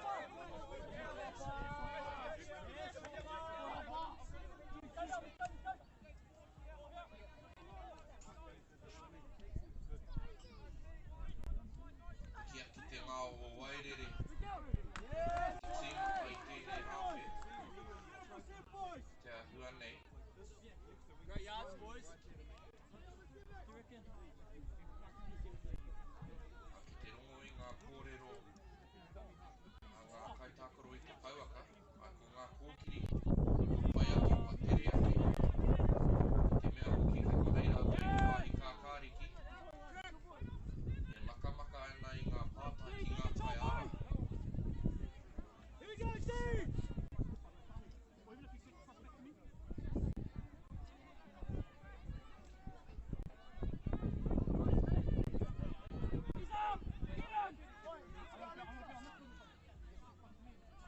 Ko titi ake kariu e hoa mamo taku he. He oe anei anoa Wairere. Ko wātea te parirau. Ka whai piro anō.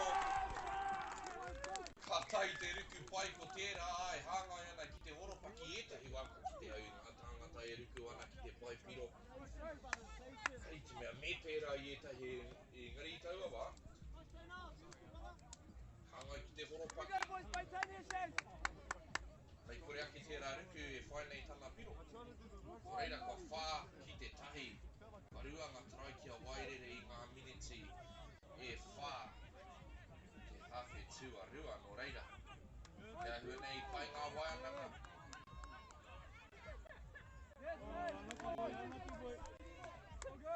Te makaroa kāri te tiki kāri tai ki te wāhi e tika ana he oe. He aratai tonu te pōro.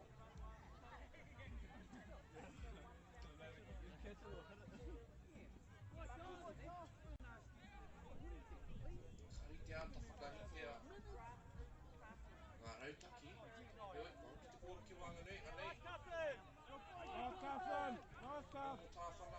Nō tāwhana, tā maru te mahi ngari. Āhua tōmiri rawa ngā wānanga. A ngā wainga nei. Nei, koni tikau matoru, Mitikati. Taka te pōtai, kai au te motu me mea i te pōro kāo. Ko te pōtai kē tērā, ngari anō te pōro, he tarai te hua. Nō reira kua whā ki te rua, he urupare nui tērā. E whakauti nui tērā Ngāti Parau e hiki ana i te mānuka nui. Hiki ana i ko te taha ārai o Wairere.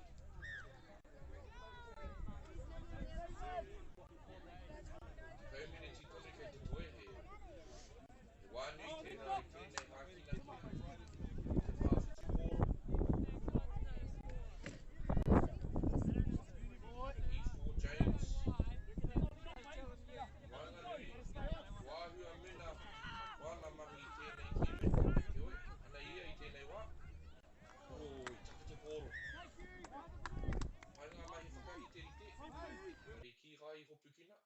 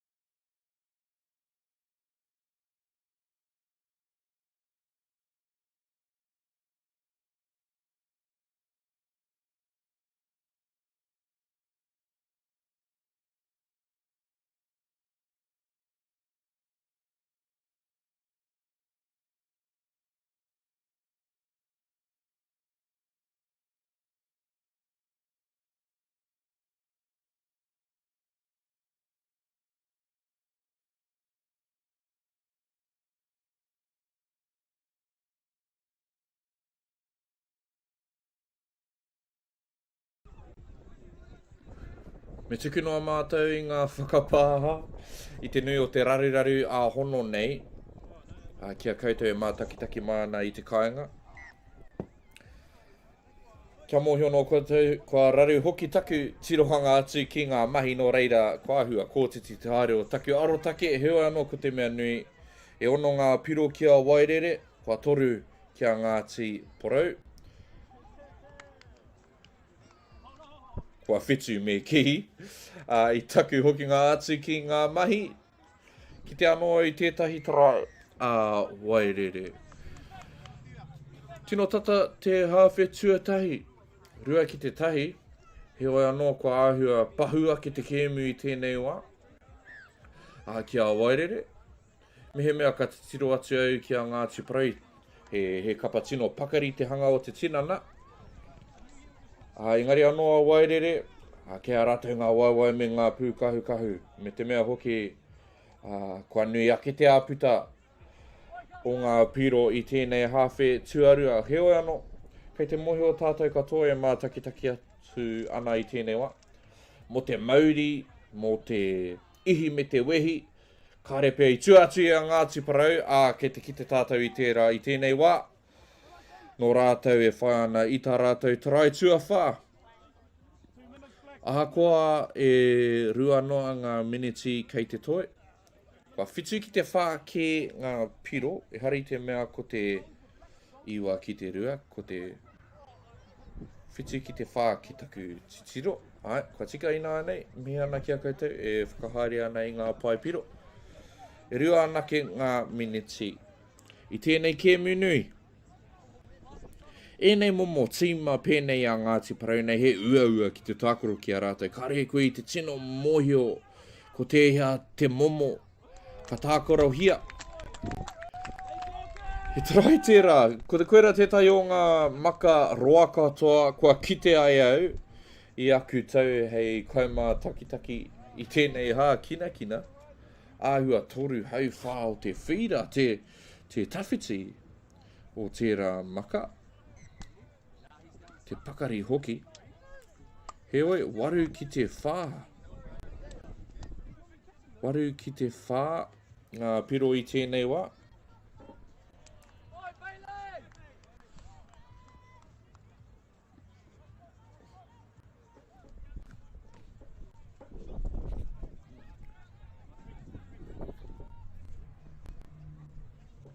Nei tonu a Ngāti Porou e wairua toa ana. E kore rawa e ma te wheke. He pā me te maka te āhua nei te whakatau. Nō reira ka hoki atu te pōro ki a wairere. Te miniti whakamitunga o tēnei kēmu me mihi ka tika ki a koutou te hunga i manawa nui mai ki tā mātou pāpāhotanga i tēnei wā. Me ngā piki, me ngā heke. Ngā hono, me ngā whatinga. Wairere, iwa ki te whā. Pērā rawana te tere o tērā tarai kareaui ki te maka. Ki te parirau. He oi anō. Me mihi ki ngā kaitautoko āpūtea nei ko Bailey's, ko Polo Project, ko Caltex anō hoki. O tira ki te taura whiri i te reo Māori. Nō rātou katoa e tautoko ana i enei momo kaupapa. E rongo ai koutou i te reo Māori i o koutou kāinga heoi. Ko te piro whakamitunga o tēnei kēmu. Ko te iwa ki te whā. Nō reire mihi ana kia koutou katoa i umai ki tēnei pāpāhotanga piki, heke, hono whati rānei. Tēnā koutou, kia utonu mai.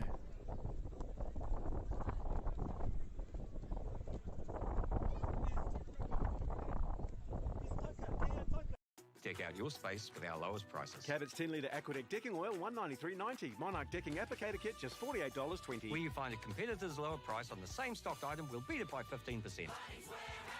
Lowest prices are just the beginning.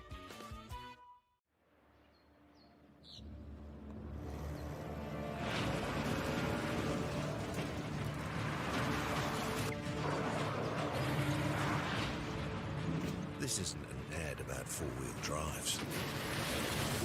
It's about knowing the place, as well as the locals.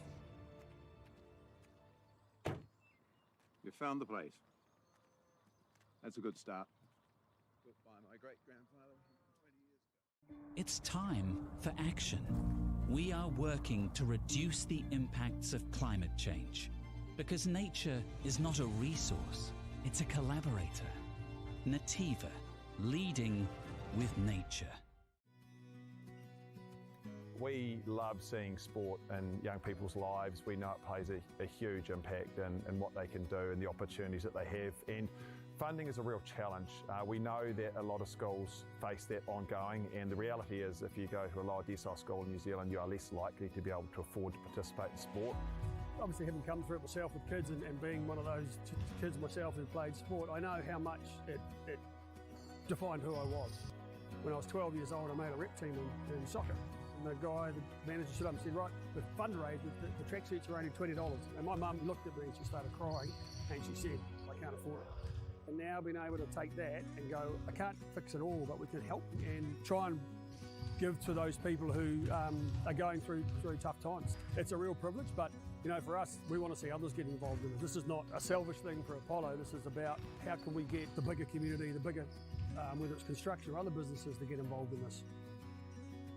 Look, there's so much need in the schools, and it goes beyond just sport. There's arts, there's culture, there's a lot of things that kids miss out on. And so to have businesses step up and want to be involved and to help is a game changer for schools. It really is. They're so grateful for it, they're so appreciative of it, and they do amazing things with it. So every dollar has a huge impact on helping these schools. It's why we get out of bed now. We now have staff who've joined us who say that's the reason why they joined Apollo. Because they know that when they come to it, they contribute to something that's just greater than our business. We worked out a little while ago that being part of the community was a part of who we were. And we sort of call it now, our sort of purpose is building communities. And that's just not the physical build. It's actually been able to help and contribute to the communities we operate in. And you know, when we now pitch to our clients the project, it's the very first thing we talk about. It's not the last thing, it's the first thing, because clients want that, you know, whether they're a council, whether they're a corporate, it's part of where they want to go. And when we can show them what their building is doing away from just the physical structure, they're having an impact on the communities. It's very, very powerful.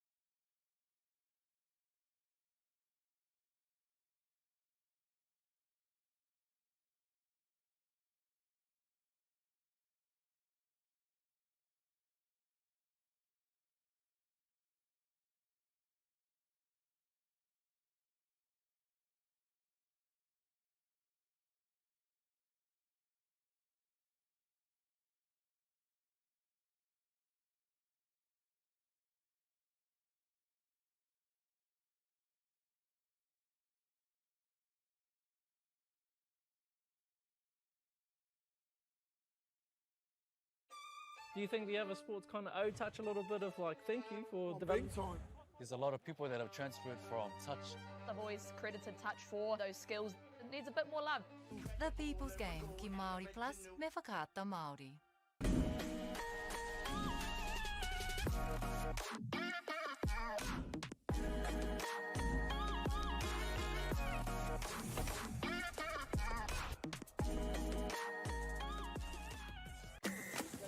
Sport is about more than just the game. It's about going from teammates to best mates. It's the high fives and helping hands. It's learning when to back yourself or back your buddies. It's actually being excited to get out of bed early on a Saturday. Sport is about more than just the game. That's why Caltex is proud to help fuel school sports. Girls are twice as likely to drop out of sport. That's why 2 Degrees is committed to fighting for fair for women and girls in sport at every level. Get your Support Her merch and keep her in the game.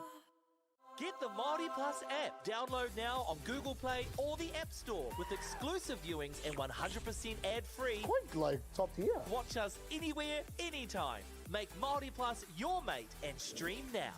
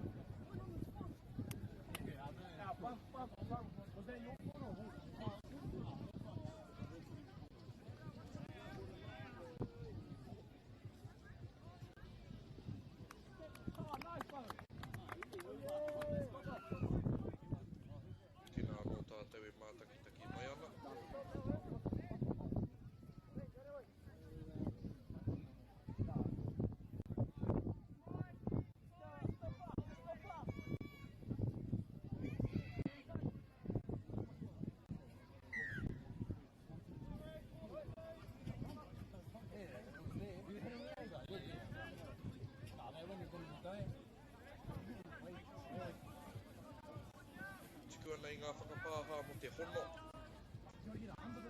Te reo pāpāho nei ki a koutou e mātakitaki mai ana i o koutou kāinga. Pōhehe au ka whai ke tāmatoa kirikiri roa i tō rātou tarai tuatahi. Māna. Heoi, anei te whakaatiranga me te pāpāhotanga whakauta Māori i konei i Rotorua atu i te whira tuatoru. O te rangi tuatahi o tēnei whakataetai mana nui tike tike. Ko tamatoa kiriroa tēnei e tākaro ana ki a rangi tāne o Manawatu. Makaroa ki te parirau, ki te taha māui. Nui tonu ngā mahi māna, engari kua riro i tana tarai, koera te tarai tuatahi. Te kemu, tamatoa kiriroa tuatahi. Ki te kore, rangi tāne o Manawatu. Anei, ngā ingoa o ngā kaitākaro, o te kapa o rangi tāne o Manawatu, Arana Murphy, te kaura mātangi. Mana, Timothy, Quinton, mātangi, Shay, Moshe, I think. I tarai anō tērā, kua tere urupare mai a rangi tāne o Manawatu, nōku e pānui ana i ngā ingoa. Huhu atu ia i tētahi āputa pakupaku noa nei. Kua taurite anō ngā piro tahi ki te tahi. I tai atu au ki te ingoa o Shea Bosher. Nama whitu Corey Governor. Nama iwa Yani Simeon Governor. Jarlin Katene Governor. Carlos Governor. I atu ana ki te Governor, te whānau kāwana. Carlos Governor Kaurangi Winikiri. Xavier Pirini, Justin Katene, Rayshan Tare. Hena re rangi nui. Adam Scott, Caelan Hari. Ko te kaiako o rangi tāne o Manawatu ko Rawi Kātene. Tata whai a tamatoa kirikiri roa i tō rātou tarai tuarua i te makaroa mai te taia wānga ki te taha matau.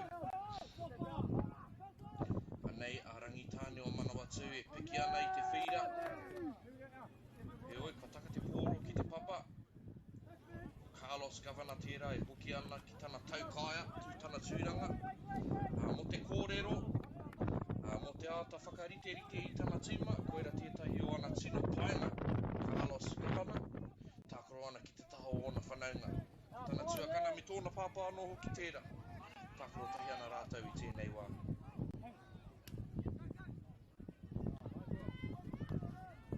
E oi te ahua nei ko whai a tamatoa kirikiri roa i tā rātou tarai tuarua ki te parinau nei. Mā ngā ringa rehe o tēnei taha māui o rātou, kua rua ki te tahi.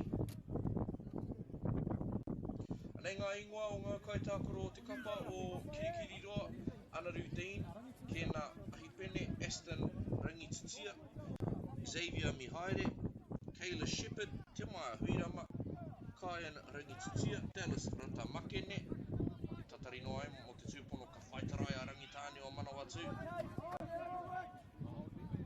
Nei rātou e pātuku ana i ngā pātai. Tata whaitarai a rātou, e oi. Te hēkona whakamitunga kāo. Te karanga, te kaiwa waihe te rai hoki tērā, no reira kua rua ki te rua. Ko te nama iwa o kirikiri roa ko Dallas Ratamakene, Aston te whare, Cruz Walters, nama te kaumatai Kobe Reed, i kai tākaro poe tūko i hoki tērā tama. Case Williams, Kobe Barkley, Caprice Beats, Kane Moeke, Curtis Saxon. Te kaiako ko Mainu Huirama, te kai whakahaere ko Jody Tama. Te whai te piro, koia kei enei tīma e rua, e hareite mea he tino pai, ngā mahi ārai e pērā rawa ana te pai o ngā mahi kōkiri.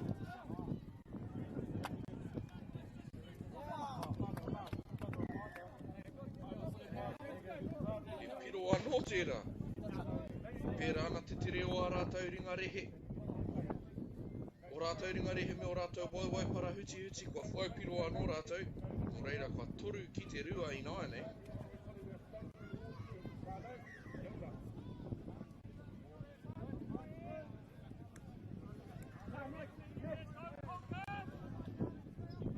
te wā ia te wā kua tai te tētahi o enei tīma e rua ki te wahi kākāreki neki o kua whai piro rātou no reira. Anei a rangitāne o Manawa atu e whai ana ki te urupare, ki te tarai tuatoru, a tamatoa kirikiri roa. Oi, kua haukoti hia te pōro e te pariraura. E ai ki ngā kaitūtei ki te kaupapa, I tino tata te kēmu I waenga I a tamatoa kirikiri roa, rātou ko Ngāti Hine. No reira, he tōu tērā o tō rātou paenga, me he mea whakataetai atu ana ki e rā kurinui o te whakataetai me ki.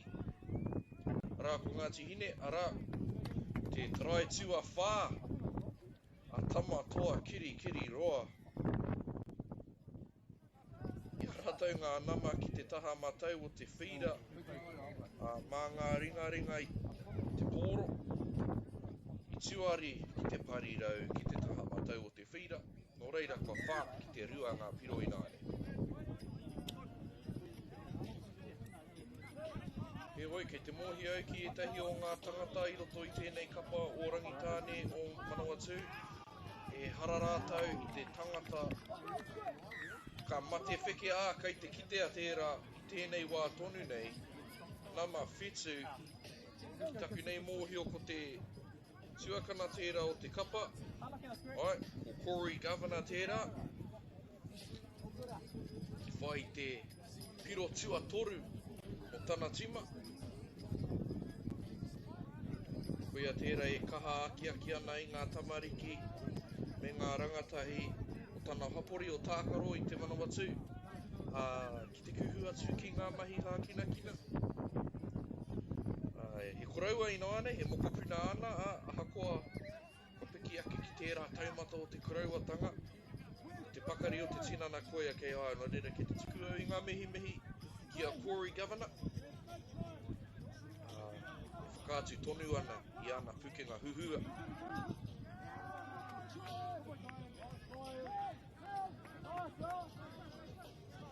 O te iramuti tērā, Iani Governor. O te para huti, e hara I te mea he maha ngā tangata I tēnei ao. Pai ake I aia ki te tepe, ki te karo I ngā kai ārai. Ka tahi anō ki taku nei mōhio ka puta tana ihu I te kaupapa o Manukura. E nama iwa I te kapa matua mo te hutupōro. O reira, ko ia tētahi o ngā whetū maiangi tēnei hākina puta no I te ao. E oi, kei te ki te tātou I te tere, I te wawe, I te haere. Tēnei kapa o kirikiri roa I tēnei wā.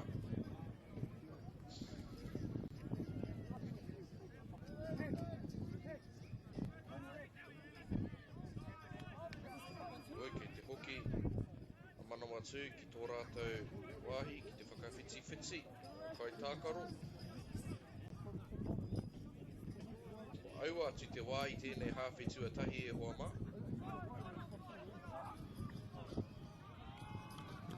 Whā ki te whā, nā te makaroa, mai waenga nui, ki te parirau, ki te rārangi māwi, kua taurite anō ngā piro whā, ki te whā. Koera te waiaro o enei tāne o te kapa o rangitāne o Manawatu. E kore rawa, e tituki nā te waiwai noa, engari mā te upoko pakaru te karawhi, no reira. Nā whai anō ka rea I te kutu meki kua taurite anō ngā piro. Anei a kirikiri roa, waka ki te parirau, I a rātou ngā nama, kei a rātou hoki, te tarai, rima, ki te whā.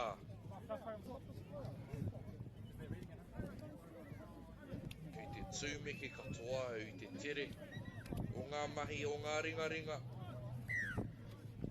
Mea ha kē, te tīma ārai, e mea e pēnei ana te kaunga o ngā pūkenga, ki tēnei taha o te pōro.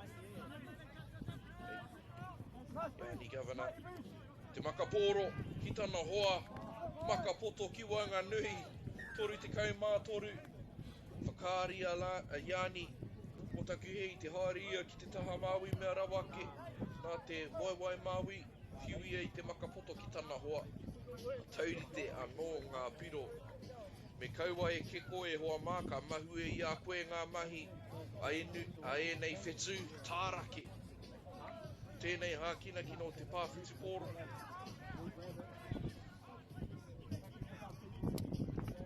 Me te urupare anō, a tamatoa kiri roa, koe rā tā rātou te rai tua ono, piro atu piro mai, te āhua o tēnei kēmu.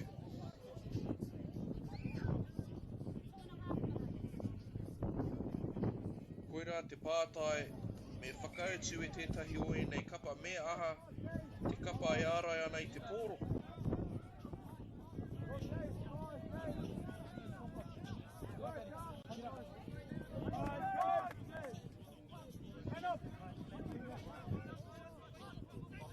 E anō a ka Kori Gavana, engari pāngia i e te kā ārai.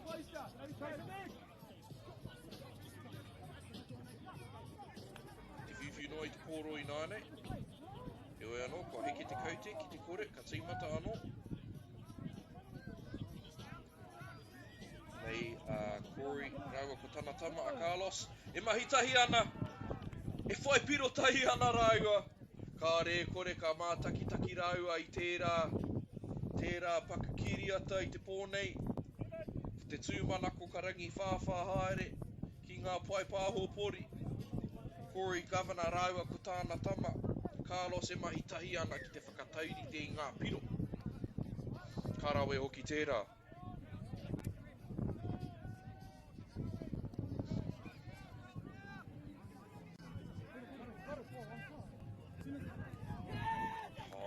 Ka hoki a kiri roa ki te kōkiri, ka whai tā rātou utu. I ka mā whetu ki te ono. Kare au te hiahia ki te ki, kāre tētahi kapa i te tākaro, i te taha ārai, kāre tērā i te tika. He oe pai no ngā pūkenga ki te whai piro, e pēnei nei, te pahu ake o ngā piro i tēnei wā. Kua whitu ki te whitu. Anō nei he whakaharatau noa te mahi. Piro atu, piro mai. Koe rā te hanganga o tēnei kēmu i tēnei wā.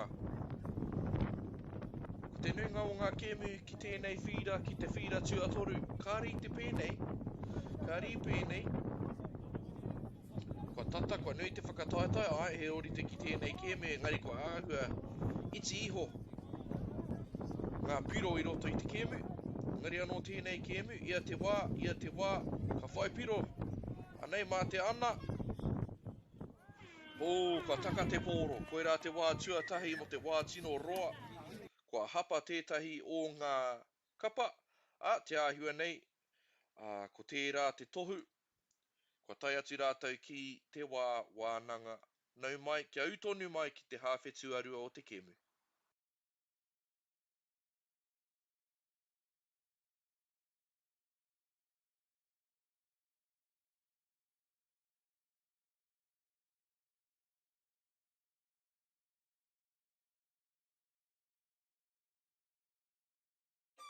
Do you think the other sports kind of touch a little bit of like thank you for developing? There's a lot of people that have transferred from touch. I've always credited touch for those skills. It needs a bit more love. The People's Game ki Māori Plus me whakaata Māori.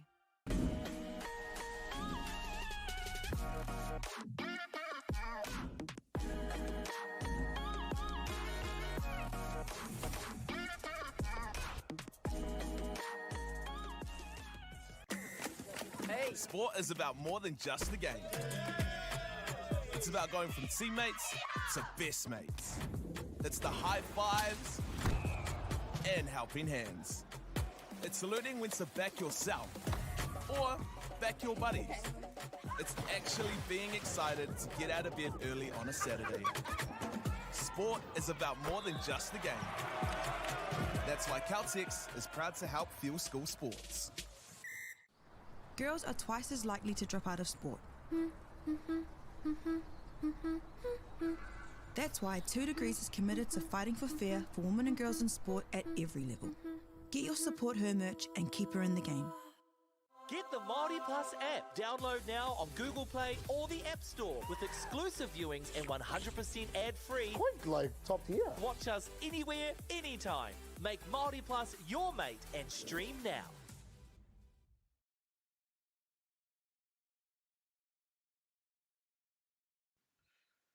Ia tātou e tatari ana ki te whakaekenga mai o ngā kapa, ki te tīmata i te hawhe tuarua me mihi ki ngā kai tautoko a Pūtea, kia Caltex, kia Baileys, kia Apollo Project. O tira ki te taura whiri te reo Māori e whakatairanga ana i ene momo kaupapa kia rangona ai te reo Māori. I o koutou kāinga ahakoa te kaupapa, kei te mihi, kei te mihi, kei te mihi. O te āhua o tēnei kēmu e hoa mā, kua āhua tau utu te hanga.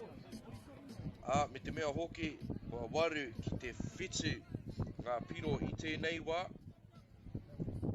Kua āhua piro atu, piro mai, te hanga o tēnei kēmu. Anei, arangitāne o Manawatu, e tīmata ana i te hawhe, ki te hapa, heo anō. I kore rawa rātou e tū ohu kei te pai tērā. Ke whakamua, kako ke whakamua, anei, kirikiri roa, Kobe Reid tērā me ona makawe, ranginamu katoa.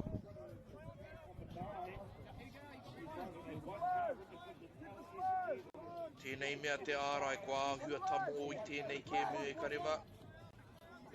Pērā ana, te rehe o ngā ringa, te parahuti-huti o ngā waiwai, te koi o ngā whakaro me ngā rautaki.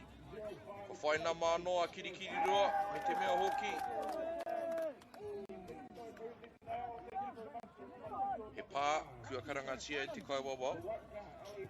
O reira, ko hoki ora mai a Manawatu, arangitāne o Manawatu ki tēnei tāo te poro engari keia kirikiri roa ngā nama. Arā te tarai tua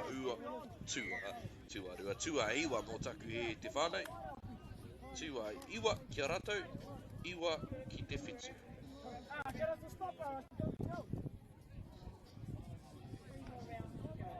Ia hua whawhai rawa te pitama o te rārangi ārai, te taha matau, taua wā.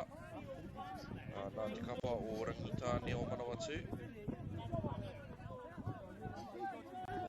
Heoi anō, nei Hajalu.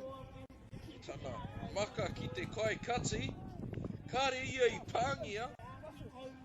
Te ātāua hoki o tērā maka aniwaniwa ki te tau kaia, I kati te kōhao pairawa atu. Kua ki te au I era pūkenga, I te papai o ia Jarlin Governor, I te maka whai piro ki tana tau kaia, iwa ki te waru.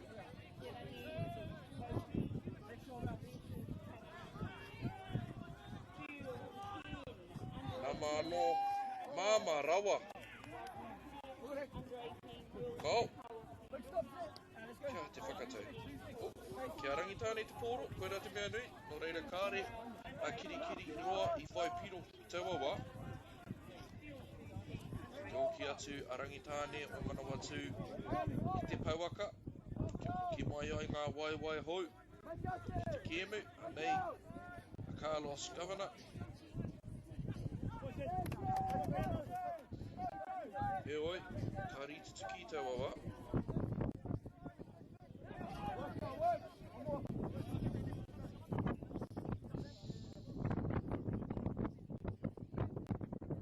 Mea mō ngā mahi kōkiri, kirikiri roa I tēnei wā, engari kua hapa rātou, te taka whakamua te mahi. Ki te mōhio ai e tīma tino pakari, arangitāne. Kāre ki te tērā taka whakamua I taua wā. Nōna e tautaku ana I te pōro. Ki te akētia tētahi atu hapa. Te kaua wāo I taua wā. Nō reira. Te wāhi pai tēnei mō kirikiri roa ki te whakarewa I tā rātou kōkiri heoi anō. E taka whakamua anō kei te kuhu atu pea. Te hikinga iho te ngao, te taumaha haere o ngā waiwai.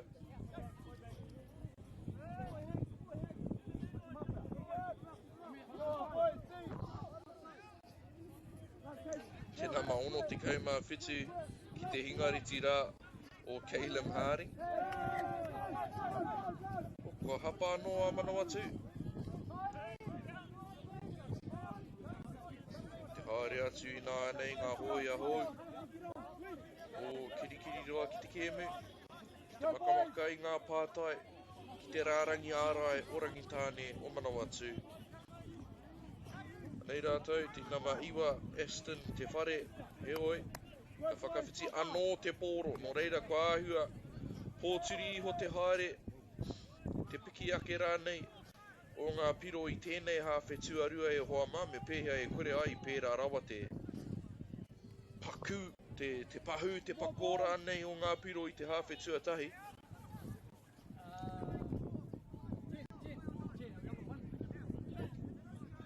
Nei arangitāne, ki te taukaia, ngari I reira,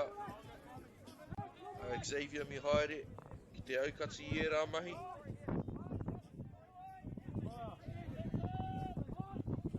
Nei a Kobe Reid, ki mai ana, ki te pauaka. O te mai huirama kē tērā e hoki atu ana ki te kēmu.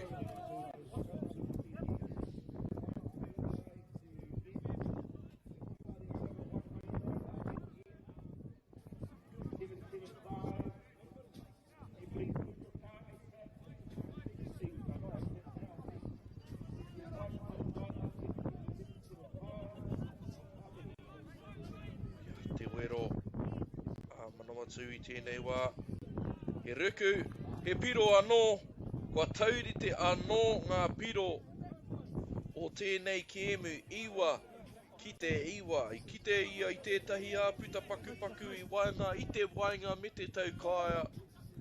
Kua whai piro anō tana kapa, rangitāne o Manawatu, kua iwa.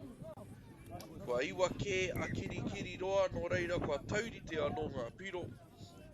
Kei te takiwā o te 8 miniti kei te toi. Nō reira, kā re kore. Kei te mama ake ngā pūkahu I nā nei.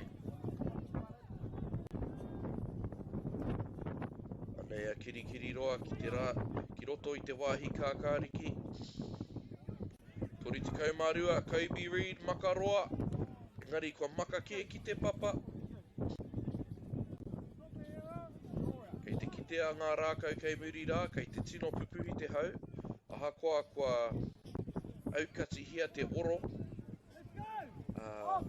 ki te whira. He hāmene kua karangatia, he maka whakamua te karanga a te kaiwawa no reira. He wānui tēnei kēmu e hoa mā. Ki te kē tātou I ngā pūke ngā whai piro. O kirikiri roa, he oi, wāhua reti ake ngā ringa. I tēnei hawhe. Arā te tāwhana me te makaroa, ki te parirau. Kia te whakatau.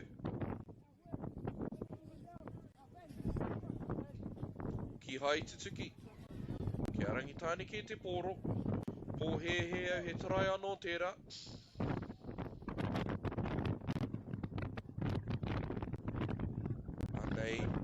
Newa ana te whakawhiti. Te kapa o rangitāne o Manawatu I tēnei wā. He hanga pātai ka uia. He makaroa ki te parirau. He piro. Te kau ki te iwa. Ki taku nei matapai ko tērā te tangata anō ko Corey Governor no tērā. Makana I te makaroa. He oi ko te mea nui katoa kua puta te ihu. O Manawatu, o rangitāne o Manawatu, te kau ki te iwa. Kāre anō te pai piro ki te kokona o tōmata kia whakahautia. He oi anō kei te mōhio au e te iwi, te kau ki te iwa.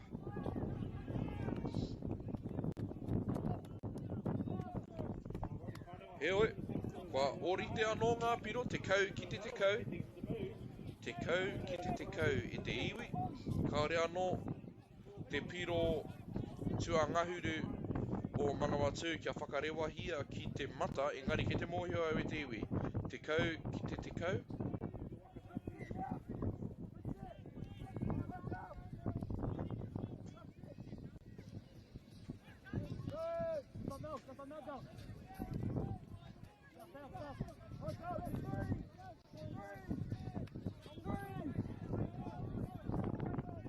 ngā waenga e wānanga ana.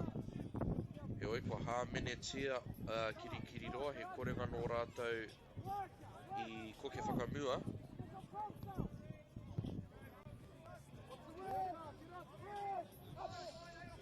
Ka ki anō au I kona e te iwi. Ko ngā piro e tika ana, ko te tekau ki te tekau.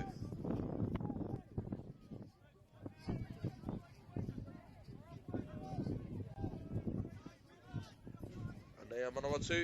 Maka ana ki te taukaia. Tekau mā tahi ki te tekau. Tekau mā tahi ki te tekau. Just quickly for those at home, I'll quickly head into English for clarity's sake. Rangitane o Manawatu has 11 points. Tamatoa Kiriroa is on 10. Ka tahi te kēmu pai ko tēnei e hoa mā. Piro atu, piro mai. He tohu o ngā ringa rehe o tēnei. I tēnei kēmu, I tēnei wā. O, kua taka te pōro ki te papa.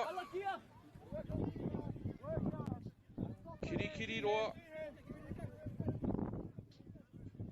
Ki te tū rātou ki o rātou whatianga I tēnei wā ko ngā ringa kei ngā hope. I te kōrero kēau mo te wairua manawanui. Tēnei kapa o Rangitāne o Manawatu. Kore rātou e mate wheke. He hāmene kua karangatia no reira ka māmara wāti te whakawhiti mai o ngā kaitākaro hau. E whā ngā miniti kei te toi. Te kau mā tahi ki te kau.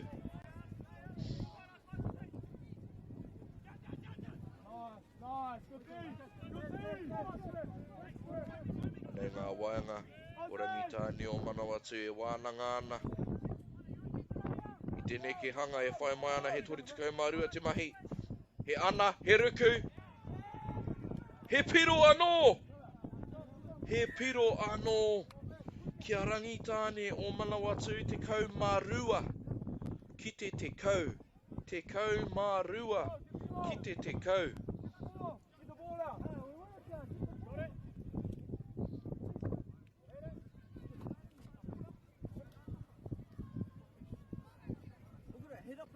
The score is now 12-10 for those at home wondering. One of the Manawatu tries we've just briefly overlooked visually.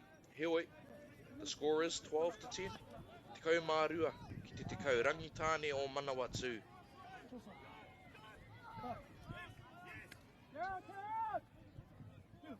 Mea kiri roa, kei te pau haere te wā ki a rātou.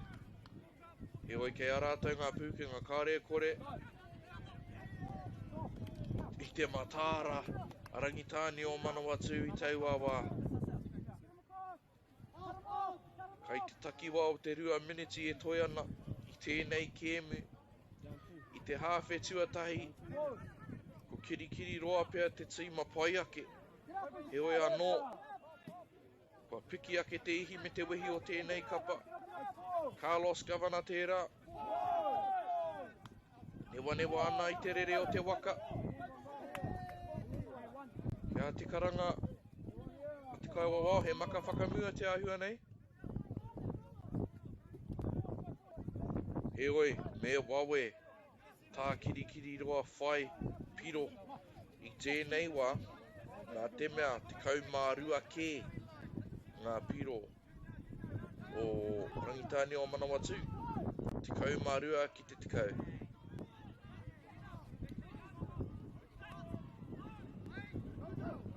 Ranga nama, te kau mārua ki te kau mātahi he tarai. He tarai nui tērā. He piro nui ki a tamatoa kiri roa. Te kau mātahi ki te kau mārua.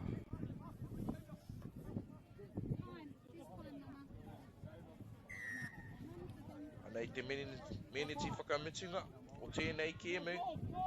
Te kau mārua ki te kau mātahi. Ko Rangitāne o Manawatu kei runga I tēnei wā ki taku nei mōhio. Nei te ana, Peneki hanga o te ana.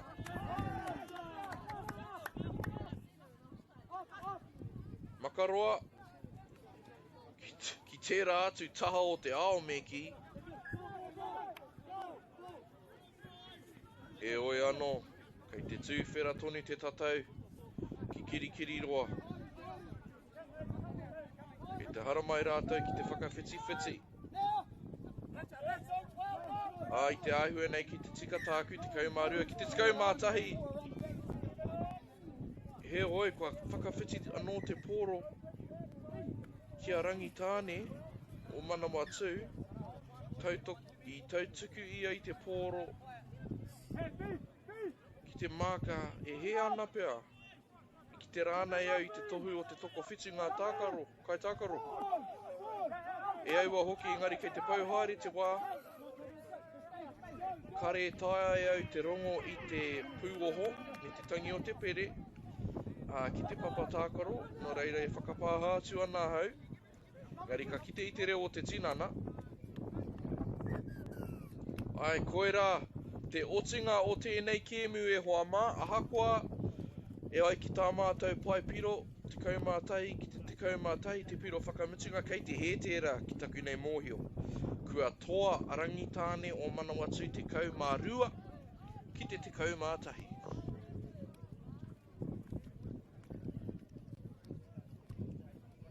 Deck out your space with our lowest prices. Cabot's 10 litre Aquadeck decking oil, $193.90. Monarch decking applicator kit, just $48.20. Where you find a competitor's lower price on the same stocked item, we'll beat it by 15%.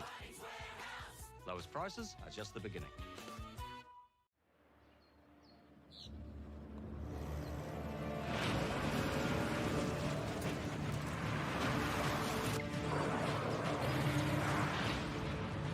This isn't an ad about four-wheel drives. It's about knowing the place, as well as the locals. You found the place. That's a good start. Built by my great-grandfather 20 years ago. It's time for action. We are working to reduce the impacts of climate change, because nature is not a resource, it's a collaborator. Nativa, leading with nature. We love seeing sport in young people's lives. We know it plays a huge impact in what they can do and the opportunities that they have. And funding is a real challenge. We know that a lot of schools face that ongoing, and the reality is if you go to a lower decile school in New Zealand, you are less likely to be able to afford to participate in sport. Obviously, having come through it myself with kids and being one of those kids myself who played sport, I know how much it defined who I was. When I was 12 years old, I made a rep team in soccer. And the guy, the manager, stood up and said, right, the fundraise, the tracksuits are only $20. And my mum looked at me and she started crying and she said, I can't afford it. And now being able to take that and go, I can't fix it all, but we can help and try and give to those people who are going through tough times. It's a real privilege, but you know, for us, we want to see others get involved in it. This is not a selfish thing for Apollo. This is about how can we get the bigger community, the bigger, whether it's construction or other businesses, to get involved in this. Look, there's so much need in the schools, and it goes beyond just sport. There's arts, there's culture, there's a lot of things that kids miss out on. And so to have businesses step up and want to be involved and to help is a game changer for schools. It really is. They're so grateful for it, they're so appreciative of it, and they do amazing things with it. So every dollar has a huge impact on helping these schools. It's why we get out of bed now. We now have staff who've joined us who say that's the reason why they joined Apollo. Because they know that when they come to work, they contribute to something that's just greater than our business. We worked out a little while ago that being part of the community was a part of who we were. And we sort of call it now, our sort of purpose is building communities. And that's just not the physical build. It's actually been able to help and contribute to the communities we operate in. And you know, when we now pitch to our clients for projects, it's the very first thing we talk about. It's not the last thing, it's the first thing, because clients want that, you know, whether they're a council, whether they're a corporate, it's part of where they want to go. And when we can show them what their building is doing away from just the physical structure, they're having an impact on the communities. It's very, very powerful.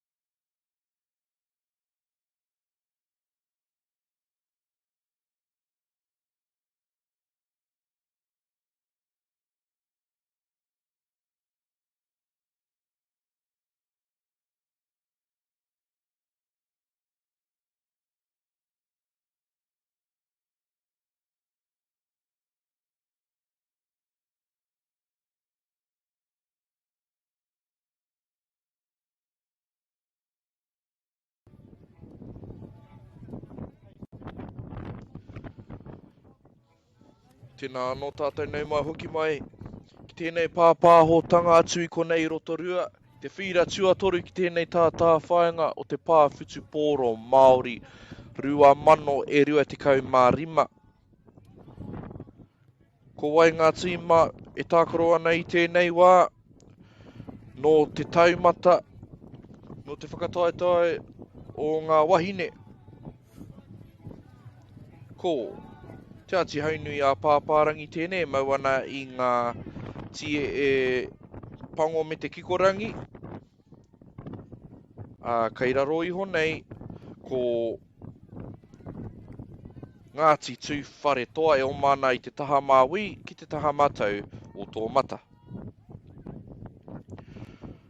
Me tīmata pia ki ngā ingoa o ngā kaitākaro o te kapa o te ati haunui a pāpārangi, ko Rebecca Tāmati, ko Holland Marsh, ko Manaia Gibson, ko Charisse Matthews, ko Rihanna Tāmati, ko Jada Matthews, Eden Rewiti, Bridie Beveridge, Regan Chapman, Madison Hadfield, Shakara Waiwai, Jaida Willits, Mia Burt, Te Atākura Pōtaka Osborne Milner Skara, Kailani Tyrell.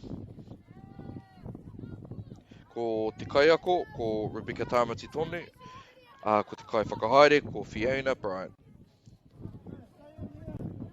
Mō te kapa o Ngāti Tūwhare toa, ko Riley Rake Williams, Tihei Bailey, Mihi Pitiroi, tāni ko Akuhata, hine mai aia Pitiroi, Bailey Paenga, Aina Bailey, te taurahere ki te rangi Peters Brown, Kiri Tea Te Reo, hine rangi Mitchell, Kamai Maninik, Terina Winera, Ora Rake Williams. Hewoi, kātinga kōrero I konei, kua whai piro, kāo. Mō taku kāpō e hoa mā. Kei te titiro atu tātou I tawhiti I tēnei wā, pō hehe au kua whai piro. Aku hanaunga o te ati haunui o a pāpārangi, māna. Ko kia tiki ngā ingoa, ko Ora Rake Williams, Shakira Dempsey, Tira Kahurangi Winera, ko Rerehau Winera hoki. Ko Hawks Akuhata te kai whakahaere, a ko Rob Akuhata te kai ako matua o Ngāti Tūwhare toa. Hoi me hoki atu tātou ki ngā mahi ki te whira. Kei wānganui ngā wāinga o te ati haunui a pāpārangi e wānanga ana I tā rātou nekehanga he toru te kaumātoru. Te pe whakamuri me te ruku. Koe rā te piro tuatahi o tēnei kēmu kua riro. Kei te tino rangirua au I tēnei wā e hoa mā. Te āhua nei ko Ngāti Tūwhare toa tērā.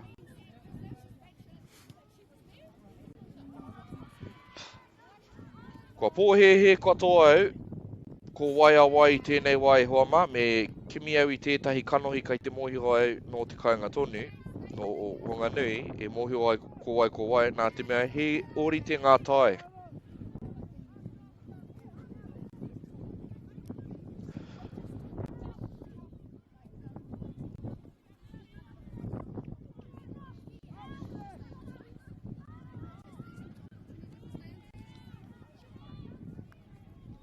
Whakataua te kaua wao he tara anō hoki tērā, no reira I tēnei wā kua orite ngā piro, ne? No reira ka tīmata I konei. Tahi ki te tahi. Hakoa ko waia wai koe rā ngā piro.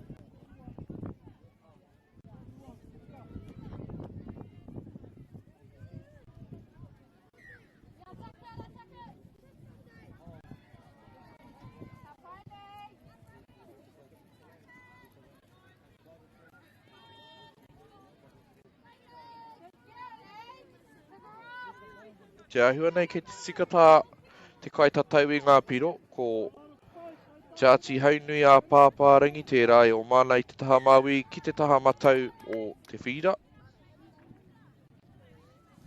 E ai ki a tātou mata. No reira ko tūwhare toa tēnei. Makamaka ana I ngā pātai ki te rārangi ārai. Heoi, kua kāpō tātou I tēnei wā.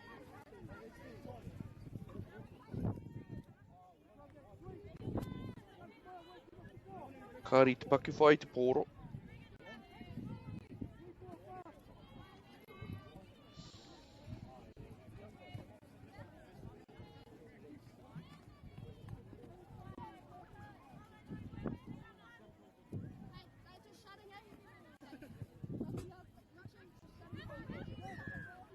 Pai ngā mahi a te kai ara i tau a wai, pā ia i tana waiwai nā te ruku. Anei te ati haunui a pāpārangi. E piki ake ana i te whira.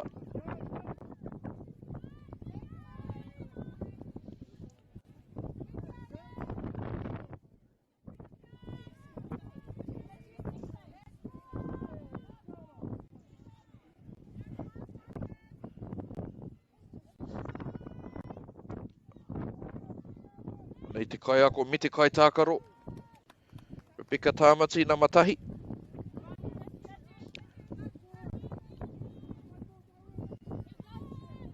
Ai, nō reira, kua pūmau, kua whakapūmau tia tā mātou i matapai ai. Ko tūwhare toa tēnei, e kawe ana i te poro i tēnei wā tonu nei. Kei te whakapāha au e te iwi. He ori te rawa ngā tai ki au, ki tāki nei e te tiro atu ana, i tēnei wā.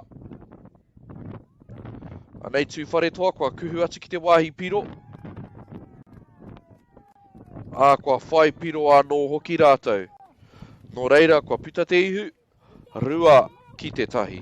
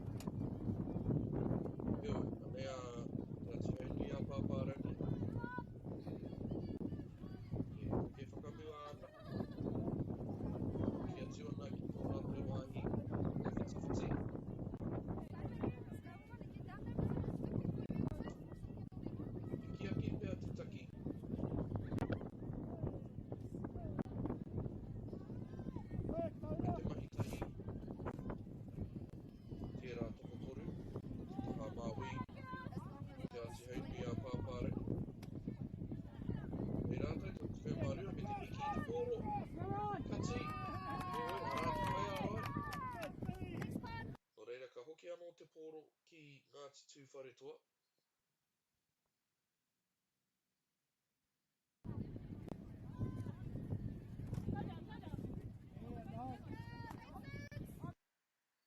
Ki te uki mai a tūwhare toa. Te pawaka taku ki ake te taki ina nei.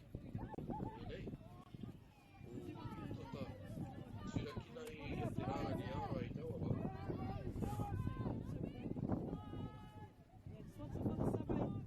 Kia rātou ngā nama, he oi kua haukoti kia te poro.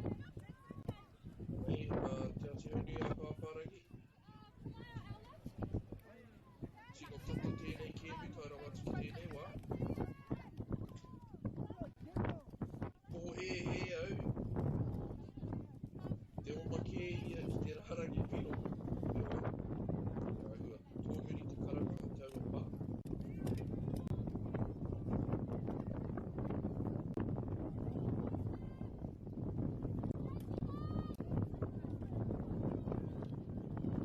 E maka whakamua tērā.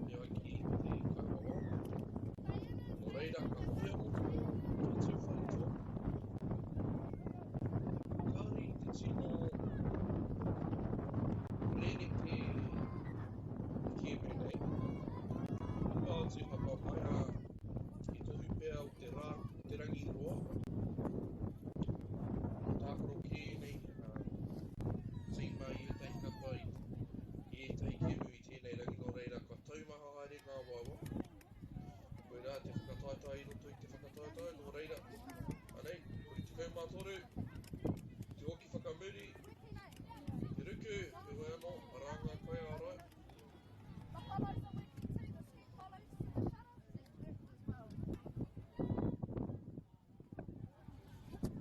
Kia ta whakaritea, etahi nekehanga, mama ki te parirau māui, kia te whakatau a te kauawao, ki taku titiro I pai, kua tituki, te ati haunui a pāpārangi tā rātou, tarai tuarua o te kēmu. Te mea hoki, tauri te anō ngā piro, rua ki te rua.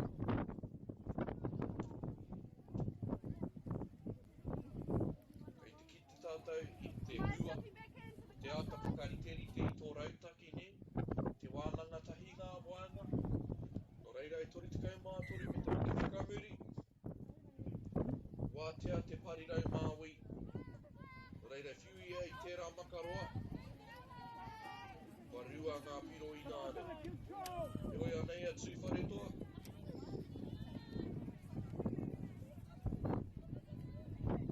I ngōki ana ki tō rātou wāhi kākāriki. Anei te ruku, tino pai e rā mahi. E hoi he pākua karangatia. Kare au I tino kite I tērā, he hoi. Kare rātou I te paku amu. Koe rā te pātua ono no reira. Anei, te ati haunui a pāpārangi e hoki atu ana ki tō rātou wāhi. Ka whiti. E toru ngā miniti kei te toi. Tēnei, kēmu, e oi, hapa. Kua kitea, kai wawao.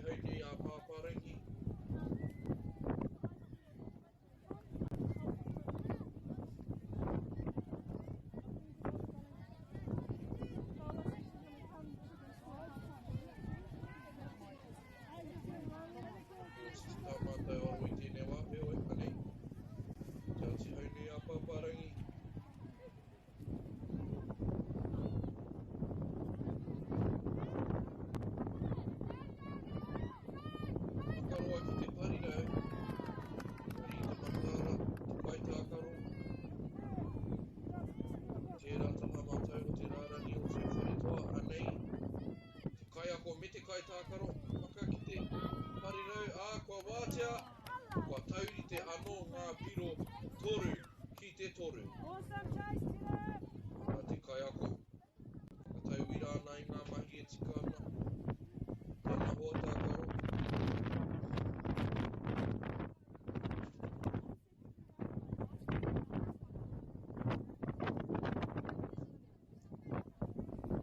Tai tātou ki te meniti whakamitina o tēnei hawhi e whanga.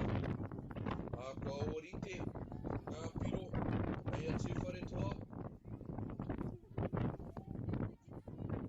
Ta tapau te wā.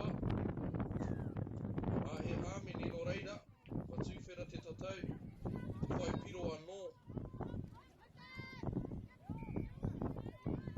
Kia whai piro anō te ati haunui a Pāpārangi.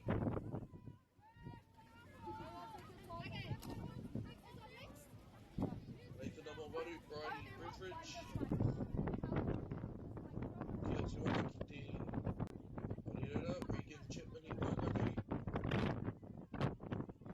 Harrison Headfield tēnei. I te mahitahi tēnei tokorua.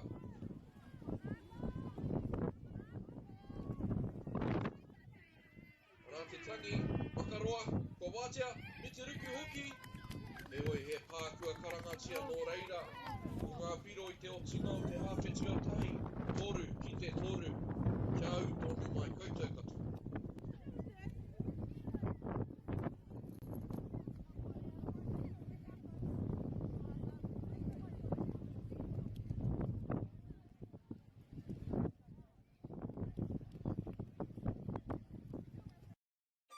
Do you think the other sports kind of touch a little bit of like thank you for developing? There's a lot of people that have transferred from touch. I've always credited touch for those skills. It needs a bit more love. The People's Game ki Māori Plus me whakaata Māori.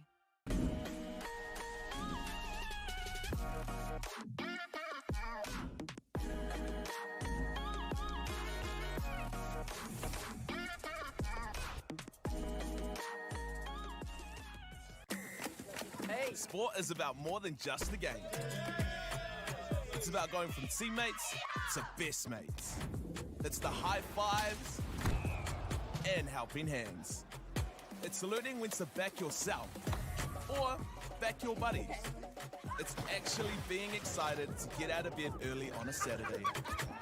Sport is about more than just the game. That's why Caltex is proud to help fuel school sports. Girls are twice as likely to drop out of sport. That's why 2 Degrees is committed to fighting for fair for women and girls in sport at every level. Get your Support Her merch and keep her in the game. Get the Māori Plus app. Download now on Google Play or the App Store with exclusive viewings and 100% ad-free. Quite like top tier. Watch us anywhere, anytime. Make Māori Plus your mate and stream now.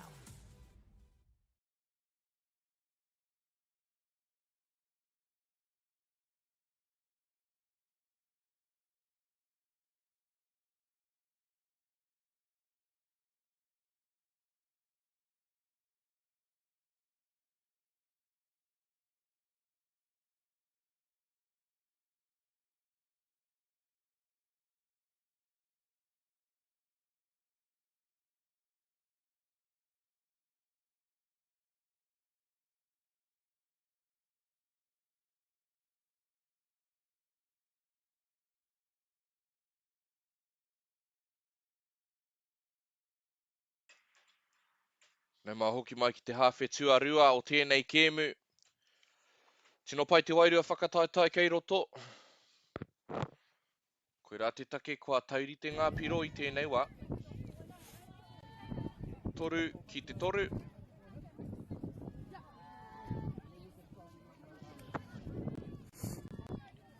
Anei te hati hauni a pāpārangi i tēnei wā, kia rātou te poro.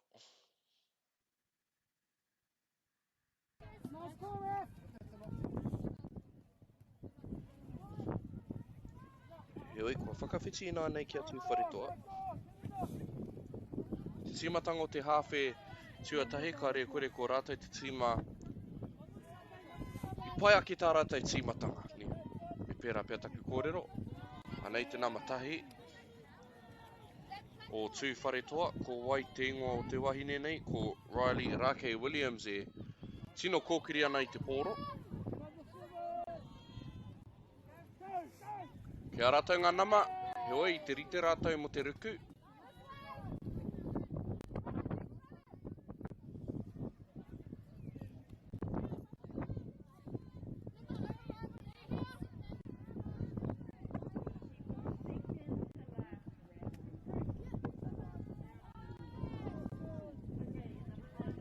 Kōtiti te aroa te kāmera i tēnei wai hoa māmo taku he heoi.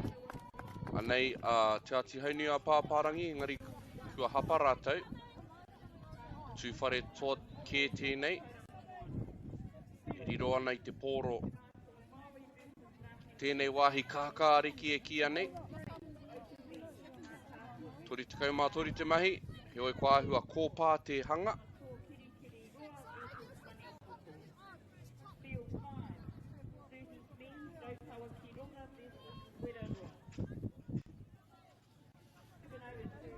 Tino piri tata tērā toko whā, he oe. Kia rātou tonu ngā nama. E ai ki te reo o te tinana, hakoa kua mahue i a mātou. Kua whai piro anō atu whare toa ki te parirau matau nei. Whā ki te toru.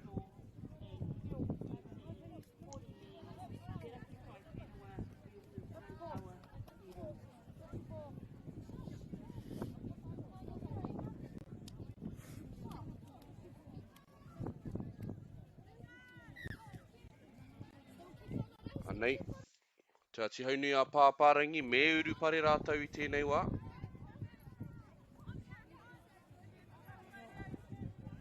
Hoi me āhua piki ake pēr te taki. Wā rātau mahi kōkiri i te pōro. He nama. Ka tīmata anō te kau, tēnā te pā o te kai ārai. He hoi a rātau ngā nama i tau wawa. Te wātea pēr te taukaia. E o mana i tērā huarahi mō te makapoto. Tori te kaumārua te mahi. Hoi kua kōpārawa. Kia rātou, ngā nama ki te taha mātou o te whira. He ruku, kua rite anō ngā piro. Whā ki te whā. Te ati haunui a pāpārangi.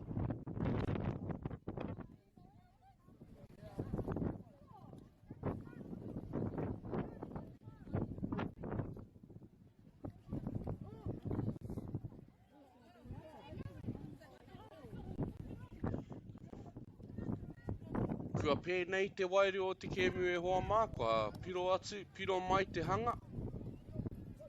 Kua kōtiti hoki tā mātou aro ki te kēmu.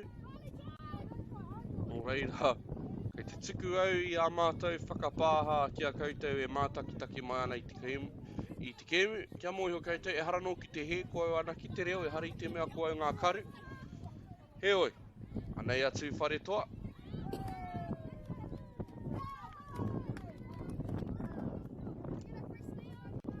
E whai ana, kua whai anō rātou i tētahi piro, ki te taha kāpō o te whira ki a mātou, arā ko tērā taha matau, te kokona matau whakararo. Nō reira kua rima ki te whā.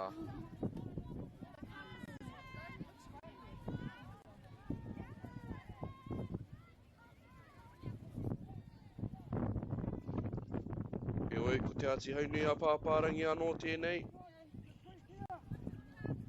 Whakawhiti ana ngā wanga tori te kaumārua. Me te makaroa, engari kua haukoti hia. Tērā pia me kati ngā kēti. Arā ngā kai aru. He oi, kua tūreiti rawa. He haukoti i kawea ki te whare. Ono ki te whā. Kātahi. Te pai o ngā mahi ārai, a tū whare toa, me te mea hoki kua whai piro anō rātou i tau awa, ono ki te whā.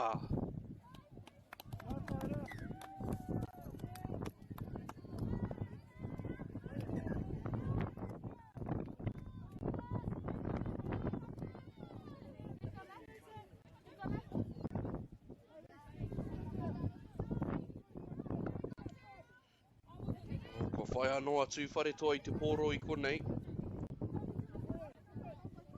E whai ana ki te whakanui, i te āpita, wanga i a rātou, i a te ati haunui a pāpārangi anō hoki.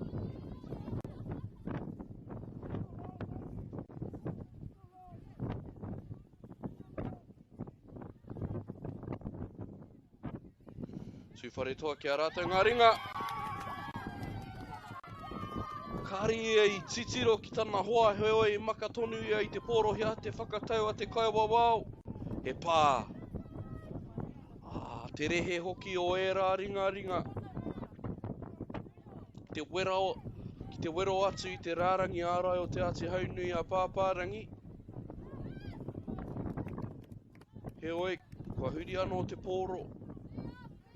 Ki te ati haunui a pāpārangi i tēnei wā.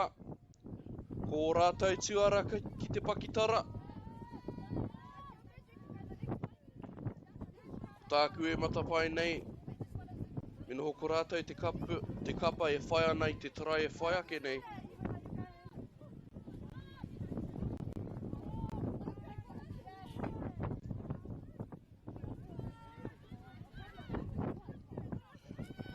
He oi!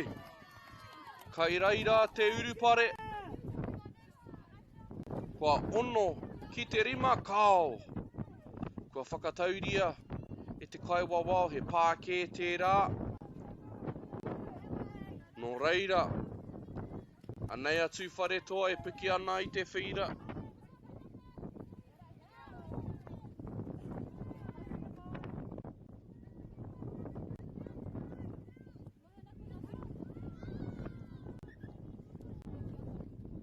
Ha mene anō nō reira kai te ora tonu. Te hati aunu a pāparangi i tēnei wā, kai te takiwā o te 6 miniti kai te toi. Anei ngā waiwai hau kai te hoki mai ki te kēmu i tēnei wā. He oi he hapa anō, kua toko ake.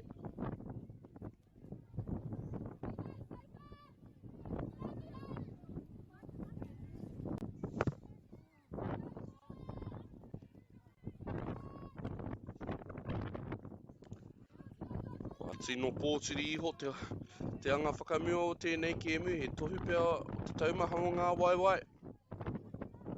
Me pērā ka tika. Koe nei pia te kēmu tuarua tuatoru rānei, mo etahi o nei kapa, nō reira. Anei, makapoto, kua wātea kau, he tarai anō, kua riro, ia Ngāti tū whare toa, I nui rawa te āputa I taua wā, nō reira muri te toru te kaumātoru. Te peia I te waiwai matau, me te makapoto ki tana hoa. Me te mea hoki, kua riro I atu whare toa tā rātou, tarai tua whitu o te kēmu. Whitu ki te whā.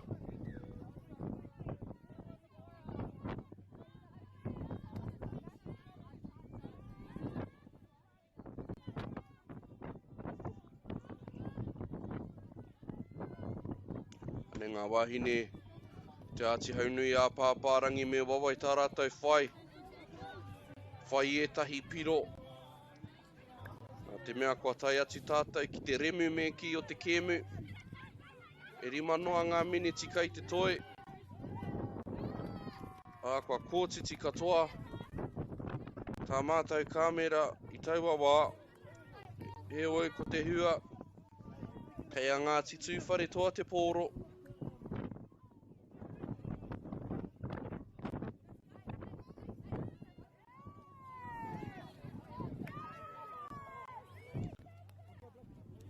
Me kōrero au ki te aha e hoa mā me he mea e pērā ana te kōtiti o a kakaru.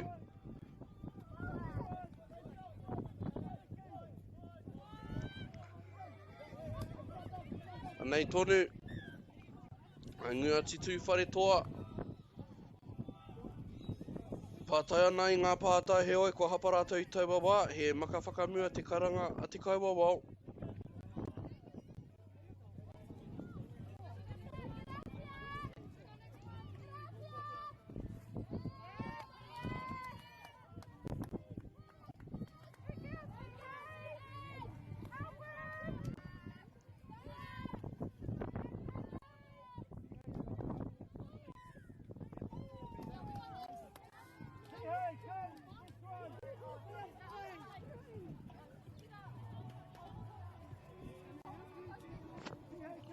E te pupuri tonu a Ngāti tū whare toa ki te Māori o tēnei kēmu. Kua toru piro te rerekētanga I nānei ākai te meme hahaere te wā. 3 miniti kei te toi. Ia te wā kua riro ia te ati haunui a pāpārangi te pōro. Te ahua nei he hapa kai te toko ake. Nō reira, te riro anō I a rātou tētahi piro ho. Tino ua tā te ati haunui a pāpārangi hoki mai ki te whakataetai, ki te pakanga me ki. He goi anō me ki au I tēnei kei te tūwhera tonu I te tatau.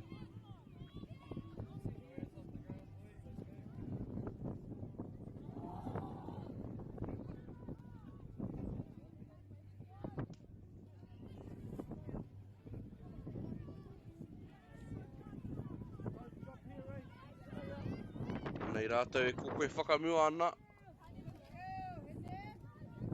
I te wā e tika ana.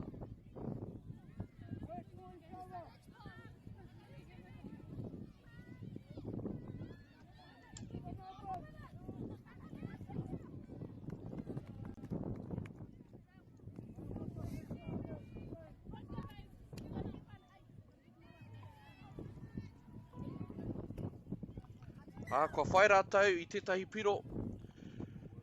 I ngā miniti nui o te kēmu me ki.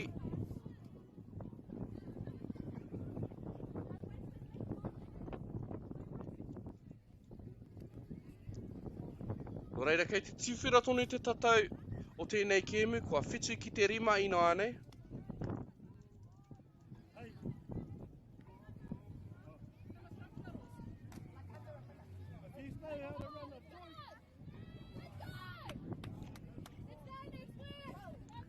Te mohi o rātou kei a rātou te ihu no reira kāri te tino whāwhai e rautaki pai tērā. Koe rā pia te aihi kirimiri te keke o tēnei kēmu e hoa mā, koe rā te piro tua waru. Kua riro I a rātou I tēnei kēmu tūwhare tua waru te haunui a pāpārangi rima. Ka tino ua ina anei. Mā te haunui a pāpārangi ki te hoki mai ki tēnei kēmu. He oi he weekend e roa kei te haere.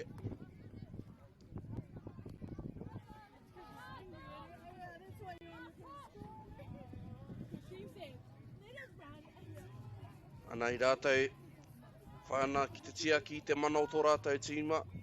Kei te mohi au ki etahi o nei wahine a. He nui ngā pūkenga kei roto no reira. Ka rea kore ka tākaro tonu rātou tai rāno. Ki te otinga o tēnei kēmu. Anei te kaiako me te makaroa ki te parirau. He oi au ware ake I tēnei wā. Ngari ki te tonu ia I ngā pānuitanga e tika ana. He oi, I tēnei, I te hawhe tuarua. Kua pai ake atu whare toa I tēnei hawhe o hoa mā. Koe rā te kōrero whakatepe. Taku kōrero arotake whakamutunga I tēnei kēmu. Hei a kua nei rongo ai tātou I te tangi o te pere. Hei tohu I te whakamutunga. I te whakaotinga rānei o tēnei kēmu. Ngāti tū whare toa. Ka eke rānei rātou, ki tā rātou piro tua iwa, a rā te tangi o te pere, kua wātea te parirau, ki te whiwhiu noa rātou I te pōro. He oi anō, kua haukoti hia te pōro te haunui a pāpārangi. Koe nā ngā piro I te otinga o te kēmu, tūwhare toa waru, pāpārangi, te haunui a pāpārangi, rima.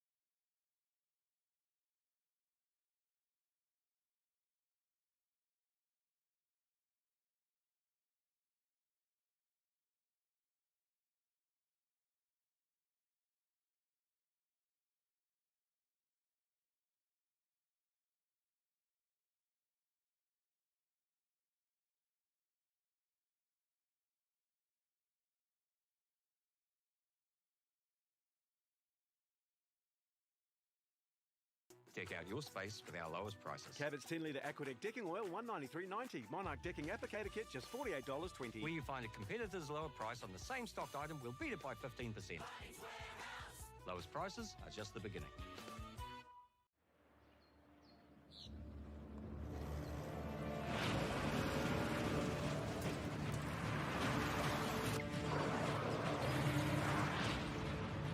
This isn't an ad about four-wheel drives. It's about knowing the place, as well as the locals. You found the place. That's a good start. Built by my great-grandfather 20 years ago. It's time for action.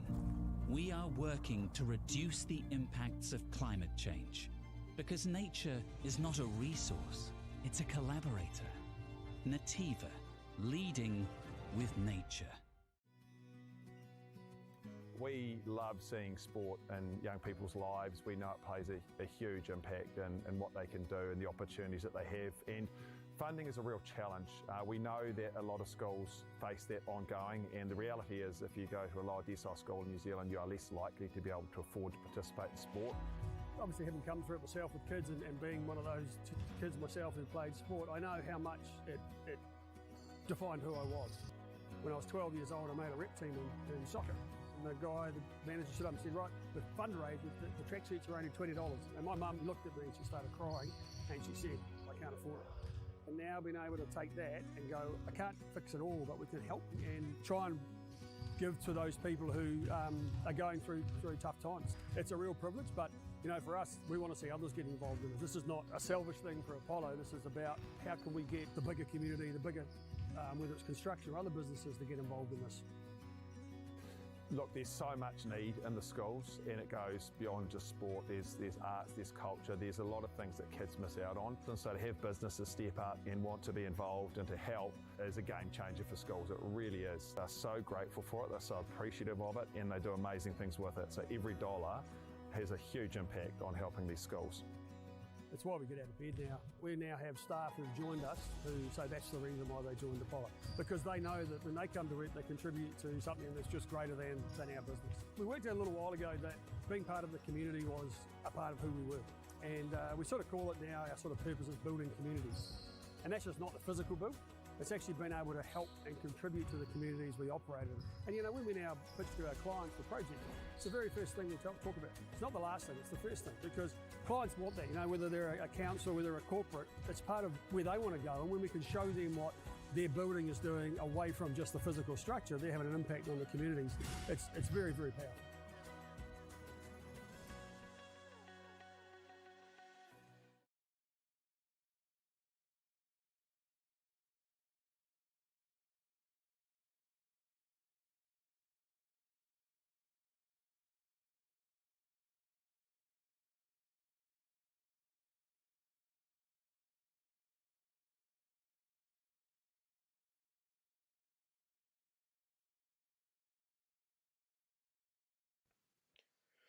Nei mai hoki mai e te iwi ki tēnei pāpāhotanga whakātoa Māori I konei Rotorua, te whira tua toru. Ko ngā kapa e kainami mai ana I tēnei wā, ka tākaroa te rarawa mai te hiku o te ika, ki mā tātua. No te whakataetae o ngā tāne, tēnei kēmu e kainami mai ana I tēnei wā. Ka tahi anō ka ea ngā mahi whakatau ko wai ka tīmata, ka oma a wai ki hea, me rā wānanga moroiti o tā tātou nei kaupapa. Ia tātou e tatari ana ki te whakaekinga mai o ēnei kapa e rua, pe mihi ka tika ki ngā kaitautoko kia Baileys, kia Celtics, o tira ki Apollo Project hoki. Kei mahu e iho ko ngā mihi ki te taura whiri I te reo Māori. E whakatairanga ana I ēnei momo kaupapa. Kia rangi whāwhāhia tonutia te reo Māori ki ngā kāinga kiwiwi, ki wawa, ki ngā wāhi katoa o te motu o tira o te ao whānui.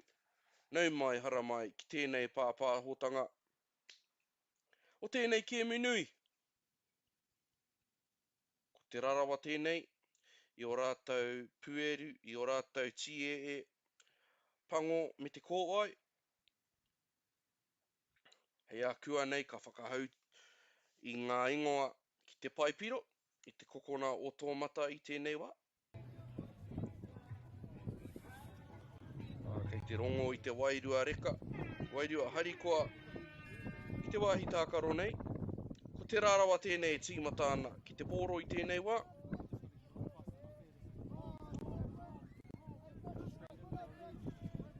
Nei ngā wainga e wānanga ana I te rautaki tuatahi o te kēmu, kei a rātou ngā nama, ko wātea te parirau, he oi.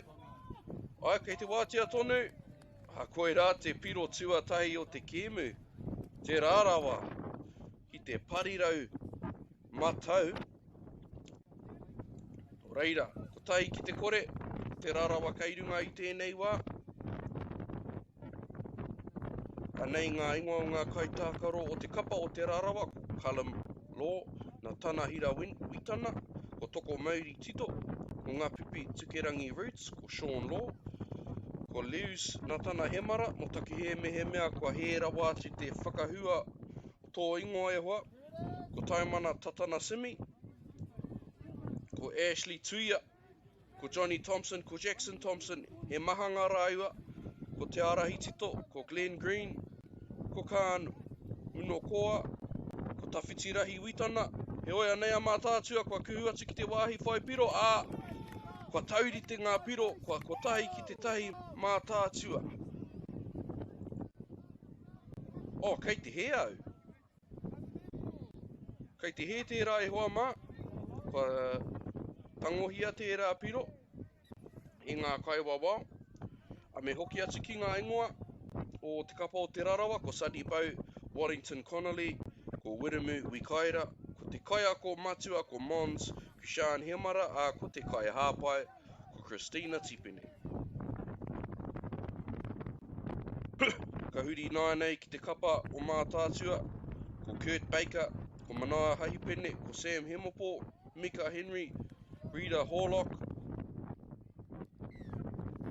ko Caleb Ihe, ko Christian Ihe, he mahanga hoki rāua, ko Eru Kohunui, mo taki he mahue I au te tērā tarai, te kōrero mo te tarai rā, ko a rua ngā piro kia te rarawa I tēnei wā, I ngā miniti e rua. Ki te whakatūwhera I tēnei kēmu, ki e rā tarai e rua. Ka hoki atu ai ki ngā ingoa, Cam Monsell, Mason Rains, Darius Tahu, Blake Te Amo, ko Ngātiki Wera Cook, ko Brett Whare Wera Hoki. E oi anō anei a mātātua, koe ana I tā rātou piro tuatahi, he nui te āputa, ka whāia, te piro tuatahi, kua rua ki te tahi I nānei.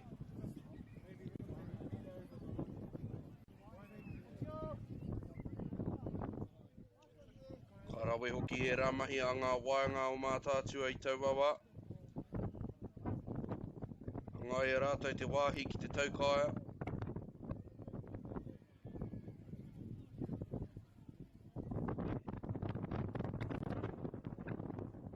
He oi anō, ia te wā kua riro, ia te rarawa te pōro. Ka whai piro hoki rātou.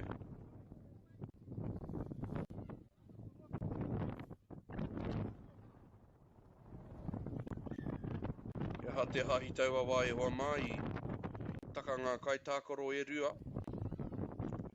Tei te kaitākaro o tēnā tīma o tēnā tīma I taka I te wāhi kotahi.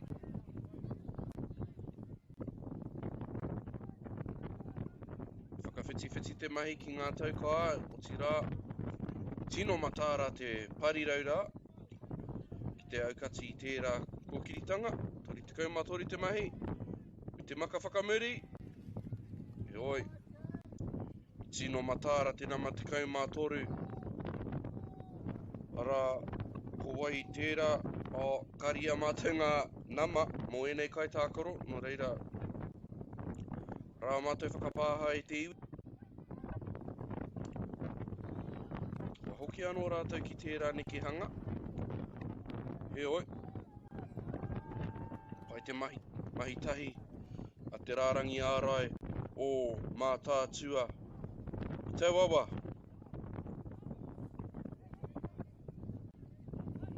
Whainei rātou I tēnei wā ki te whakawhiti.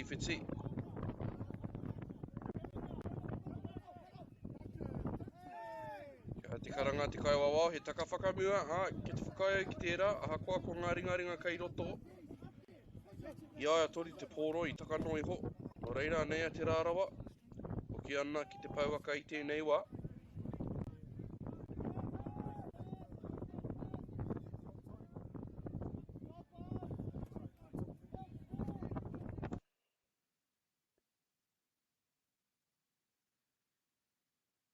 Homa e te iu, ka ahua rari te hono ki ngā oro ki te wāhi tākaro kei te pai.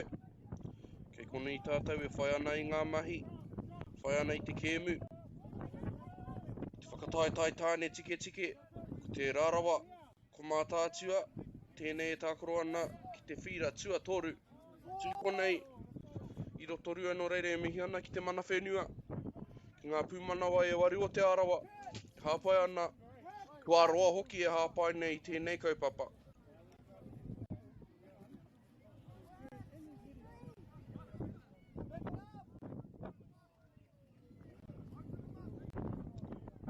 Rā tēnā mawaru o mā tātua e aru ana i te pōro a hakoa kōwai.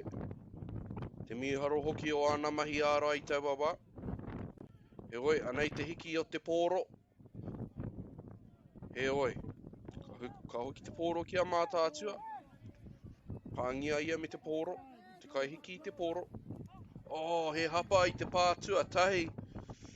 Ka aroha hoki.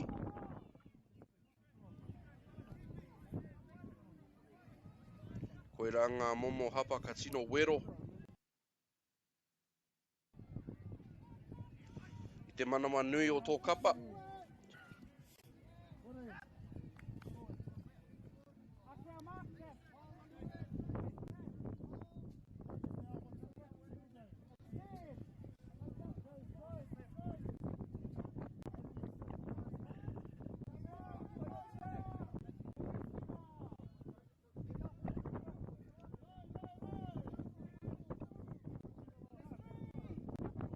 Nei a mā tātua.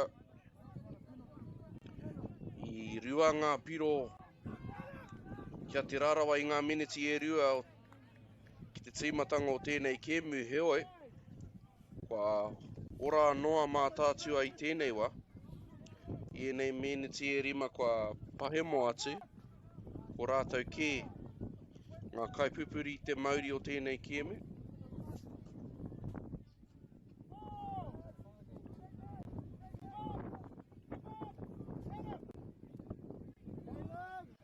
Anei te pāwhakamutunga, kia te rautaki. Oi, kua taka noa te pōro ki te papa. Ahakoa i pai te pānui, i wātea kau te parirau. Ki haipea i tutu ki te maka, ki te wāhi e tika ana. He oi anei anō. Mā tātua, kua hāmenetia te rārawa. Te āhua o a rātou pā.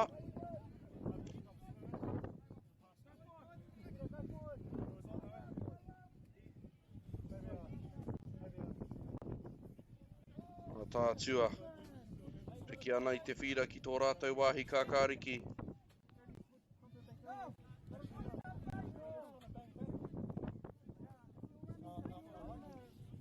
Mātou whakapāhaya i te iwi.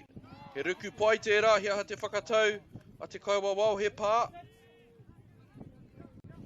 Ahakoa ngā hūro, a mā tātua ki te pauaka. He kati, he oi. Arā te parirau, te rarawa, e rite ana. Ki te pā hakoa ko wai, hakoa ia wai te pōro.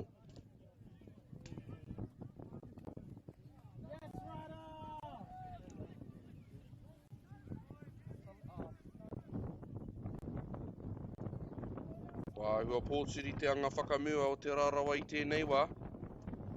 He oi, he arātau tonu te ihu. A kāri e i pāngia, no reira he piro anō. Te rarawa. Mahua i te kai ārai te pā. I te tangata. Whati noa ia i te rārangi ārai. Me te mea hoki. Kua riro i a rātau tā rātau. Tarai tua toru. Te hāwhe tua tahi o te kēmu. Toru ki te tahi.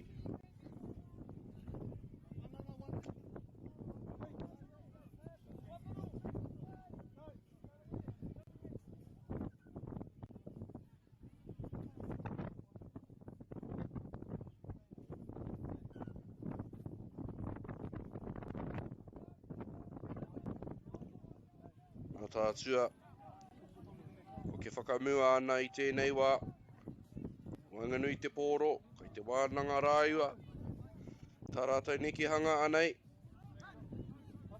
Ko wātea te parirau, Kua whai piro anō a mātātua. Koe rā te momo urupare i te hia tia e rātou.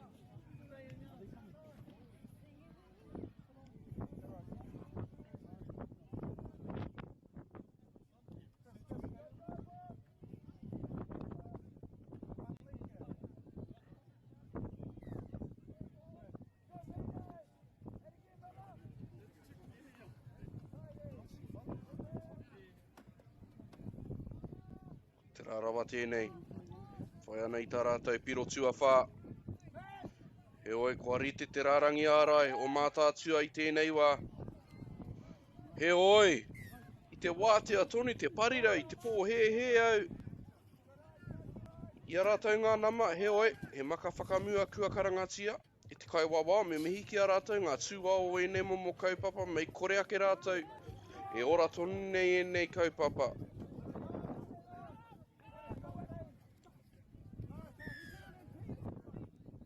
He hāmene anō, ka huri te pōro kia te rarawa. I tō rātou ake hāwhe.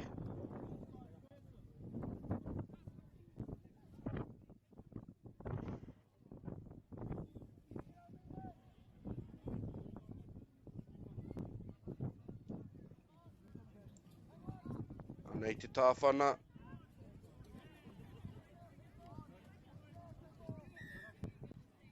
He oi he hāmene kua karangatia. I wawe rawa, na whakanui. Anō nei kua whai kē i aia te piro. E hara, nō reira. Kei tō rātou wāhi kākāriki tonu.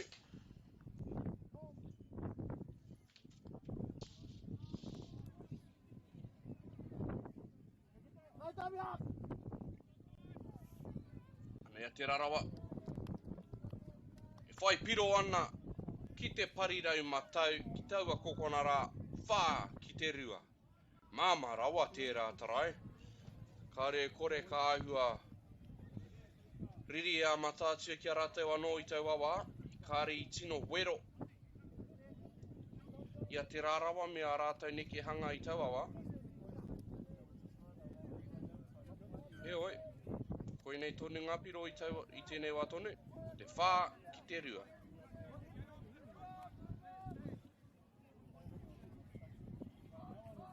He pai tonu ngā mahi kōkiri a te mātātua, engari anō te taha āra he ahua māmā rawa. Ahua ngā wari rawa i etahi wā, me piki ake te pakari o ngā pā, me hoi ake, me piki ake te kaho te kōrero.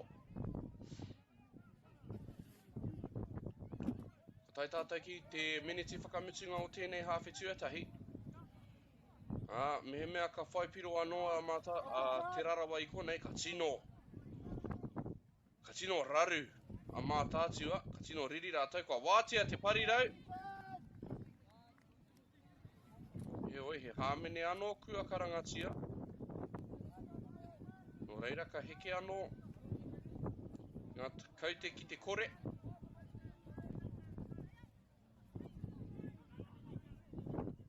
Wātea te parirau. Engari I reira ke te kai ārai. Te aukati ki te haukoti hoki.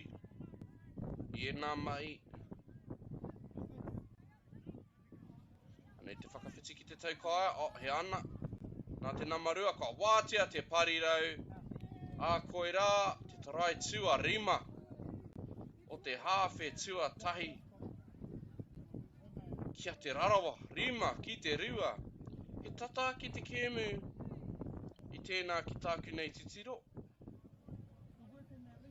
He oi ngā hēkona whakamutunga kei te tuku noa.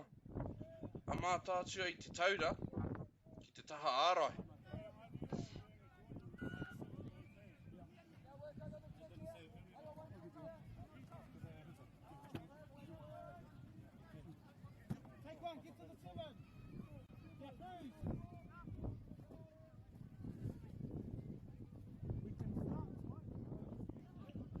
Koe rā te urupare pai, a mātātua ki te whakaoti I te hawhe tuatahi.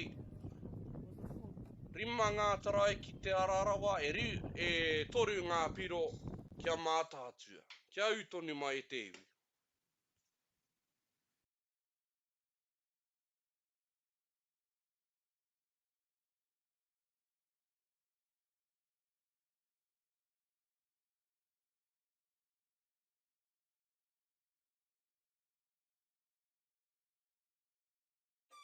Do you think the other sports kind of owe touch a little bit of like thank you for developing? There's a lot of people that have transferred from touch. I've always credited touch for those skills. It needs a bit more love. The People's Game ki Māori Plus me whakaata Māori.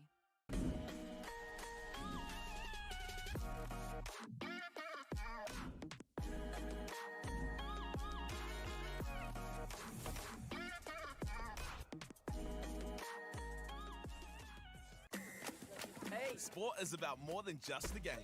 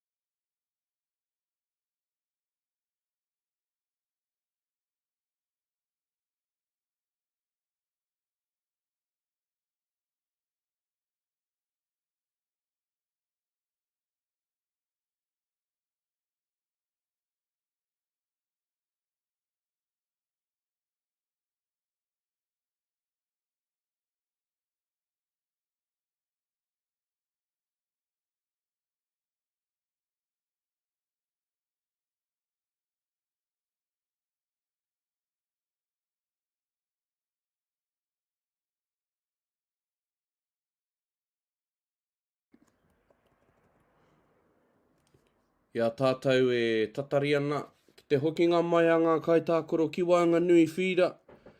E tika ana kia tuku au i ngā mihi ki ngā kaitautoko a Pūtea. E tautoko mai ana i ēnei momo kaupapa, rā kia Baileys, kia Celtics, kia Apollo Project anō hoki. O tira ki te taura whiri te reo Māori, ko rātou tērā e whakatauranga i te huhua o ēnei momo kaupapa, nō reira kei te mihi, kei te mihi, kei te mihi. Te hawhi tuatahi ki te tātou, te rārawa te tino pai aki, tērā hawhi kia hono te kōrero. He oi ko tāku e titiro nei kare anō kia tino whakātu hia mai e mā tātua. Katoa o rātou pūkenga te pono te kōrero.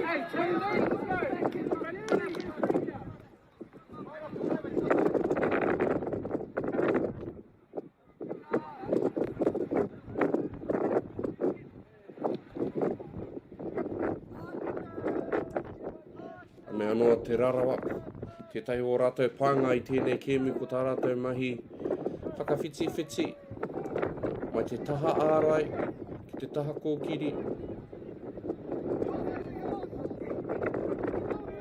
Anei kei te parirau ina rei te kōro, whai ana ki te hoki ki wānga nui, rā koe rā te pāwhakamitunga. Ko tei te wā mō mātātua ki te hoki atu, ki te pawaka. He hāmene hoki, nō reira ka māmāke, te whakawhiti i ngā kaitākaro. Kei te rongo, katoa tātou i te pupuhi o te hau, ki te wāhi tākaro nei.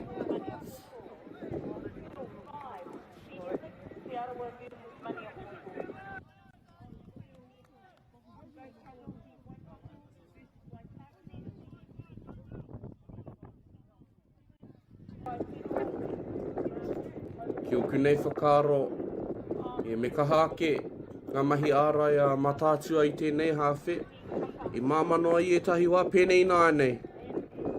Māmarawa tērā. Me kati ngā kai ara I waenga nui. Ka mate ko ngā waenga o te rārawa ki te whiu I te pōro ki te rātu taha o te whira. Me kaua no e tuku I a rātou. Ki te whaipiro I waenga nui rawa atu o te whira. He oi. Kua ono ki te toru I nā nei, ko te rarawa ki runga I tēnei wā.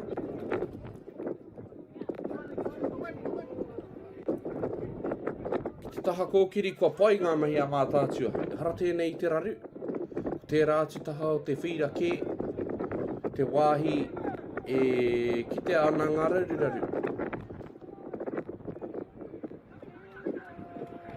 Tori te kaumātori te mahi, me te kati.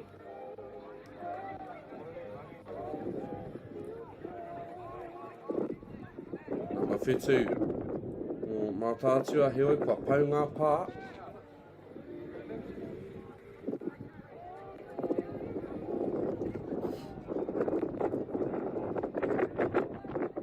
Nei anō te rarawa, mai te hiku o te ika. Ko ke ana ki te rātu taha o te whira.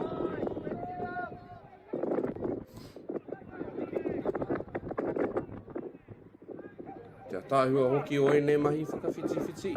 Tino ne wane wa te rere.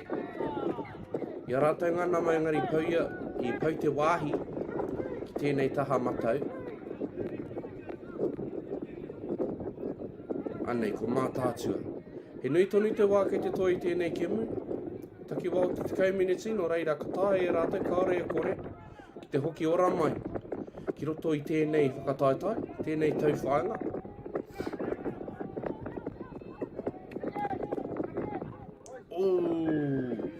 Whai ia ki te whiu I te pōro, ki muri I tana tiwara, he oi.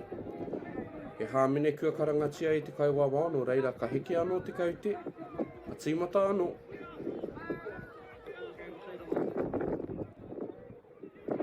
Hei, ko te kaumārua, whakawhiti ki te taukāia te mahi. Engari I reira, te taukāia o te rarawa e haramai ana ki te taha tawhiti, haere atu ana ki te taha tawhiti o te whira. Arā te tāwhana, he oi. Kei te kaha te mahi tahi. Te rarawa I tēnei hawhe ki te taha ārai. Anei anō rātou. He oi, he hāmene anō. Kua maha ngā hāmene I tēnei kēmu. Kei te haramai e tahi kai tākaro hou. Pērā ana te taumaha o ngā waiwai. Ki te tātou I ngā rākau ki muri, he tohu mai ana I te kaho o te hau, me te hau e pupuhi ana I roto I ngā marumaru, I ngā māki meki. Ngā tēneti, whakamarumaru. Arā te makaroa, engari kua haukoti hia, māmarawa atu. Nei, ka hoki ora mai a te rarawa. E rima anake ngā kai tākaro. E ārai ana I tēnei wā. Nā te mea kua wharapea tētahi. He oi. Ka ono ai I te nama whetu o mātātua. Kua hoki atu ki te whira.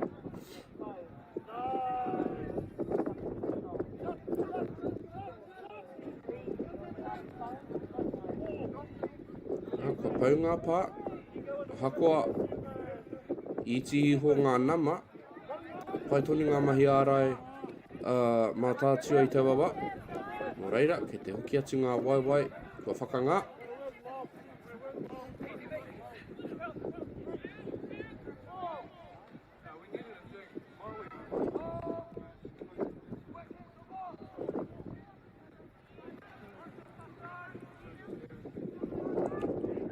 Tā rātou mahi I tēnei wā e hoa mā. Maka atu ki te parirau. Kua whai piro. He piro nui tēnā I te horopaki o tēnei kēmu e hoa mā. Koe rā te piro tua whā. Kua riro I a rātou I a mātātua. No reira kua ono ki te whā I nāia nei. He kēmu pai kei te haere e hoa mā.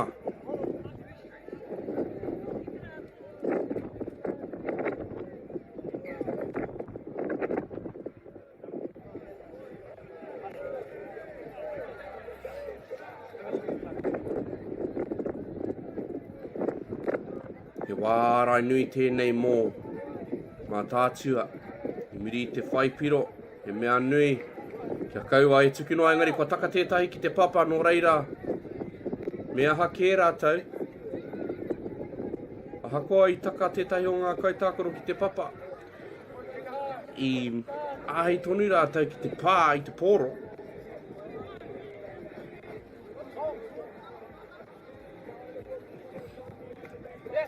Anei, tori te kaumārua, he piro anō te āhua nei.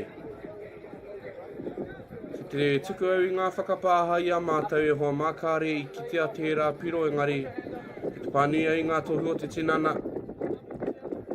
Ana, kua whaipiro anō a te rarawa no reira, kua whitu ki te whā.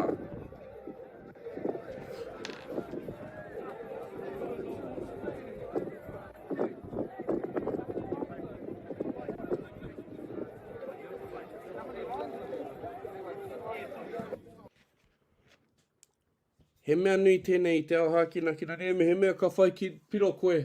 Me kaua e tuku noa i tērā te tima. Ki te urupare, he oi anō kua pērā a te rarawa kua hapa mā tātua no reira. Ahua raru a mā tātua he oi. Ki te mohi o tātou katoa e mā takitaki atu ana. Tēnei kēmu kei a rātou ngā pūkenga ki te hoki mai. Ki tēnei kēmu.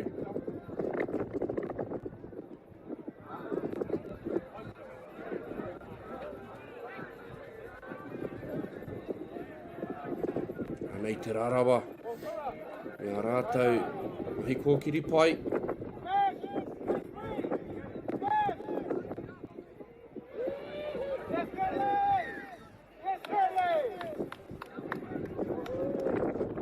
Ka māmā ke tā mā tātua whakawhiti-whiti ina anei, nā te hāmene i karanga i te kaiwawa. He oi, kua taka whakamua te pōro. Koera ngā mea e hina-hina ai ngā makawe o ngā kaiako o ngā kairautaki.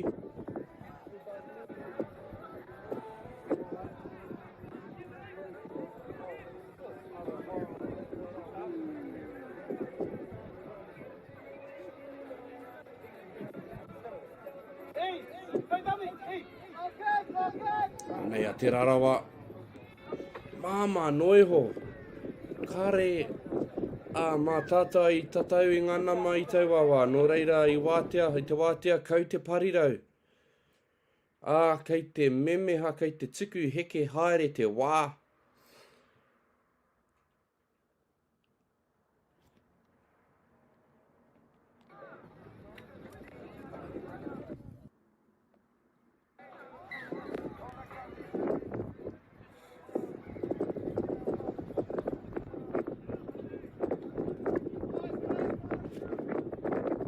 Anei, mā tātua. Ka pai a rātou mahi ki tēnei taha o te whira, te tāe e tātou te whakahe ki tēnā. Anei anō rātou me te reku. Rā rātou e whakatauira ana i a tātou kōrero. E hara i te mea ko tēnei taha te raru. Te taha ārai kē te āhua o te kēmu te whakapakari. Tēnei wā.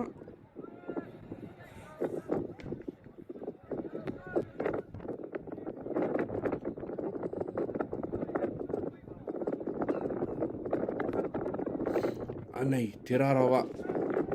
I mahi ana i ngā mea moro iti o te kēmu, arā ko te tiaki i te pōro, te whakawhiti-whiti, te ata wānanga i tā rātou rautaki i a te wā, he whakawhiti, te mahi ki te taukaia, te whakatau a te kaiwawau i tau wawa, he piro anō. I a te wā kakuhu atu a te rarawa ki tēnei taha o te whira rā ki te wāhi kākāriki. Kei te whai hua rātou. No reira kua iwa ki te rima i nāne. Kua iwa ki te rima.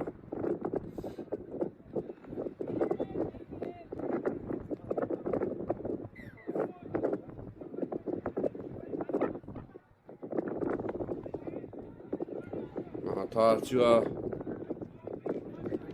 Rātou anō tēnei pupuri ana i te pōro. Me te tāwhana, ngā taha e rua.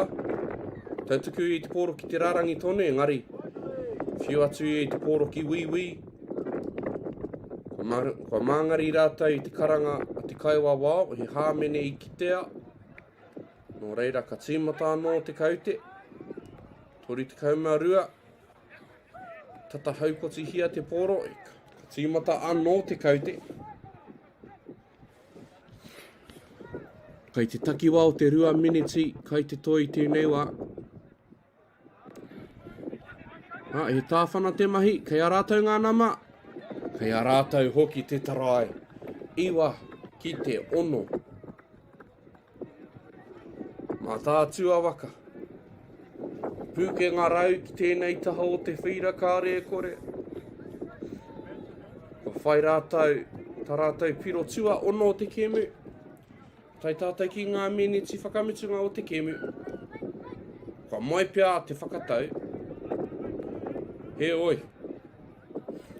Ia koe mau ana i te ingoa o tō iwi. Ki runga i tō poho e kore ma te wheke. Kei te mohi o tātou katoa ki tērā. Tino roa tērā maka mai wainga nui o whira ki te parirau mā wii he oi. He maka whakamua te karanga te kaiwa wao.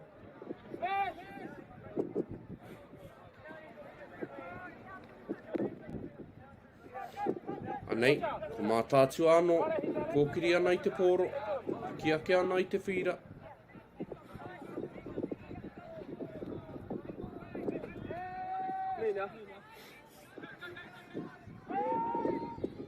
Oi, whati e i te rārangi ārai namatahi, mā tātua. Ka kōti te aroa te kāmera, he oi. He hāmene kua karangatia. Callum Law tērā, tura ki te rārangi ārai. Engari ki hai. Ia i whai i tetahi o ona hoa ki te whai hua. Anei nei ko Ashley Tuia. Engari kai reira. Kai korā kē te katoa. Me ki o te kapa o mā tātua ki te aukati i tērā neke hanga. Anei, kei rātou ngā nama, ki ngā taha e rua o te whira, he oi. Māma ki te mā te kāmera, engari anō i taua wātoni i te mura o te ahi, ka tino ua ke atu.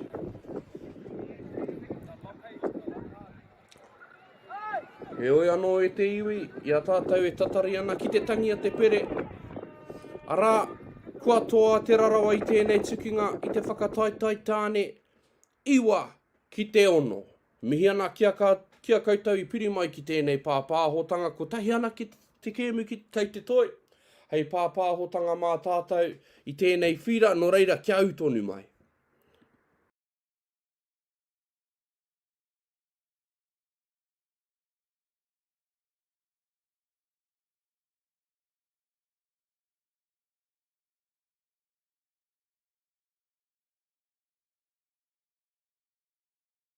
Deck out your space with our lowest prices. Cabot's 10-litre Aquadeck decking oil, $193.90. Monarch decking applicator kit, just $48.20. Where you find a competitor's lower price on the same stocked item, we'll beat it by 15%. Lowest prices are just the beginning.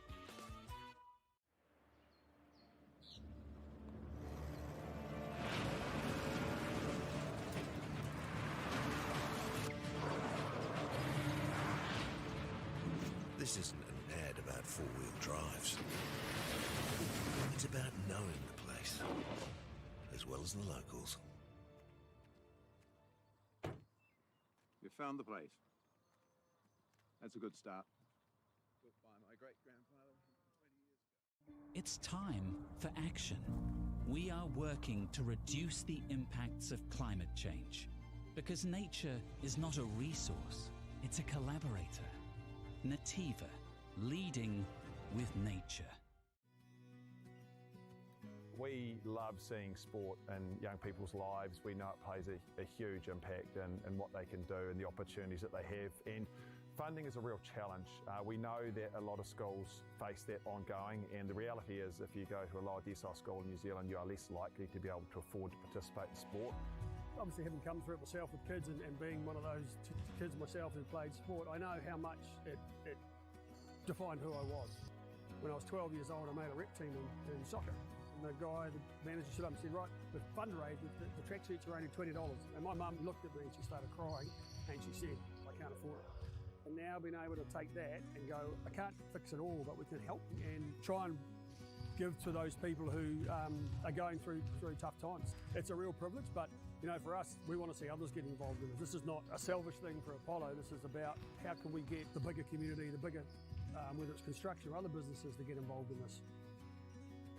Look, there's so much need in the schools, and it goes beyond just sport. There's arts, there's culture, there's a lot of things that kids miss out on. And so to have businesses step up and want to be involved and to help is a game changer for schools. It really is. They're so grateful for it, they're so appreciative of it, and they do amazing things with it. So every dollar has a huge impact on helping these schools. That's why we get out of bed now. We now have staff who've joined us who say that's the reason why they joined Apollo. Because they know that when they come to it, they contribute to something that's just greater than our business. We worked out a little while ago that being part of the community was a part of who we were. And we sort of call it now, our sort of purpose is building communities. And that's just not the physical build. It's actually been able to help and contribute to the communities we operate in. And you know, when we now pitch to our clients the project, it's the very first thing we talk about. It's not the last thing, it's the first thing, because clients want that, you know, whether they're a council, whether they're a corporate, it's part of where they want to go. And when we can show them what their building is doing away from just the physical structure, they're having an impact on the communities. It's very, very powerful.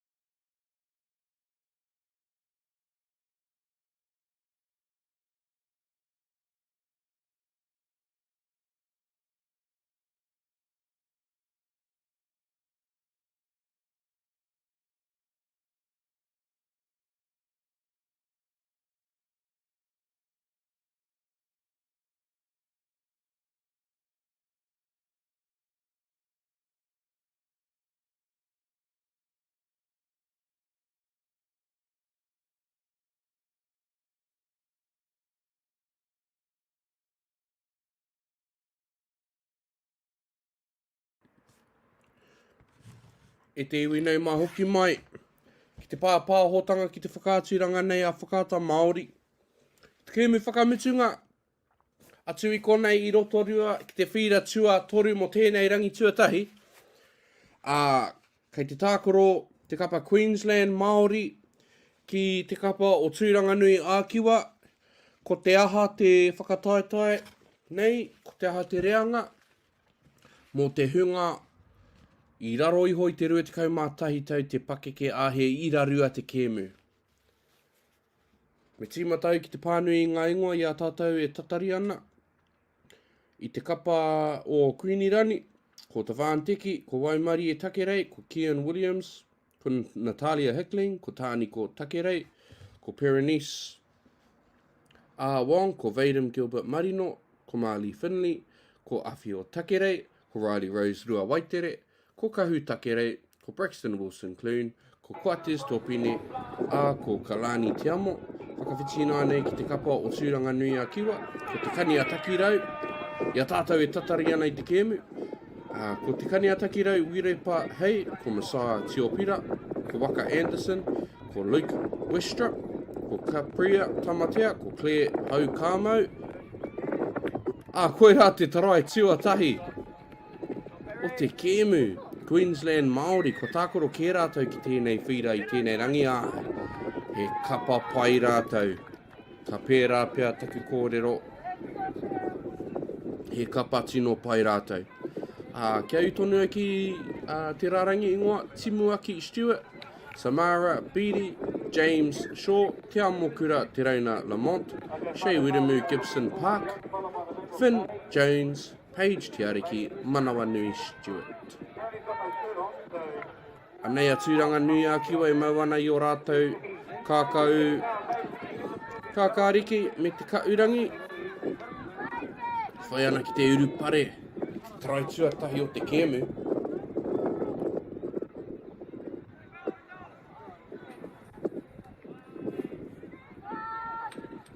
He makaroa engari ai kei reira kei korā kē te kai ārai, tatari ana.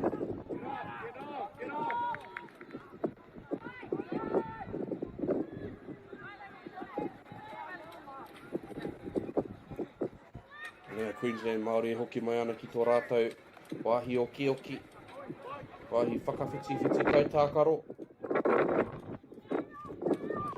Kare kore ko rātou tētahi o ngā tino tīma. Tēnei whakataetai o te ira rua, I raro I te rua te kaumātahi tau te pakeke. Anei reo no rātou te kati. Engari I pāia nā te ruku. Me mihi kā tika ki te pai o era mahi heoi. Ko te whakatau kē a te kaiwa wāo. He piro kē. Nō reira, kua rua ki te kore. Mō taku he te iwi pō he au. Nā te ruku I tai atu ia ki te pā. I te kai tākaro rā. He oi kei te he ahau. Nō reira ka hoki anō a tūranga nui a kiwa ki Wainganui.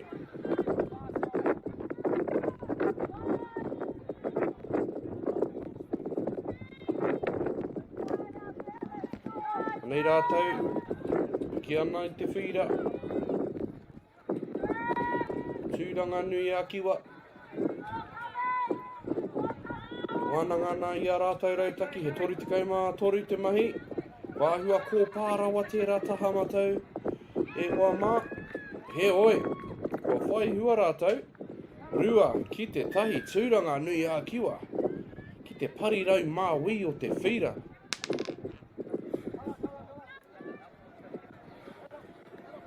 Mahue I a mātou te kitenga atu I tērā piro nā te roa rawa atu o te maka, he oi. Te mea nui ko te tatau I ngā piro, kua rua ki te tahi nāne.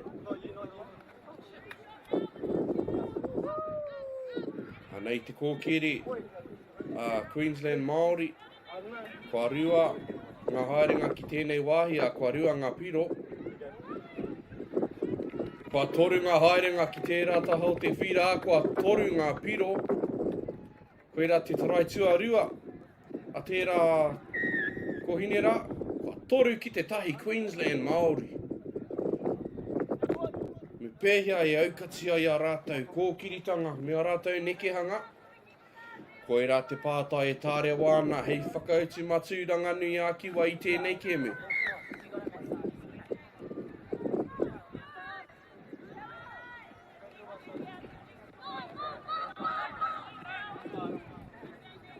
Ngā waenga, te tai rāwhiti, o tūranga nui a kiwa.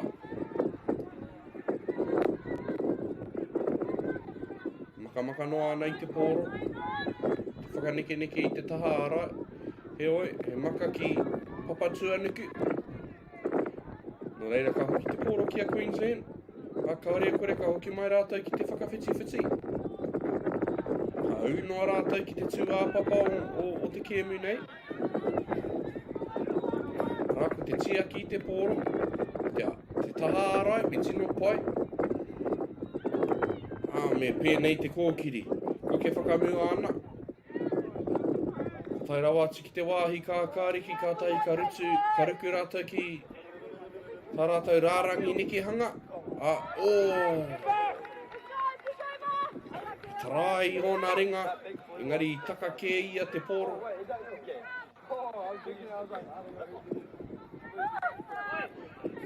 He oi, he pai tonu te nekehanga, ka tāia e rātou te hoki atu ki taua nekehanga. A tōna wā, te katia te taukāia ki tērā kōha, ko whiringa no tērā mā rātou. He oi, ko tūranga tēnei. Tino pai e mahi ko kiri i te pōro. Engari mahiwe i a rātou te kaute i ngā pā. Reira kāri i a ta whakarite rite kao he hāmene ke, motaku he hoa mā, he hāmene ke i karangatia, e ngā kaiwa wā, e ngā tūwā puku mahi katoa. Reira e mihi ana ki ngā kaiwa wā, te kaupapa. Nā rātou mahi. E tūnei e nei momo kaupapa, no reira kei te mihi, kei te mihi, kei te mihi. Makaroa, he oi! He pakari rawa tana uma. Tikia te poro ki tā wāhi.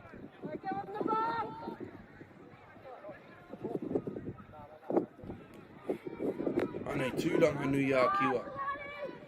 E ora tonu ana, hei aha mā rātou te hoki atu. Kao kei te hoki a rātou. Kei te hoki atu rātou ki te whakawhiti. He oi, pai ngā mahi a ringa.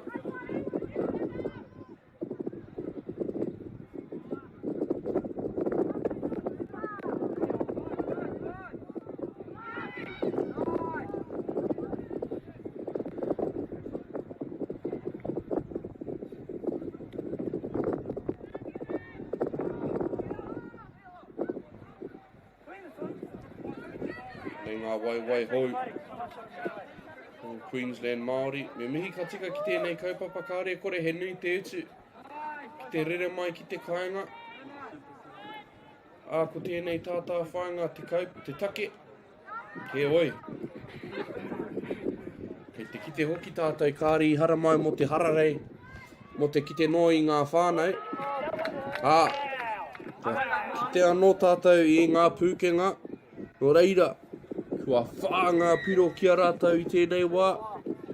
Queensland Māori whā. Tūranga nui a ki wakotahi.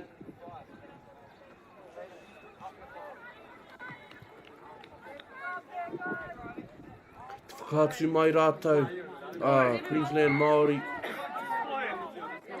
Te take, ko rātou tētai o ngā tino kapa. Ko rātou reanga. Ko te rehe o ngā ringa. Te tau o te Māori hoki, te tau hoki o te Māori.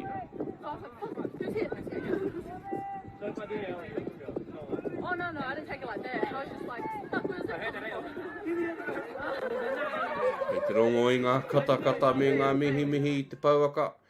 Wanga i ngā kai tākoro o kuirani. Kāre kore kei te tino hari ko rātou ahako te pai o te ruku. Pāngi ai e te kai ārai no reira kua huri anō te poro.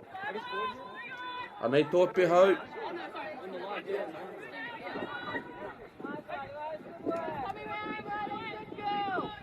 Anei anō a kuirani i te wā. Te ahua nei kua tai atu rātou ki tēnei taho te whira. Kua wātia kei te parirau. Me te taukāia. He piro anō. Te rehe hoki o rātou ringaringa katoa. Kua riro i a rātou tā rātou tarai tua rima. O te kēmu. O te hawhe tua tahi me ki. Rima ki te tahi.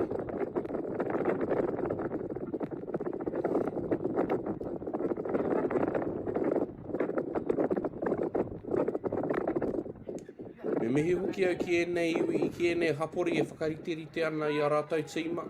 Tūranga nui a kiwa, harite mai he hapori tino nui rawa atu. Kei te whakariterite tonu rātou i a rātou tīma ia te tau.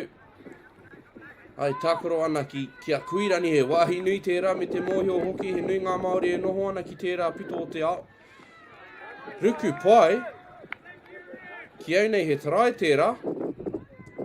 He oi, e ai ki te kai āra i pā ia. I te kaipupuri o te poro. E te mea hoki, kua pau ngā pāi nā anei, no reira, anei a Queensland Māori.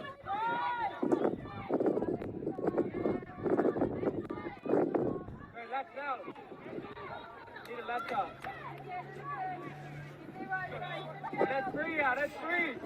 Q, you ready to go one? Q, you ready to go one?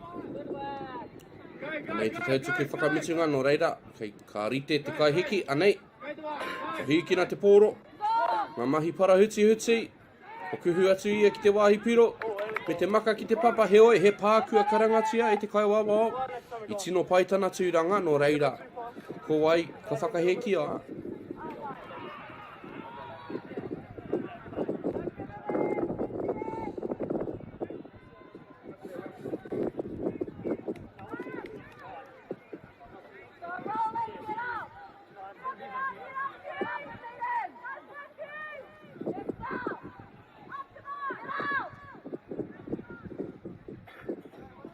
Tūranga nui a kiwa.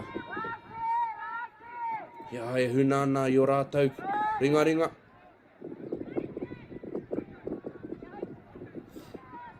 Kari paku wānanga tahi i mua i tā rātou tautuku i te pōro. O reira kua huri ki a Queensland Māori i tēnei wāhi pai o te whira.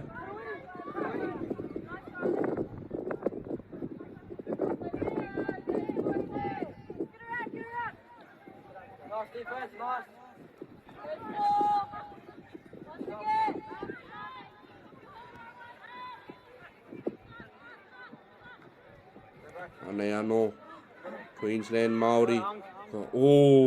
Mehe mea i pai te maka, ka riro anō i a rātou. Te tahi piro. Heoi, maka ia i te pōro ki te papa, tērā pēr he pōhehe ona, ka taka tana hoa, ki raro ki te hopu.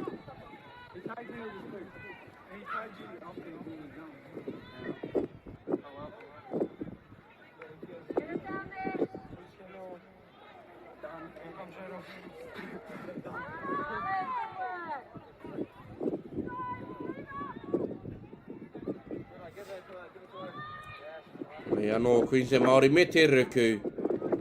Kari i mōhio kei hia rawa te rārangi ārai, te rārangi whai piro. Reira i ruku ia ki te rārangi. Te mea hoki he piro anō ki a Queensland Māori.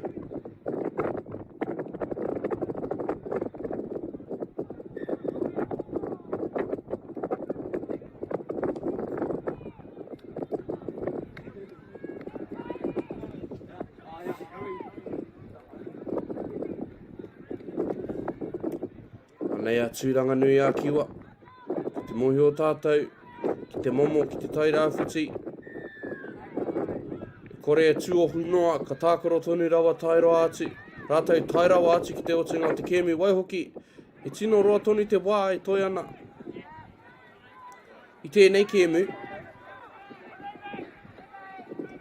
he oi mea ta wānanga, rātou i a rātou rautaki nā te mea kei te maumau noa i a rātou e tahi o e nei pā e hoa mā.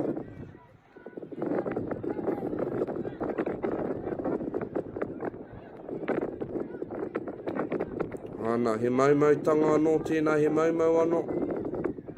Ko pai ake tēnā, ka ruku i nānei.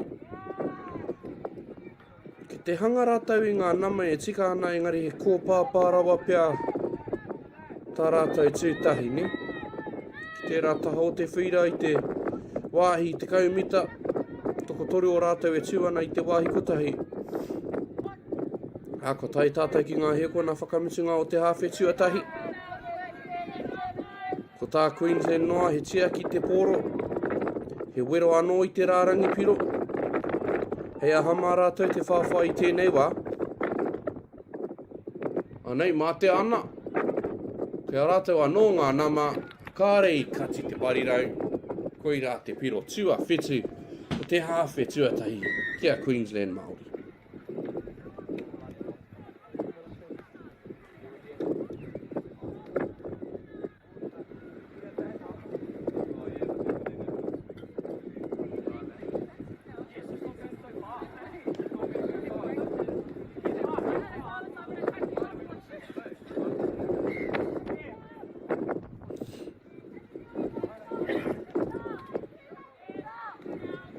Tangi tonu, te pere, te pūoho rānei e hoa mā, ara, No reira, ko te tatau o ngā piro, i te otinga o te hawhe tuatahi, ko te whitu ki te tahi. Kia utonu mai ki te hawhe whakamutunga, tēnei pāpāho mo te rā tuatahi.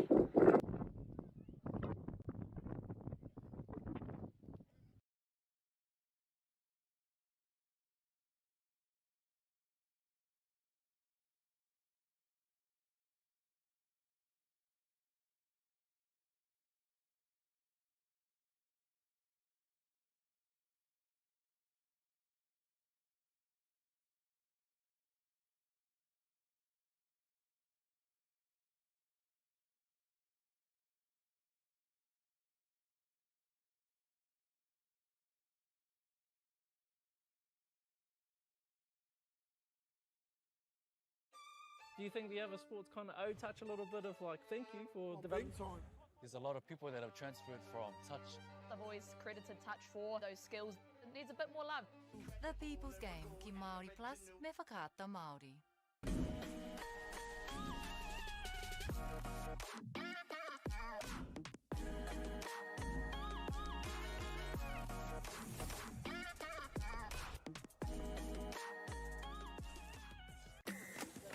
Sport is about more than just the game. It's about going from teammates to best mates. It's the high fives and helping hands. It's learning when to back yourself or back your buddies.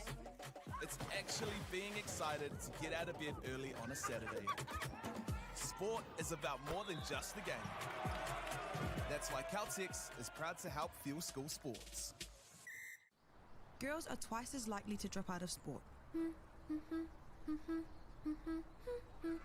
That's why 2 Degrees is committed to fighting for fair for women and girls in sport at every level. Get your support her merch and keep her in the game. Get the Māori Plus app. Download now on Google Play or the App Store with exclusive viewings and 100% ad-free. Quite like top tier. Watch us anywhere, anytime. Make Māori Plus your mate and stream now.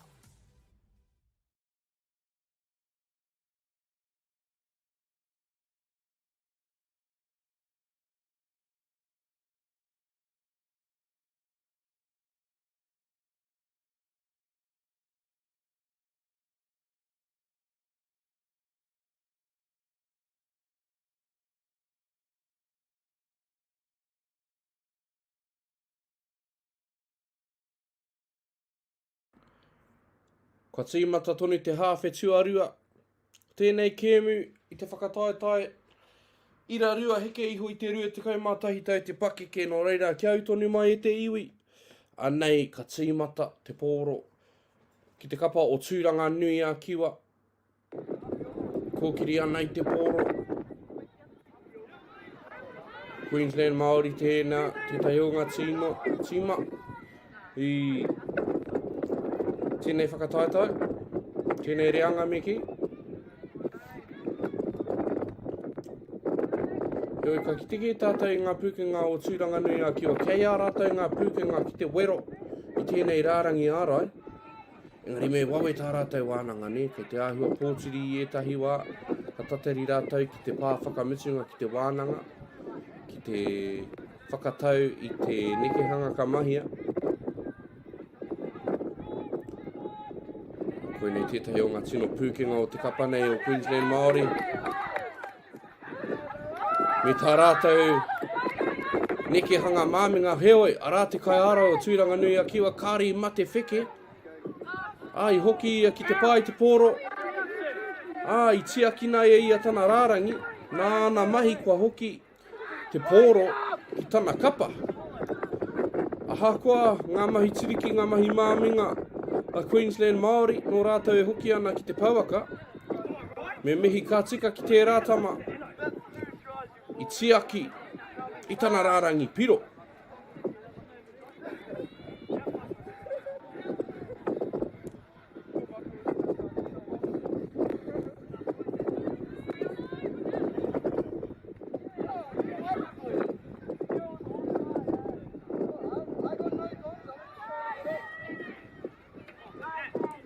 Queensland Māori anō tēnei. Me te newa anō hoki o ā rātou mahi whakawhiti i te taha ārai, ki te taha kōkiri. Te wāhi whero ki te wāhi kākāriki. Toru noiho a rātou hapa. A koe nā te rere ki kētanga. Kātai ka whakapōturi i te kēmu ki te wānanga. Kia ha te rautaki. Toru te kaumātoru. He wāhi nui ki te tautuku. He piro anō Queensland Māori. He pairawa rātou i tēnei wā. Kua waru ki te tahi.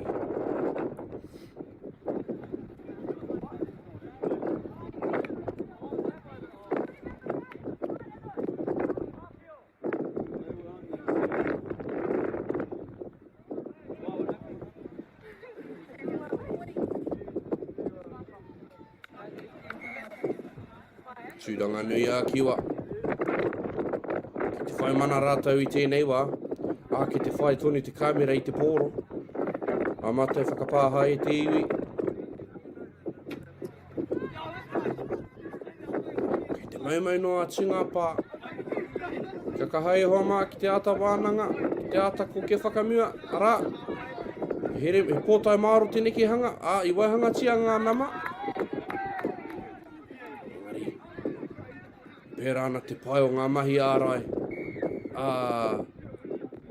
Queensland Māori, he maka whakamua te karanga a te kaiwawao i taua wā katika hoki. Queensland Māori anō kia rātau anō te pōro.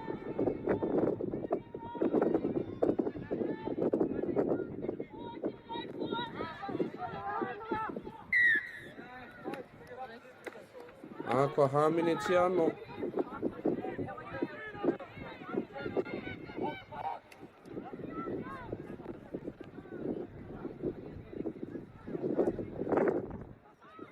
Sino pai ngā mahi āringa me te mahitahi. A tēnei kapa. Te kite tātou i te kaunga wā rātou mahi e whakakotahi nei ngā moro iti o te kēmu. Tori te kaumātoru, e rātou ngā nama. Pana whakawaho te tau kai, I waho I tana kai ārai. Reira. I mate te parirau ki te ārai, he oi. He pā kē kua karangatia. He hapa. Kua roa te wā. I waenga I ngā hapa Queensland Māori he oi. Kua huri te pōro. I tūranga nui a kiwa.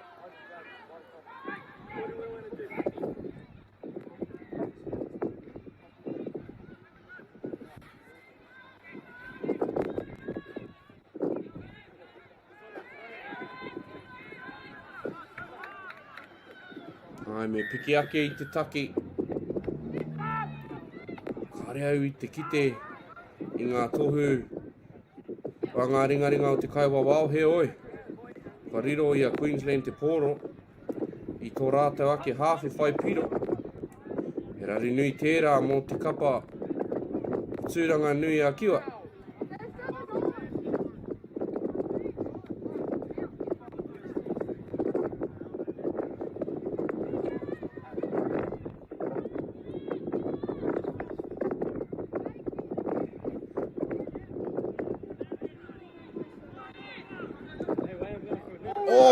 Wai Māwi, te nama toru o te kapa Queensland Māori, wai mari e take rei.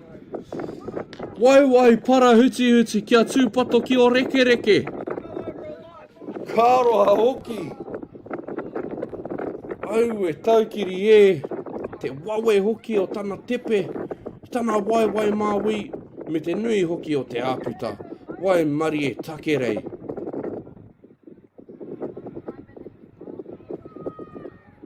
Kauma iwa noa te pakeke e tākaro ana I tēnei whakataitai he kei hoi te rua te kauma tahitau te pakeke. Ko ia tētahi. Kohine kia ata mā taki hia e tātou. Pai te ruku ingari I reira ngā kai ārai. Kao! He tarai kē kua karangatia no reira.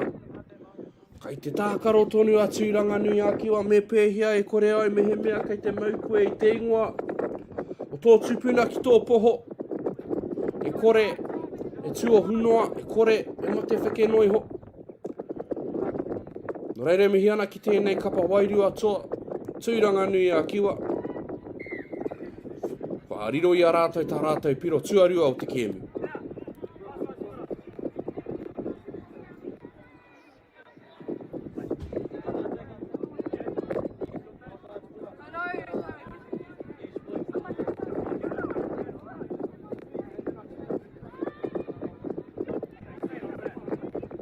te whakatau a te kauwawa o I tauwawa.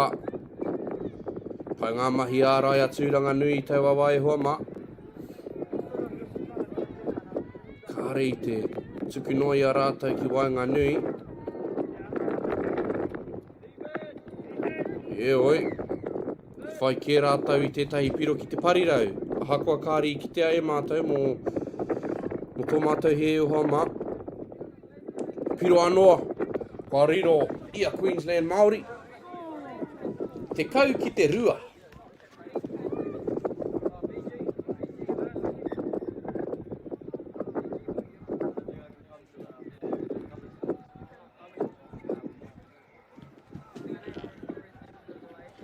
Tūranga nui a kiwa, e wero tonu ana I te rārangi ārai o Queensland Māori.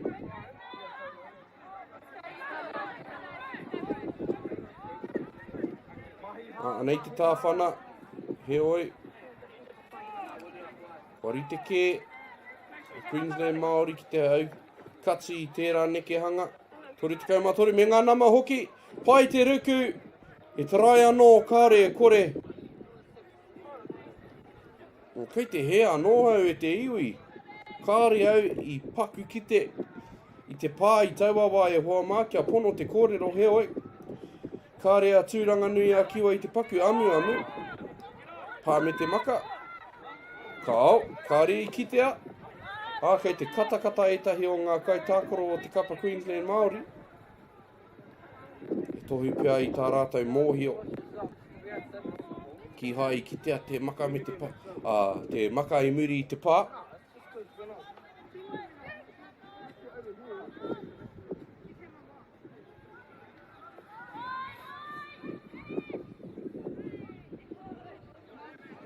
Kāre I te tuki te makaroa I tauawa.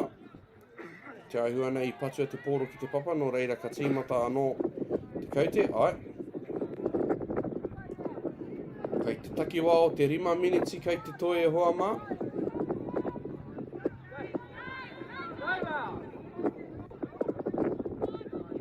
Me te ruku, he oi, kei korā kē ngā kai ārai. Ko pai ake ngā mahi I wainga nui, ko ngā parirau kē te raru I tēnei wā. Koira te wāhi e riro nei a rātou piro. A rā te tautuku tere me te ruku, he oi kua pakari ake te taha ārai. O tūranga nui a kiwa I tēnei hawhe tuarua. Ki taku nei mōhio I waru ki te tahi, te hawhe tuatahi, kua rua ki te tahi I tēnei te hawhe tuarua, kua toru ki te tahi I nā nei. Nui te āputa I taua wā, hei wāhi ruku mō te kaitākoro I taua wā no reira, pa te kaumātahi ki te rua, ki te kapa o Queensland Māori.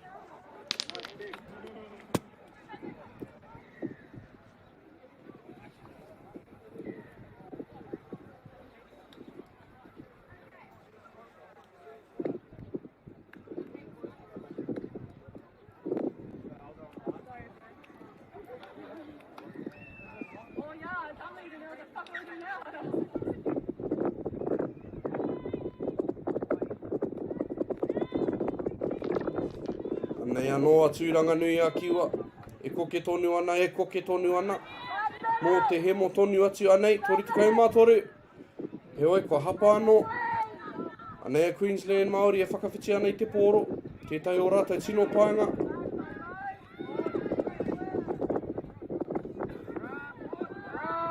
Kāmene, ka ri ki te a.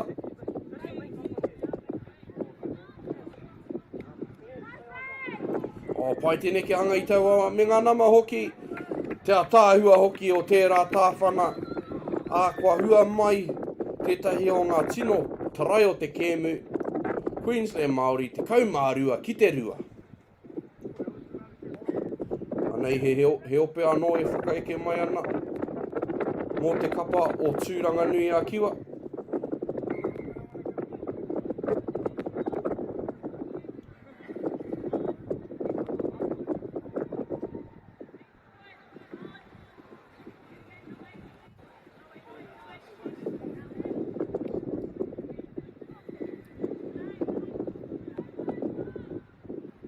Nei ka tātai ki ngā miniti e toru.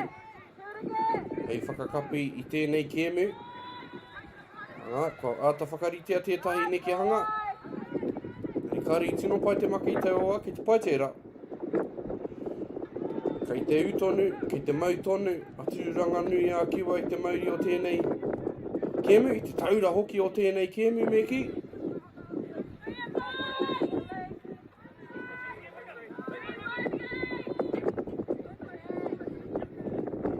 Kua tai tātou ki te remu o te kēmu ko Queensland Māori tonu tērā.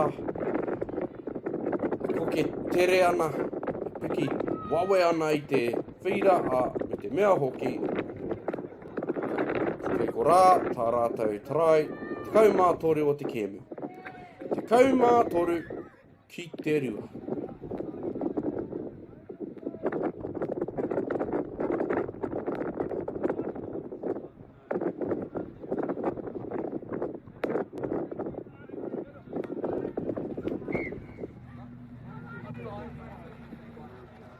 Ia tātou e tatari ana. Ki te kōkiritanga a Queensland Māori.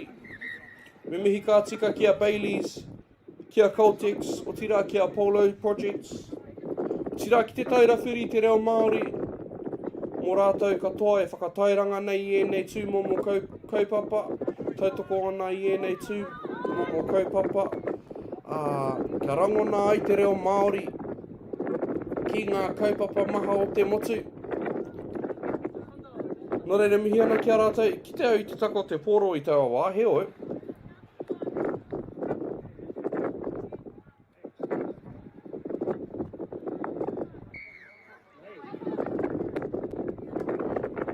Riro I atu ranganui a kiwa te poro. Te tūmana ka pai tā rātou whakaotinga. Tēnei kēmu me ki, te miniti whakamutunga. E kainamu mai nei.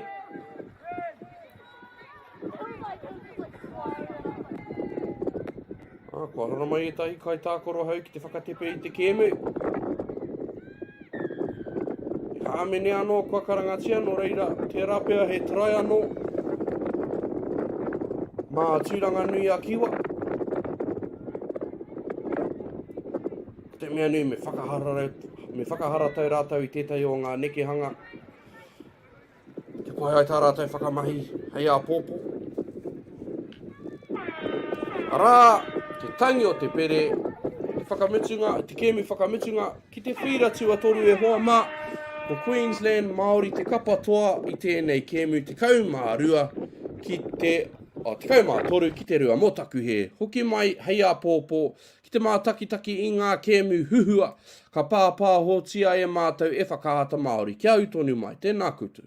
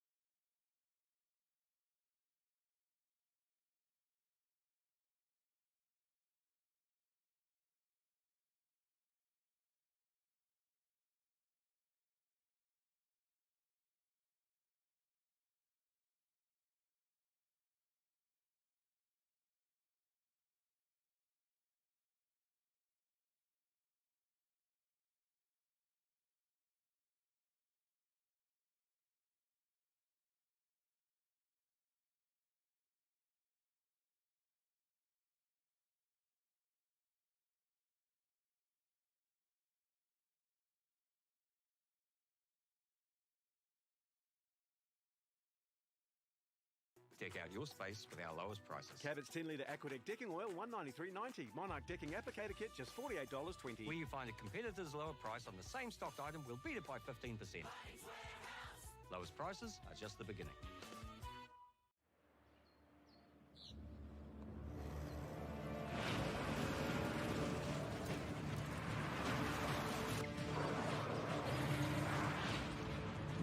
This isn't an ad about four-wheel drives. It's about knowing the place. place, as well as the locals.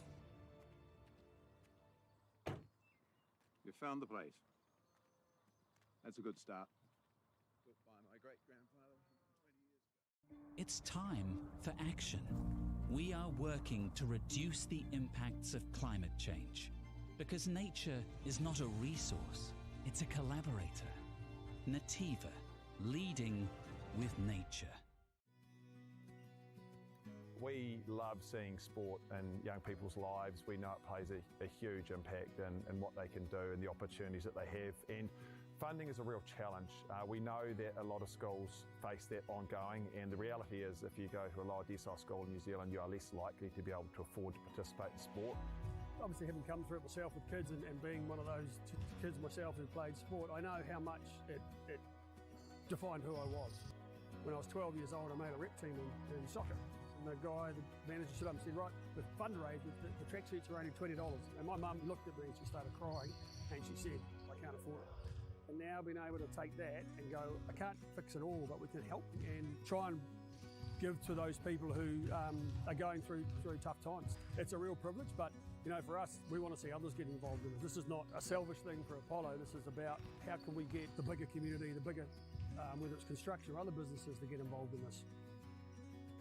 Look, there's so much need in the schools, and it goes beyond just sport. There's arts, there's culture, there's a lot of things that kids miss out on. And so to have businesses step up and want to be involved and to help is a game changer for schools. It really is. They're so grateful for it, they're so appreciative of it, and they do amazing things with it. So every dollar has a huge impact on helping these schools. It's why we get out of bed now. We now have staff who've joined us who say that's the reason why they joined Apollo.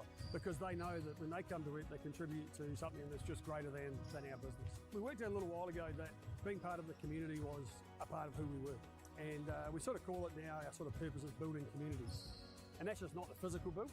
It's actually been able to help and contribute to the communities we operate in. And you know, when we now pitch to our clients for projects, it's the very first thing we talk about. It's not the last thing, it's the first thing, because clients want that, you know, whether they're a council, whether they're a corporate, it's part of where they want to go. And when we can show them what their building is doing away from just the physical structure, they're having an impact on the communities. It's very, very powerful.